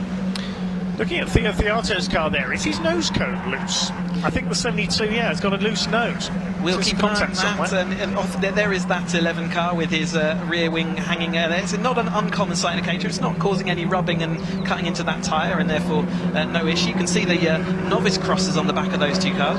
Anyone can enter into the 270R Championship. There's no limitations, and these are drivers who haven't yet got their 6 signatures on their race licence. But there is Ramsey in the number 14. He is just ahead of Theo Theato as they head down the straight. Let's keep an eye out to see whether that is a wonky nose cone. That can become a problem as they pull in outside of the toe, but there is Charlie Lower taking the lead again, as we've seen pretty much every single lap. The changes of position there, but Chiddix is looking around the outside of Vale as they come down this time. We've still got just under 9 minutes of this to go, so they're swapping places on almost every corner. They swing their way out of the Vale into the club complex. David Rook up behind them, Kendall in 4th place. They're trying to break away from the battle for 5th, which is headed up by Cook ahead of Vincent. Then it's Chaplin back up into 7th, then Mott. There's Theato, he's retaken Jonathan Ramsey, and it's the number 27 is Chris Ephraimidis. Try to say that when you've got a few in the 11th place in the yellow car. I was trying to see whether that nose was wonky. It definitely looks like there might be a bit of disjoint. So there's a couple of seat clips that hold them, or head clips that hold them on. So if one of those is dislodged, it's certainly something we see and have seen throughout the season. But there's Cook ahead of Charlie Lower, who's now down into that 3rd place, and Kendall's been the kind of consistent 4th. It looked like he was dropping backwards, but he started 4th on the grid. He's still in that 4th place after a few early adventures, and he's looking like he's coming good as we head towards into the second half of this race. Yes, here they come down the straight, and the fastest lap incidentally has been done by Mark Kendall, 2:30.483 last time through. We focus on the battle for 5th there briefly, and there's side by side for 9th place. There's Theato on the outside. Yeah, that nose cone I would say is dislodged slightly. Yeah, cuts across there on Ramsey. They clearly made contact. Definitely a wonky nose cone there, but they were absolutely close as you like, and you can see how a little bit of a nudge at the front to the rear panel of Ramsey may well have caused that earlier in the race. Like I say, it shouldn't cause him any problems, but you can see him sliding around the exit of Luffield there. Like I say, he's never dull to watch, but it's Charlie Lower back out in front after a temporary displacement there by Rook, but it's Rook and Chiddix who are side by side as they come into club this time through. Kendall watching on, and it is that red car of Rook who is ahead of the boss Chiddix for now. Yes, the Boss Racing car of Freddie Chiddix. Boss Racing experts in Caterham preparation across many series. Mark Kendall's done another fastest lap, 2:31.86. He's going for the top 3. Lower leads from Rook. Chiddix in 3rd place, and look, they're towing up to the back of there because Peter Mott, I think that is, has gone through in the 5th ahead of Alex Vincent. Then it's the 53, which is Michael Chaplin, and behind them will be the number 15 of Cook. I think it's 8 cars now for the lead, not just 3. They've caught the 3 leaders because, of course, the harder they battle, the more time they're losing. 3 wide as Chiddix does his signature move around the outside into Stowe Corner, retakes the lead. David Rook tries to get up the inside as well. There's that's the 96 of Mott has been shuffled back again there. He's been yo-yoed up and down this field. There's one of last year's Academy champions, Rog Patke. He's got a wing hanging loose as well from his familiar pink number 29 machine. I was here when he won that title at Silverstone at the end of last year. I think didn't he win the Autumn Trophy in the Academy as well, I think memory serves me right. That does ring a bell. Certainly he was right up there. I think you were right, as we get a bit of a replay there of that number 11 car, and he's got that novice cross on. He's just losing the rear as well, and that's just missed the driver behind him as well. So that was all getting very squirrely as they were heading around Beckett's. Paul Higginbottom well avoided there over the grass. I don't know how he missed the back of the 11 of Stephen Perrin there. Bit of a Co-Brown moment, but he's got it going here. Yep, as they head off, and as if nothing's happened, but those say that they just need to get to the end of the race and then they can get one more of their signatures. So that's a good rescue for both of those cars. You continue to see that rear wing waving in the wind. There's the Patke battle with the number 27 there That's Chris Efremidis up the inside, taking the 99 of Toby Boys, and still they fight out in front. Look at Freddie Chiddicks trying to break the toe. He's broken away a little bit. Again, Charlie Lowe with the slingshot up the inside. He locks the rear wheel there. He's got second place away from David Rook. Still Mark Kendall can't get into the podium positions. This is great stuff. We've got, I think that's Cook in 5th position, the number 15, but Mark Kendall's the man to watch. He's the quickest man on track over the last 2 laps. We've got 5 minutes of the race still to go, so at least a couple more laps to go as they head down towards Copse Corner once again. The order at the line was Chiddicks, Lower, Rook, Kendall, Chaplin, Cook, Vincent, Mott, but it's probably completely changed again in the time it's taken me to read that out. And Chiddicks does look like he might, if these 3 here battle themselves too much, there is a little bit of a gap there. Now it's not enough to pull away from the toe just yet, but if that following 3 do go 3 wide into the Beckett's complex here, that might give Chiddicks the initiative to actually be able to pull away. Kendall's made his way onto the second, but he's carrying an awful lot of speed in there. He does haul it all up as they go through the left, then into the Beckel and into Chapel, and then through onto the Hanger straight below. It does make his way back up through. He's having to really fight at the moment to maintain those positions. We saw him locked up fully into Brooklands. I was expecting to see him go wide, but he didn't. He managed to haul it all down. The tyres will be getting hot and angry, but you can see that that battling has let Chiddicks get away out front. Watch for Michael Chaplin at the inside here, the blue 53 car. He could take 5 of the one move. It's 6 abreast into Stoke. Oh, this lot will be watching the road sports. Oh, Kendall throws it through the middle in the green car. How did he find the room through there? Could he come out in second place here? Chaplin's in there. He could go up to 3rd. And Freddie Chiddicks is saying to himself, well, if you lot are going to do this, I'm off. Yeah, it's not just the front 3 that are battling now. It's the front, the second group of 6 cars there, all fighting for that same bit of tarmac. Like you say, Kendall threaded the needle, but it's not come out for him so well as they went through the Vale that time. He's dropped backwards again. It really is a matter of where do you want to position your car. It's a little bit of chess on the road. Charlie Lowe has somehow figured out how to get out in front, and it looks like he's now trying to throw the toe of Rook and Kendall, who are side by side as they come into Abbey. Next up the inside, that's the 53 of Chaplin. Then we've got Alex Vincent and James Cook in the 15 behind them. And Freddie Chiddicks has made the break. He's away with just over 3 minutes or a couple of laps, I would say, to go here. As up the inside comes Michael Chaplin. This is where he went wide earlier on and dropped to the back of the group. Had to fight his way back up. He's on the tail of the 45 of David Rook now. There's the number 96 of Peter Mott towards the back of this group. I'm struggling to keep up with this. They're changing positions so much on every single corner. What's going to happen down into Brooklands this time? Charlie Lower moves to the inside. He's got Kendall trying to go around the outside. He's never going to get around the outside into Brooklands corner, surely, but Lower's locked it up again. Yeah, the 35 of Kendall is going to go straight on there almost and drop back into the clutches of David Rook. Next in the order, that's the 53 of Chaplin. He's under fire from Alex Vincent, who's going to go through. We're going to be at 2 minutes 30 by the time they get back to this line, so we're coming on to the last lap now. We've seen that Lower's locked up a couple of times now going into Brooklands. You can tell by the attitude of the cars that the tyres are getting angry and hot, and with all the battling that's going on, he's going to keep locking up, and that is going to cause him a problem if he continues to do it into Brooklands. But at the moment, he's just about hanging on to that second place. Kendall having now again to defend to Rook, and a little bit of a comfort back, but it's Ramsey now ahead of Vincent, followed by Cook and then Mott. Mott's been at the back of that group for pretty much the whole race, hasn't he? I think he's not going to figure in this final podium, but as they head around, Chiddicks does look like he's now got quite a comfortable gap. Well, he broke away by 2.5 seconds on that last lap alone, so it's looking fairly safe for him, but you never know until that checkered flag drops. On the curb there on the inside is Michael Chaplin defending from James Cook in the 15. There's Mott just behind him as they start to weave about to try and break the toe down the Hanger straight. Kendall goes for the inside on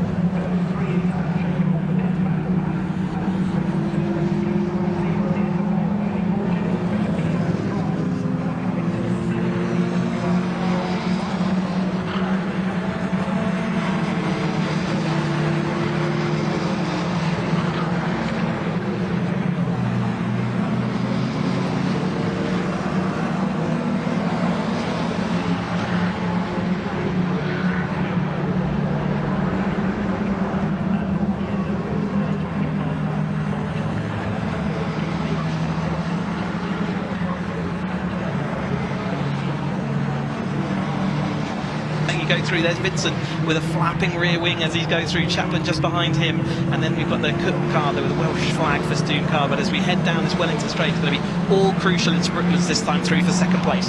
Here they come then into the Wellington Straights for what will be the final time. Freddie Chiddix is heading for victory. There he is, but who is going to be second? Here they come down the inside.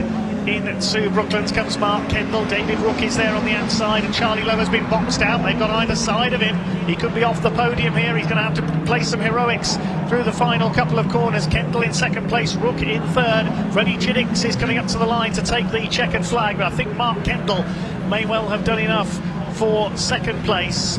Here they come up and over the line. Freddie Chiddix has won it.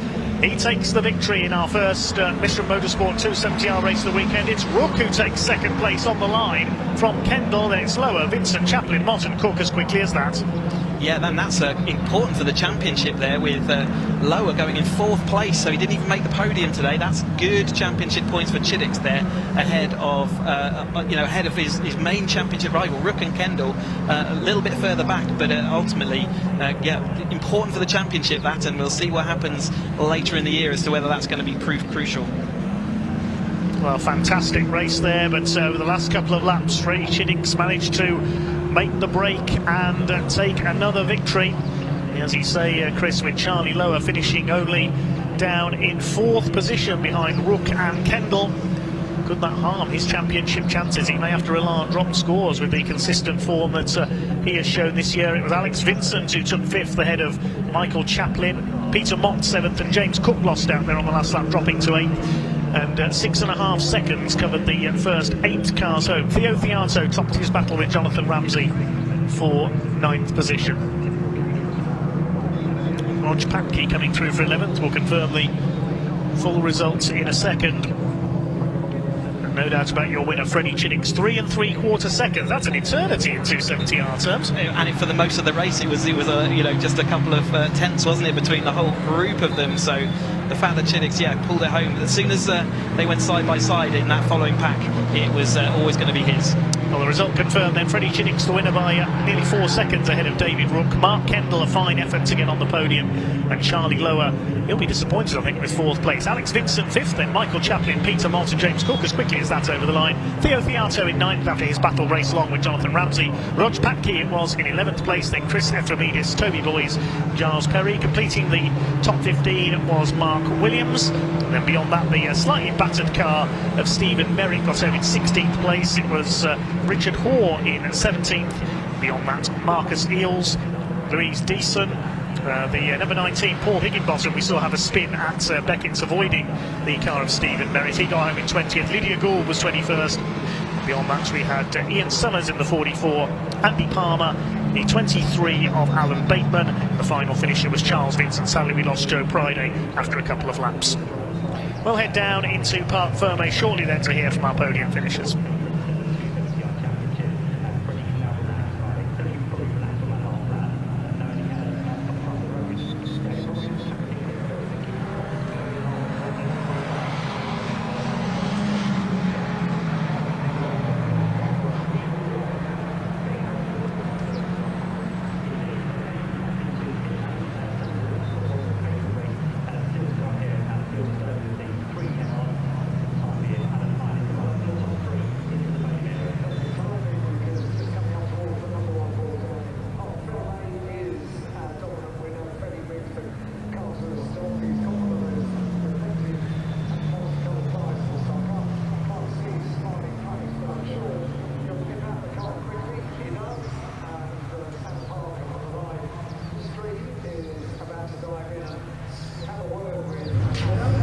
What another fantastic race that was for the 270 boys.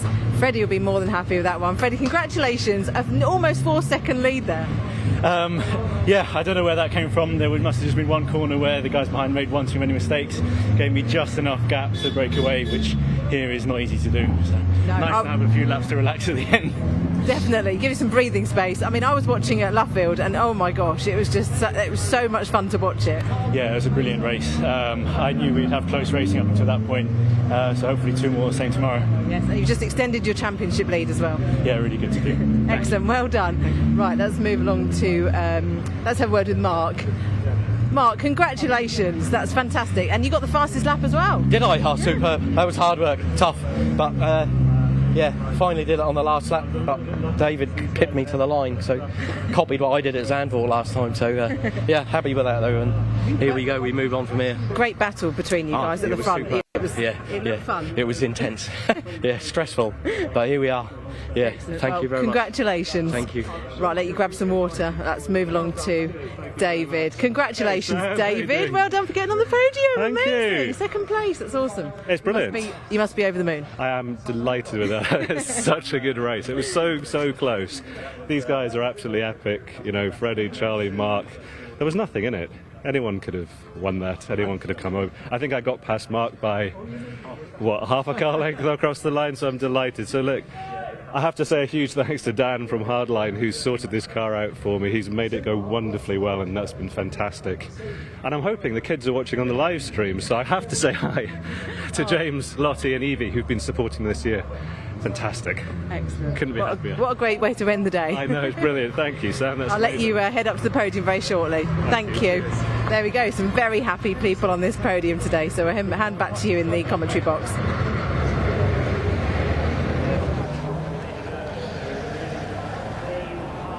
Yes, thanks very much, Sam. And now we're coming up to our final race of this first day of the weekend here at Silverstone, and we're kicking the pace up again. It's the Mottl Motor Oil's Caterham 7 310R Championship. These are the quickest cars we will see around Silverstone from the Caterham Motorsport ladder this weekend. Qualifying took place just before the lunch break earlier on today, and we should see hopefully a field of some 31 cars out there for this race in the sunshine. This is going to be an absolute thrash around the Silverstone circuit. 22 Hugo Busch has set pole position for DPR Motorsport, and alongside him his teammate Harry Lambie, number 21, so it's an all DPR Motorsport front row. Second row is an all German second row. We've got number 25 Dominik Mansberger and number 70 Lars Alexander Hoffmann. Then on the third row, good effort by number 5, Ben Lopez Appleton, the man from Yorkshire, alongside 81 Tom Willis. Now on the fourth row, the grid number 9, Harry Cook, and 35 Jack Sales. Watch for him coming through the Battery Caterham supported car. And alongside and behind them on row 5, we have number 11 Taylor O'Flanagan, former Academy champion, and number 15 David Yates. Row 6 is number 92 Philip Bianchi and 84 of Andrew Murgatroyd. On the 7th row, Alan Cooper, number 71, and number 10 Chris Fraser. Row 8 is number 77 Kevin Cooper and 28 Ryan Lovett. The 9th row, 55 Harry Eyre and 53 Tim Steele. The 10th row, 43 Alan Curtis and 38 Jeff Price. Row 11 is number 8 of Darryl Cresswell, 50 Wes Payne. Row 12, the former CEO of Caterham Cars, Graham McDonald, starts alongside number 16 of Stephen Metcalfe. And row 13, 68 Chris Welch, 98 James Hall. Row 14 is number 12 Ron Mounsey and 99 Michael Curley. Penultimate row, 27 Johnny Jarrett and 85 Rob Bullen. And at the back of the grid, number 64 Paul Herndon. So things are going to be even faster here, Chris. They are indeed. Fourth step of the Caterham Motorsport ladder. Only one more to go beyond this, but this is the final time you can upgrade your Academy car that you started with.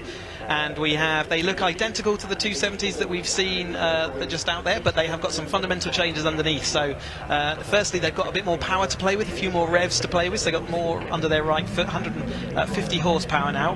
And they've got their ZZR tyres on, which is their semi-slick, more race-focused tyre than the 270s that we just watched out there. And so they get a bit more grip, a bit more power, and importantly, a limited slip differential as well, which means that power sliding and power oversteer becomes a real thing for these cars. Top sort of flight that we're going to see here today. Very experienced drivers, and some, they've often done sort of 4 years of Caterham racing at least, but we've got plenty of people on the grid who have done even more than that. Ben Lopez Appleton in 5th place on the grid, but he was leading the field in qualifying for much of it, but Hugo Busch, Harry Lambie and Dom Mansberger came through late on to sort of pip him there as well. So some of the usual names are right up there, but Jack Sales, our championship leader, down in 8th, though he won't be happy with that. Taylor O'Flanagan down in 9th, and he's regularly on those podium fights. So a few people to watch out for as they head through, and we've seen so far this year they've had consistency. Whoever wins the first race has gone on to win the remaining races. So yeah, let's see how they get on this time out at Silverstone. I think we've got one of my favourite liveries in this race as well. Number 10, Chris Fraser. I believe he's sponsored by a brand of vodka. The turquoise and white car there. The Dutch Barn Vodka, and we saw Richard Harris earlier on. There's a sister car in the road sport races as well. So yeah, a couple of those out there look fantastic. In fact, this year's liveries out there in all the fields across Caterham have been really good, and it's great to see the drivers stamp their personality on their cars. Dutch Barn Vodka. I must sample that sometime. No drinking and driving, of course. As the cars head round on their green flag lap, heading up to the grid. Taking a look at the championship standings, it is Jack Sales who is on top at the moment by just 5 points ahead of Lars Alexander Hoffman, with Harry Cook in third place. He's back on the fourth row of the grid. Just running through the colours of the leading cars on the grid. Hugo Busch in pole position is in grey and sort of day-glow red. Alongside him, Harry Landy is in Caterham green. Dominic Manschberger is in black and green on the second row. Lives near the Hockenheim circuit in Germany, home of the German Grand Prix for many years. And number 70, Lars Alexander Hoffman, is in the red and white colours of championship sponsor Mottl. Ben Lopez Appleton is in grey and green, the BDH Race Sim hardware car. And number 81, Tom Willis in silver. He's certainly going to be one to watch here, I would think. Some of these drivers also appear occasionally in the Caterham 270R CaterhamRacer.com Sim Racing Championship that we cover online. I see Alan Curtis is out there. He's one of the regulars in that championship. He's back on road 10. Yeah, he won't be happy with that qualifying, but he's got all that racecraft from the sim racing experience to sort of draw himself through. Tom Willis we see regularly on the service as well, Caterham champion from past, and we see a lot of drivers sort of sticking around in this 310R championship. There's a real nice sweet spot of the chassis to power, and everyone really enjoys it. And you can see with the 31 cars that we've got on this grid how popular that is, and I think the winner can come from anywhere in the top 10, maybe even further back if we see some cars fighting back through the field. Really looking forward to seeing what these 310R drivers can do for us today. I won't pick a driver to follow because I don't want to put the curse of the commentator on anybody as they come up to the line then. In the sunshine of Silverstone, the good weather set to continue tomorrow, all being well. Marshall's on the grid to bring the cars into line then. On the right of your screen, Hugo Busch from Guildford in Surrey at the wheel of the DPR Motorsport run car. We've got 4 DPR drivers in this grid. Their team boss David Rowe and a couple of his mechanics, also regulars in the CaterhamRacer.com Sim Racing Championship online. Number 50 car I see out of the window, just pulling into line, Wesley Payne in the not too sure what colour we'd call that car. I think he calls it unicorn colour. It does look like a unicorn's had an accident. It's a pearlescent effect car. That's the word, yes, pearlescent. And it's very unique out there on the grid, but it's Hugo Busch versus Harry Landy. Harry Landy's going to be delighted with second place on the grid and seeing his green machine whether he can hold on to that ahead of a really hungry pack that is going to be chasing him down. For number 70, Lars Alexander Hoffman. Great sounding name that is, in the Mottl livery car with the white nose there on the left-hand side of your picture. Alongside him, his fellow German Dominic Manschberger. We're almost ready to go then. Waiting for the red lights to come on when they go out, so we'll be underway. For 20 minutes for the Mottl Caterham 7 310R Championship. Here we go, the power comes on and down towards Copse Corner for the first time. A good getaway by both of the front row starters. Hoffman tries to come through the middle, but it is Hugo Busch who will lead the way into Copse Corner for the first time. Are they all going to make it round? The yellow car there is Taylor O'Flanagan, number 11. Yes, they've all made it round Copse. Okay, nobody running wide over the curve, which is good to see. It's Busch that leads the way. Hoffman's come through from the second row into second place, as has Dominic Manschberger up into third. Not the best of starts for Harry Landy. He's down into fourth place. They start to sort themselves out behind. Looks like Tom Willis has made a decent start as well. And there's contact there and off. That's the 53 car. Got 2 more cars going wide in avoidance. Number 53 is Tim Steele, the man from Guildford in Surrey. Didn't see who hit the back of him. He's trying to get going again. Did see Cresswell disappearing off there in avoidance as well. But as we come down here, then the leaders, Hoffman to the outside, Hugo Busch down the middle, and Dom Mansberg up the inside. Harry Landy seeing whether he can grab one of those places back. He's moved from second to fourth. David Yates well out wide there into the dust and a little bit behind there. So he's running out there. And then Chris Harris as well. We've got a spinner there, the number 12 car spinning. That's Mountsey, and he's having a bit of a roll there around. But he's facing the right way again and heads on. That's the car with the McDonald's logos on the back, so we know where he'll be celebrating if he gets a decent result out of this one after that spin. The Welshman will rejoin the back of the field, but it's Lars Alexander Hoffmann who leads the way in the Mottl liveried car, chased by Hugo Busch. They come down the Hamilton straight. Looks like it's Mansberger still in third. Wing goes flying off the back of his car. So there's been a bit of rubbing there at the club complex between them as well. You can see them sliding around much more than the 270Rs were, as you said, Chris. This is going to be absolutely frantic. Up the inside there, the 21 car of Harry Landy has lost a couple more places in the shuffle up towards the loop complex. Number 5 of Ben Lopez Appleton has come through. The number 9 is in there as well. That's Harry Cook with the white wheels as they head onto the Wellington Straight. There's David Yates. We saw him heading off towards Stowe Village almost on the first lap, a little bit over enthusiastic. As to the inside goes Hugo Busch on the run in towards Brooklands corner. Up the inside, see if he's taken the lead. It's impossible to know where to look as the cars head into Brooklands. Surely they're not all going to make it round. Yes, they are. Great car control there. As up the inside, Hoffmann has held the lead just about. Here comes Mansberger, and it's going to be a German 1-2 by the look of it at the end of the first lap. More like NASCAR racing at the moment, isn't it? With all the side-by-side action from these drivers, highly experienced drivers, are showing how close and frantic the racing in Caterham's can be as they head around Lovefield. You can see an angry swarm of cars. Hoffmann's lost that lead to Mansberger now. It looks like Harry Landy up the inside again of Hugo Busch, back into that third place then, and then following the through is there's Cooper coming into the action as well, so he's moving his way forward. He's ahead of Taylor O'Flanagan. We saw David Yates losing out that time through. Jack Sales, I'm looking for that championship leader. He's still in that pack. I can see him there alongside that yellow car, or just behind it, the TN Accountancy car, the white and green roll cage, as he heads around. But he's deep in the field at the moment, so he'll be seeing whether he can move forward in these next 17 minutes. Yes, Alan Cooper, the younger of the Coopers in this race. He started on the 7th row. He's flown through. There's Jack Sales, number 35. We haven't mentioned him yet, the championship leader. He's mired in the midfield at the moment. Now watch for them all spreading out here as they go into Stowe corner. First to break the toe is Hugo Busch around the outside. To the inside comes Harry Landy. That's a brave move, but it's going to be Mansberger in the black and green car that still just about holds the lead. Trying to get around the outside is Hoffmann, side by side with Landy. One car running a bit wide in there as well, the pink machine there. Here's a replay of I think this might be the first lap.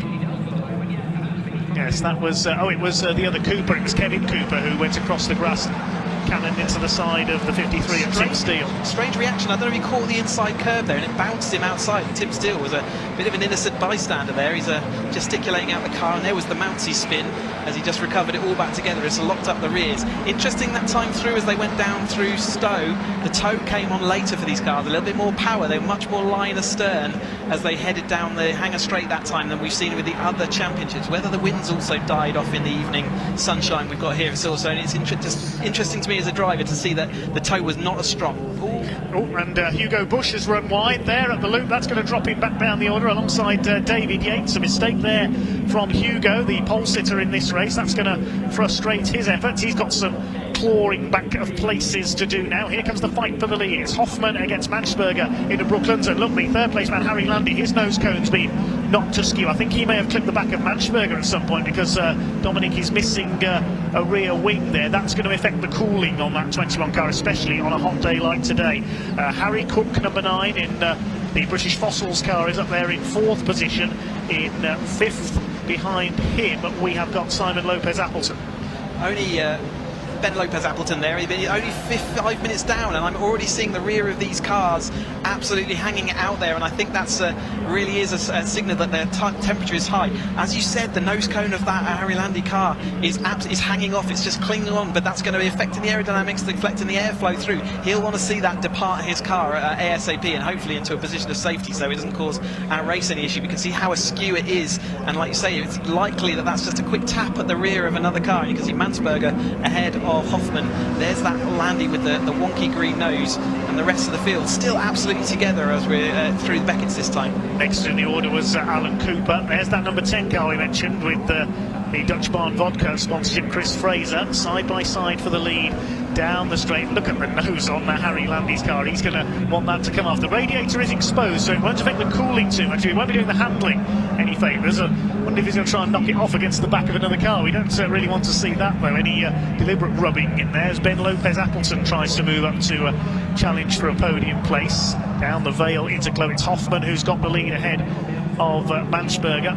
Harry Landy still there in 3rd position. If that nose starts flapping around, he may risk getting the black and orange flag being flagged into the pits to remove it, which would ruin his hope of any major points in this race. Down the Hamilton straight they come in, and Jack Sales is starting to move into the equation now as well. He's got Taylor O'Flanagan on his tail. There's Sales up the inside on Alan Cooper, the number 71. O'Flanagan's yellow car in behind them, one of the former Academy champions, and there's a bit of smoke there, a lock-up from, I think that was Harry Landy. He's got the number 9 of Cook on his tail, the two Harrys battling it out, certainly harrying each other for the lead, the two Germans, Hoffmann ahead of Mansberger. I think that nose cone may have just rubbed on the tyre. That's what we were seeing that time through, and it just gave a little bit of smoke as an indication. Harry Landy may not even be aware that his nose cone's still hanging on down there, because he won't be in his direct eyesight, so he'll just be hearing some strange noises, no doubt.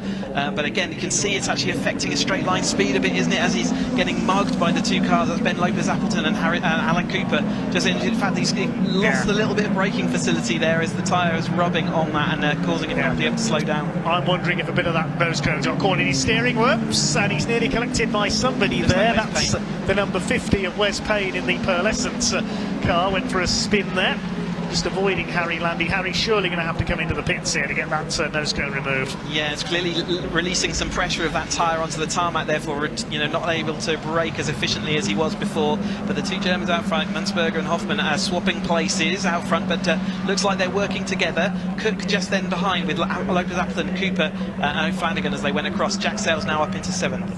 Let's have a look at that again. Into Brooklands, it was 3 wide. Harry Landy, I wonder if a bit of that nose cone got caught in the steering of that car, because he just couldn't turn it in going into Brooklands. As he came back on, he was a bit unsighted, and a couple of cars had to... the 50 car had run wide. That's what had happened, just as Landy came back on. That wasn't intentional at all.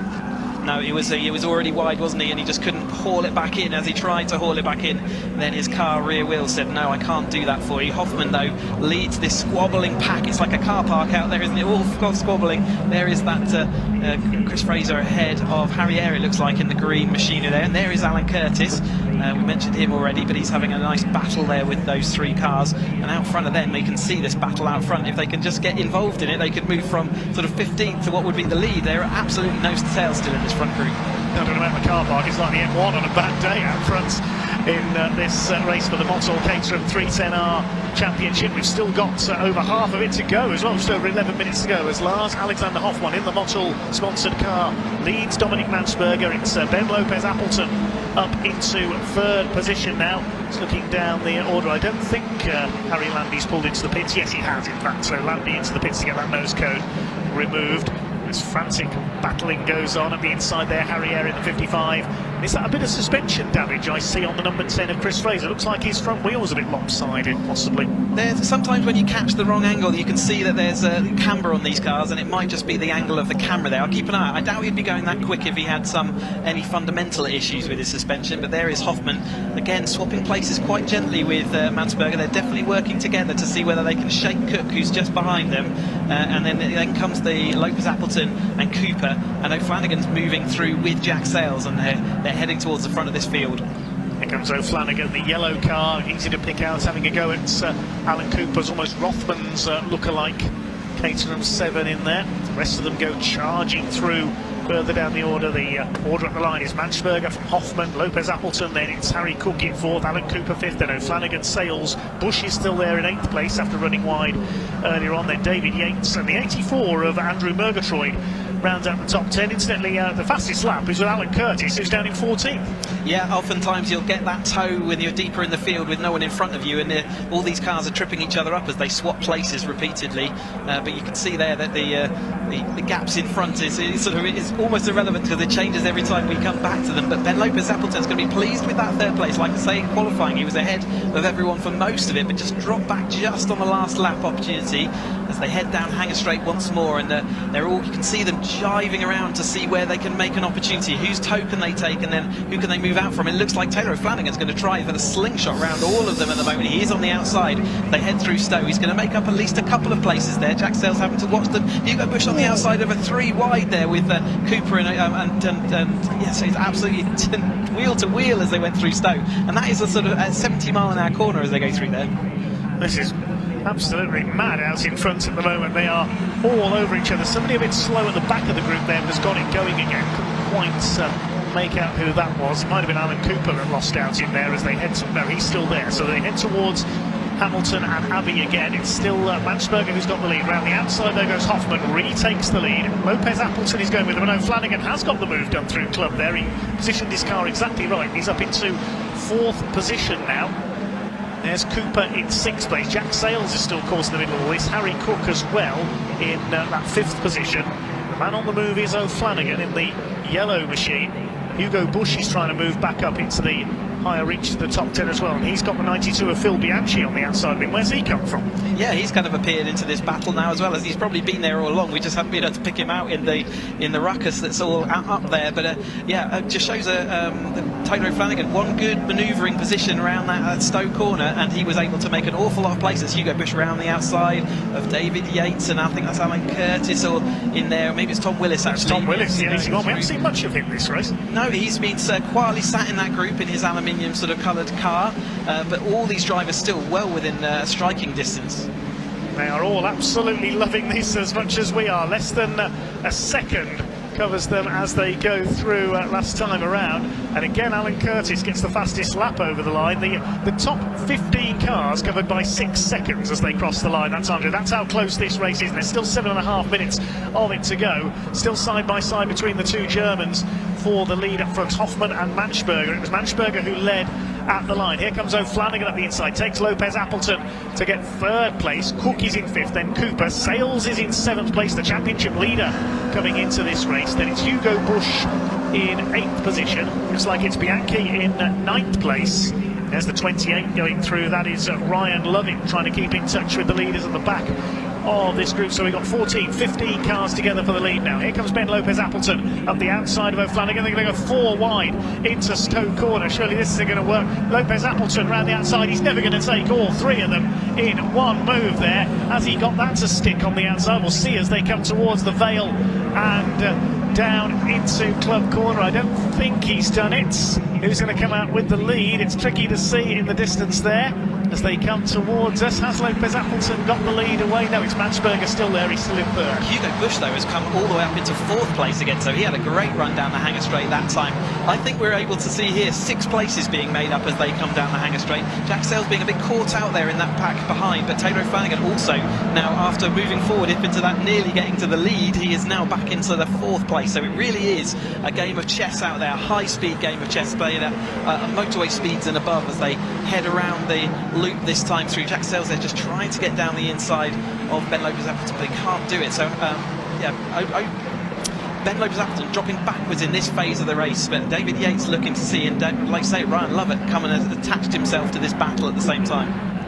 Waiting for them to come through under the bridge down the Wellington Straight. Then what's going to happen this time? Dominic Manchberger has the lead. Here comes Hoffman looking at the inside. Lopez Appleton 3rd. They're not fanning out quite as much. Who's this dodging out? That's Ryan Lovett at the back of the group. David Yates is in there. The 43 of Alan Curtis in the silver car towards the back of that group as well. The 84 of Andrew Murgatroyd, the blue car with the yellow stripe. That's the main battle at the moment. The rest of them have gone rather more line astern this time through. Things have calmed down just a little, but it's all going to kick off again. You know it on the last lap. Absolutely, and it does seem like Mansberger and Hoffman have been that consistent force, you know, averages and all that. They've been out in that 1 and 2 position, and they've been dragging the rest of this field along, but we've seen some appearances from these other ones, and Sat Busch coming back up into 4th place is definitely significant with 5 minutes left to go, and these are the time you really do, if you want to be figuring at the end of this race, you really do want to be making a move now.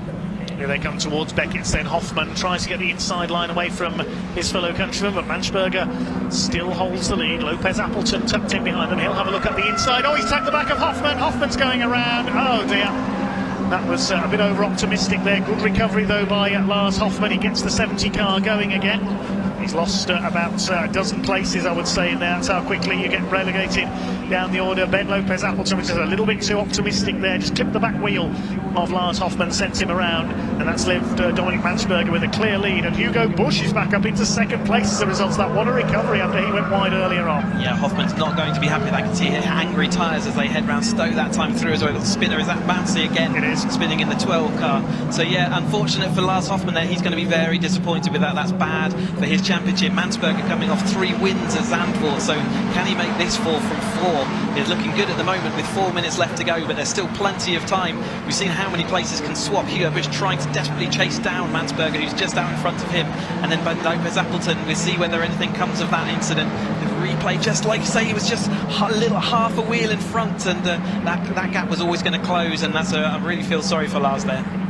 Yeah, he made a quick recovery, he lit the tyres up, but we'll see where he comes through on this lap. And there's Ron Mouncey's spin further back. The man from South Wales, not a happy race for him, sadly, and in fact he's out of the race, couldn't get the car restarted. I think he might be, only our third retirement, sorry. We lost Harry Landy and also Tim Steele after that collision earlier on. Here come the leaders down the Wellington straight, then they're weaving about to try and break the toe. Hugo Busch almost side by side with Lopez Appleton, side by side before between Cooper and O'Flanagan, who just keeps the nose of his yellow machine in front. Jack Sales up to 6th, the result of that spin for Hoffman, and out in front as they come out of Luffield this time, it is still Dominic Mansberger.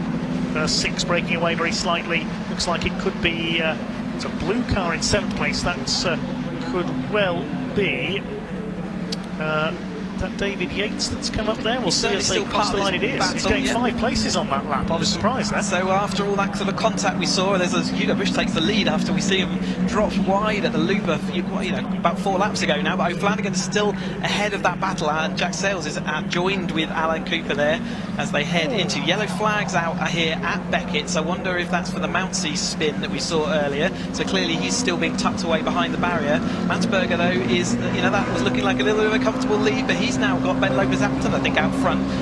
Busch is now in 3rd place, so it's all change again out front as they head round. There's still back markers to deal with as well.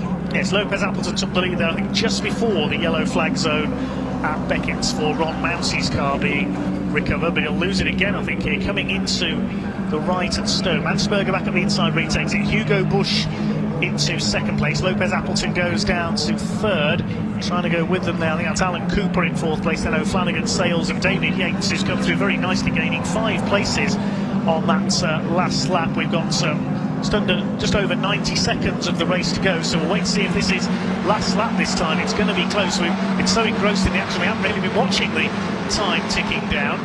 Up towards the Hamilton straight they come once again, and still Dominic Mansberger holding off Hugo Busch, who dropped down the order after running wide at the loop a few laps ago. He's going for the outside. They've got clear now of Lopez Appleton, Cooper, O'Flanagan, Sales, Yates and the rest of them up towards Village, still side by side trying to go around the outside is Hugo Busch.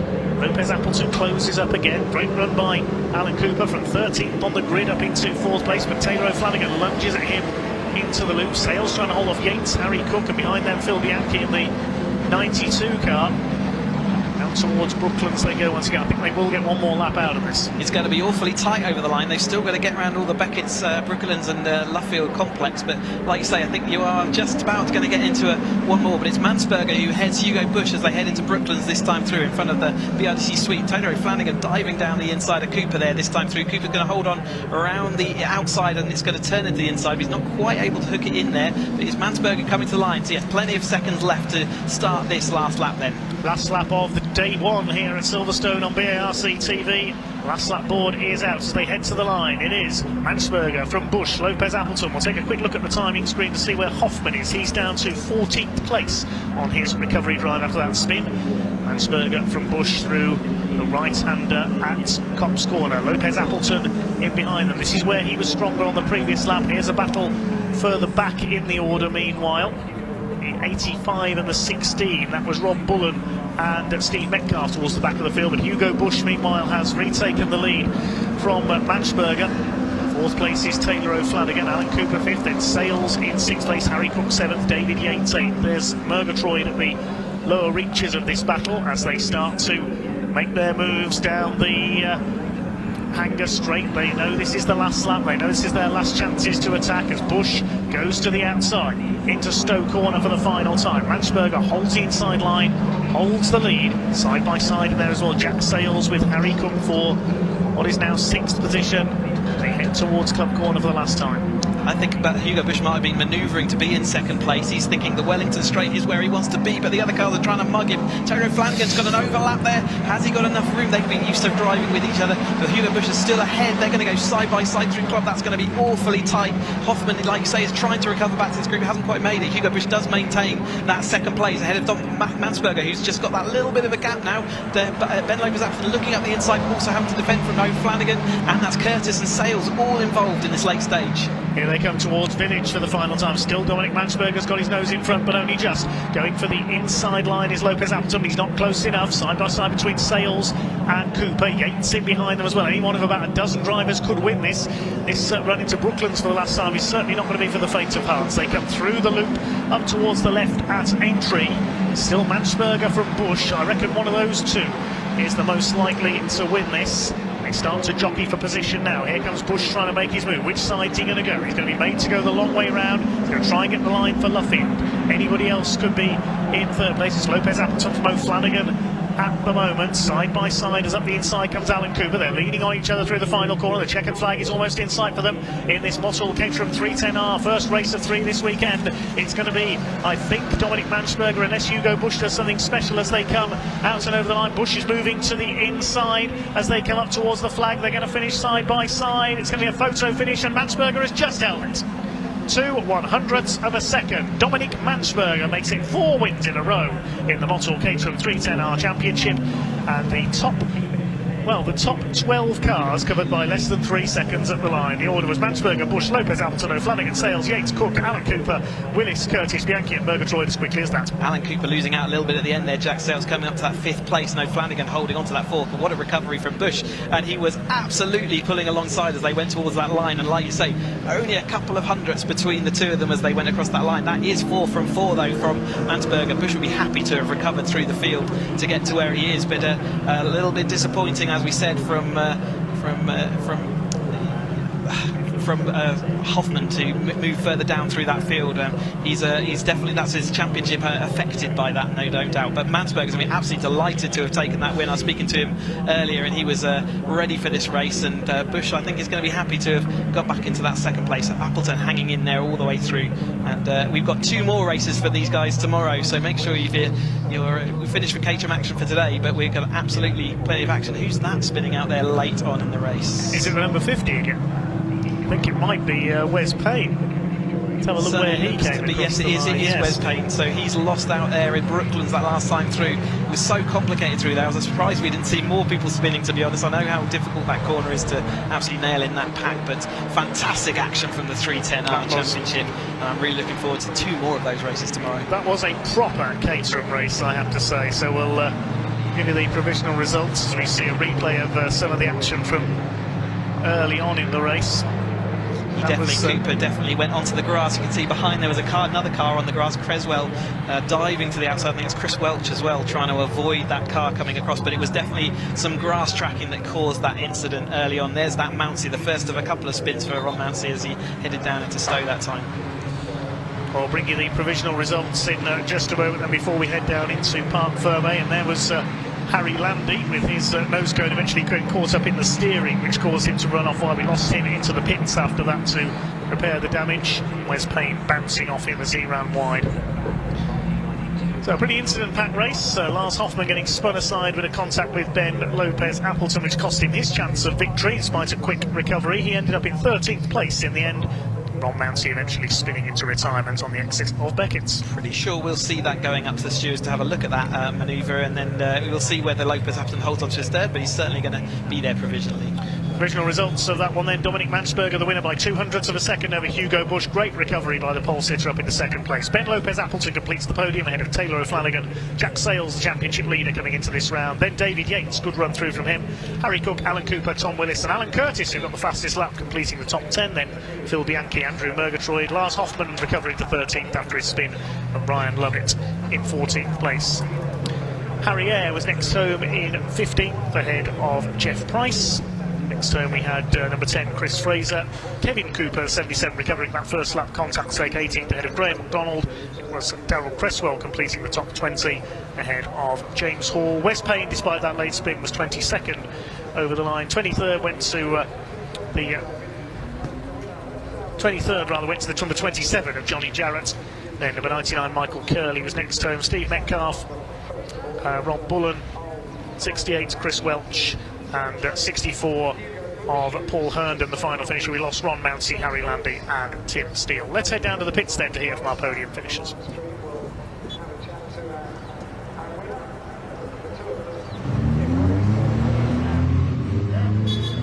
Another exciting race for these guys, and this man's going to be very happy.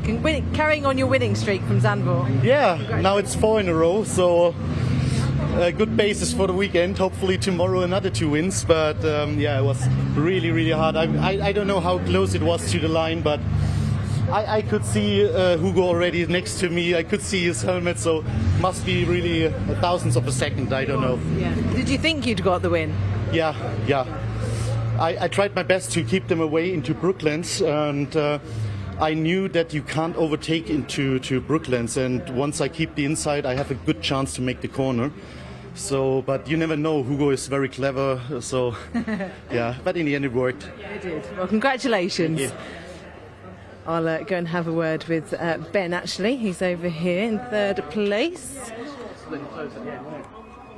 Ben, congratulations. How was that race for you? It was tough. It was tough, and there was, there's a bit of contact out there, a lot of contact going on. Yeah, it feels good to be back. Among the top pack, which is absolutely fantastic. But the racing was blooming tough. Absolutely. So I really, really enjoyed it, and yeah, looking forward to the rest of the weekend. Excellent. Good. Well, congratulations. Good. Yeah, good to see you back here. And right, let's have a word with Hugo. Hugo, can we grab a quick word? Congratulations on the 2nd place. That looked quite interesting out there. Very a lot going on, wasn't there? Yeah, first down to 10th, I've been told, but all the way back to 2nd. So yeah, don't make it easy for myself. No, not at all. But you nearly had him. Nearly. I mean, I thought I was going to get him into Brooklands, but didn't. And then, yeah, very, very nearly got him on the line, but yeah, not quite. Excellent. Well, congratulations. But more races tomorrow. So that's it. That's the end of our today's racing. I'll hand back to our guys in the pit lane, in the commentary box.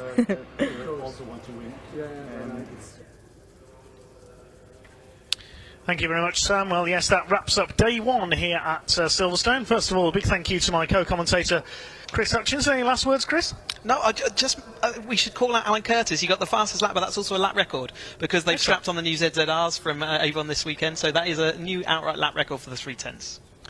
Well, thanks very much indeed for joining us in the box. Our Caterham expert, Chris Hutchinson. He'll be joining us for their races once again tomorrow. Thanks to everybody here at Silverstone, all the marshals and officials. We couldn't go racing without them, all our camera crews as well. We go racing early tomorrow. The first race is at 9:35, the Mission Motorsport Caterham 270R Championship. Then more single-seater action, the ROKiT F4 British Championship, certified by FIA. That's followed by 2 more Caterham races before the lunch break, when we resume with more of the same, the 270Rs, the ROKiT F4 British Championship once again, then the 310Rs, and it's our big 2-hour race tomorrow, the Rowe Motor Oils Brit Car Trophy Championship, a whole variety of saloons and GT cars involved in that one. So join us from 9:30 tomorrow when we go racing once again here on BARC TV on the Silverstone Grand Prix circuit. We'll see you tomorrow. Bye for now.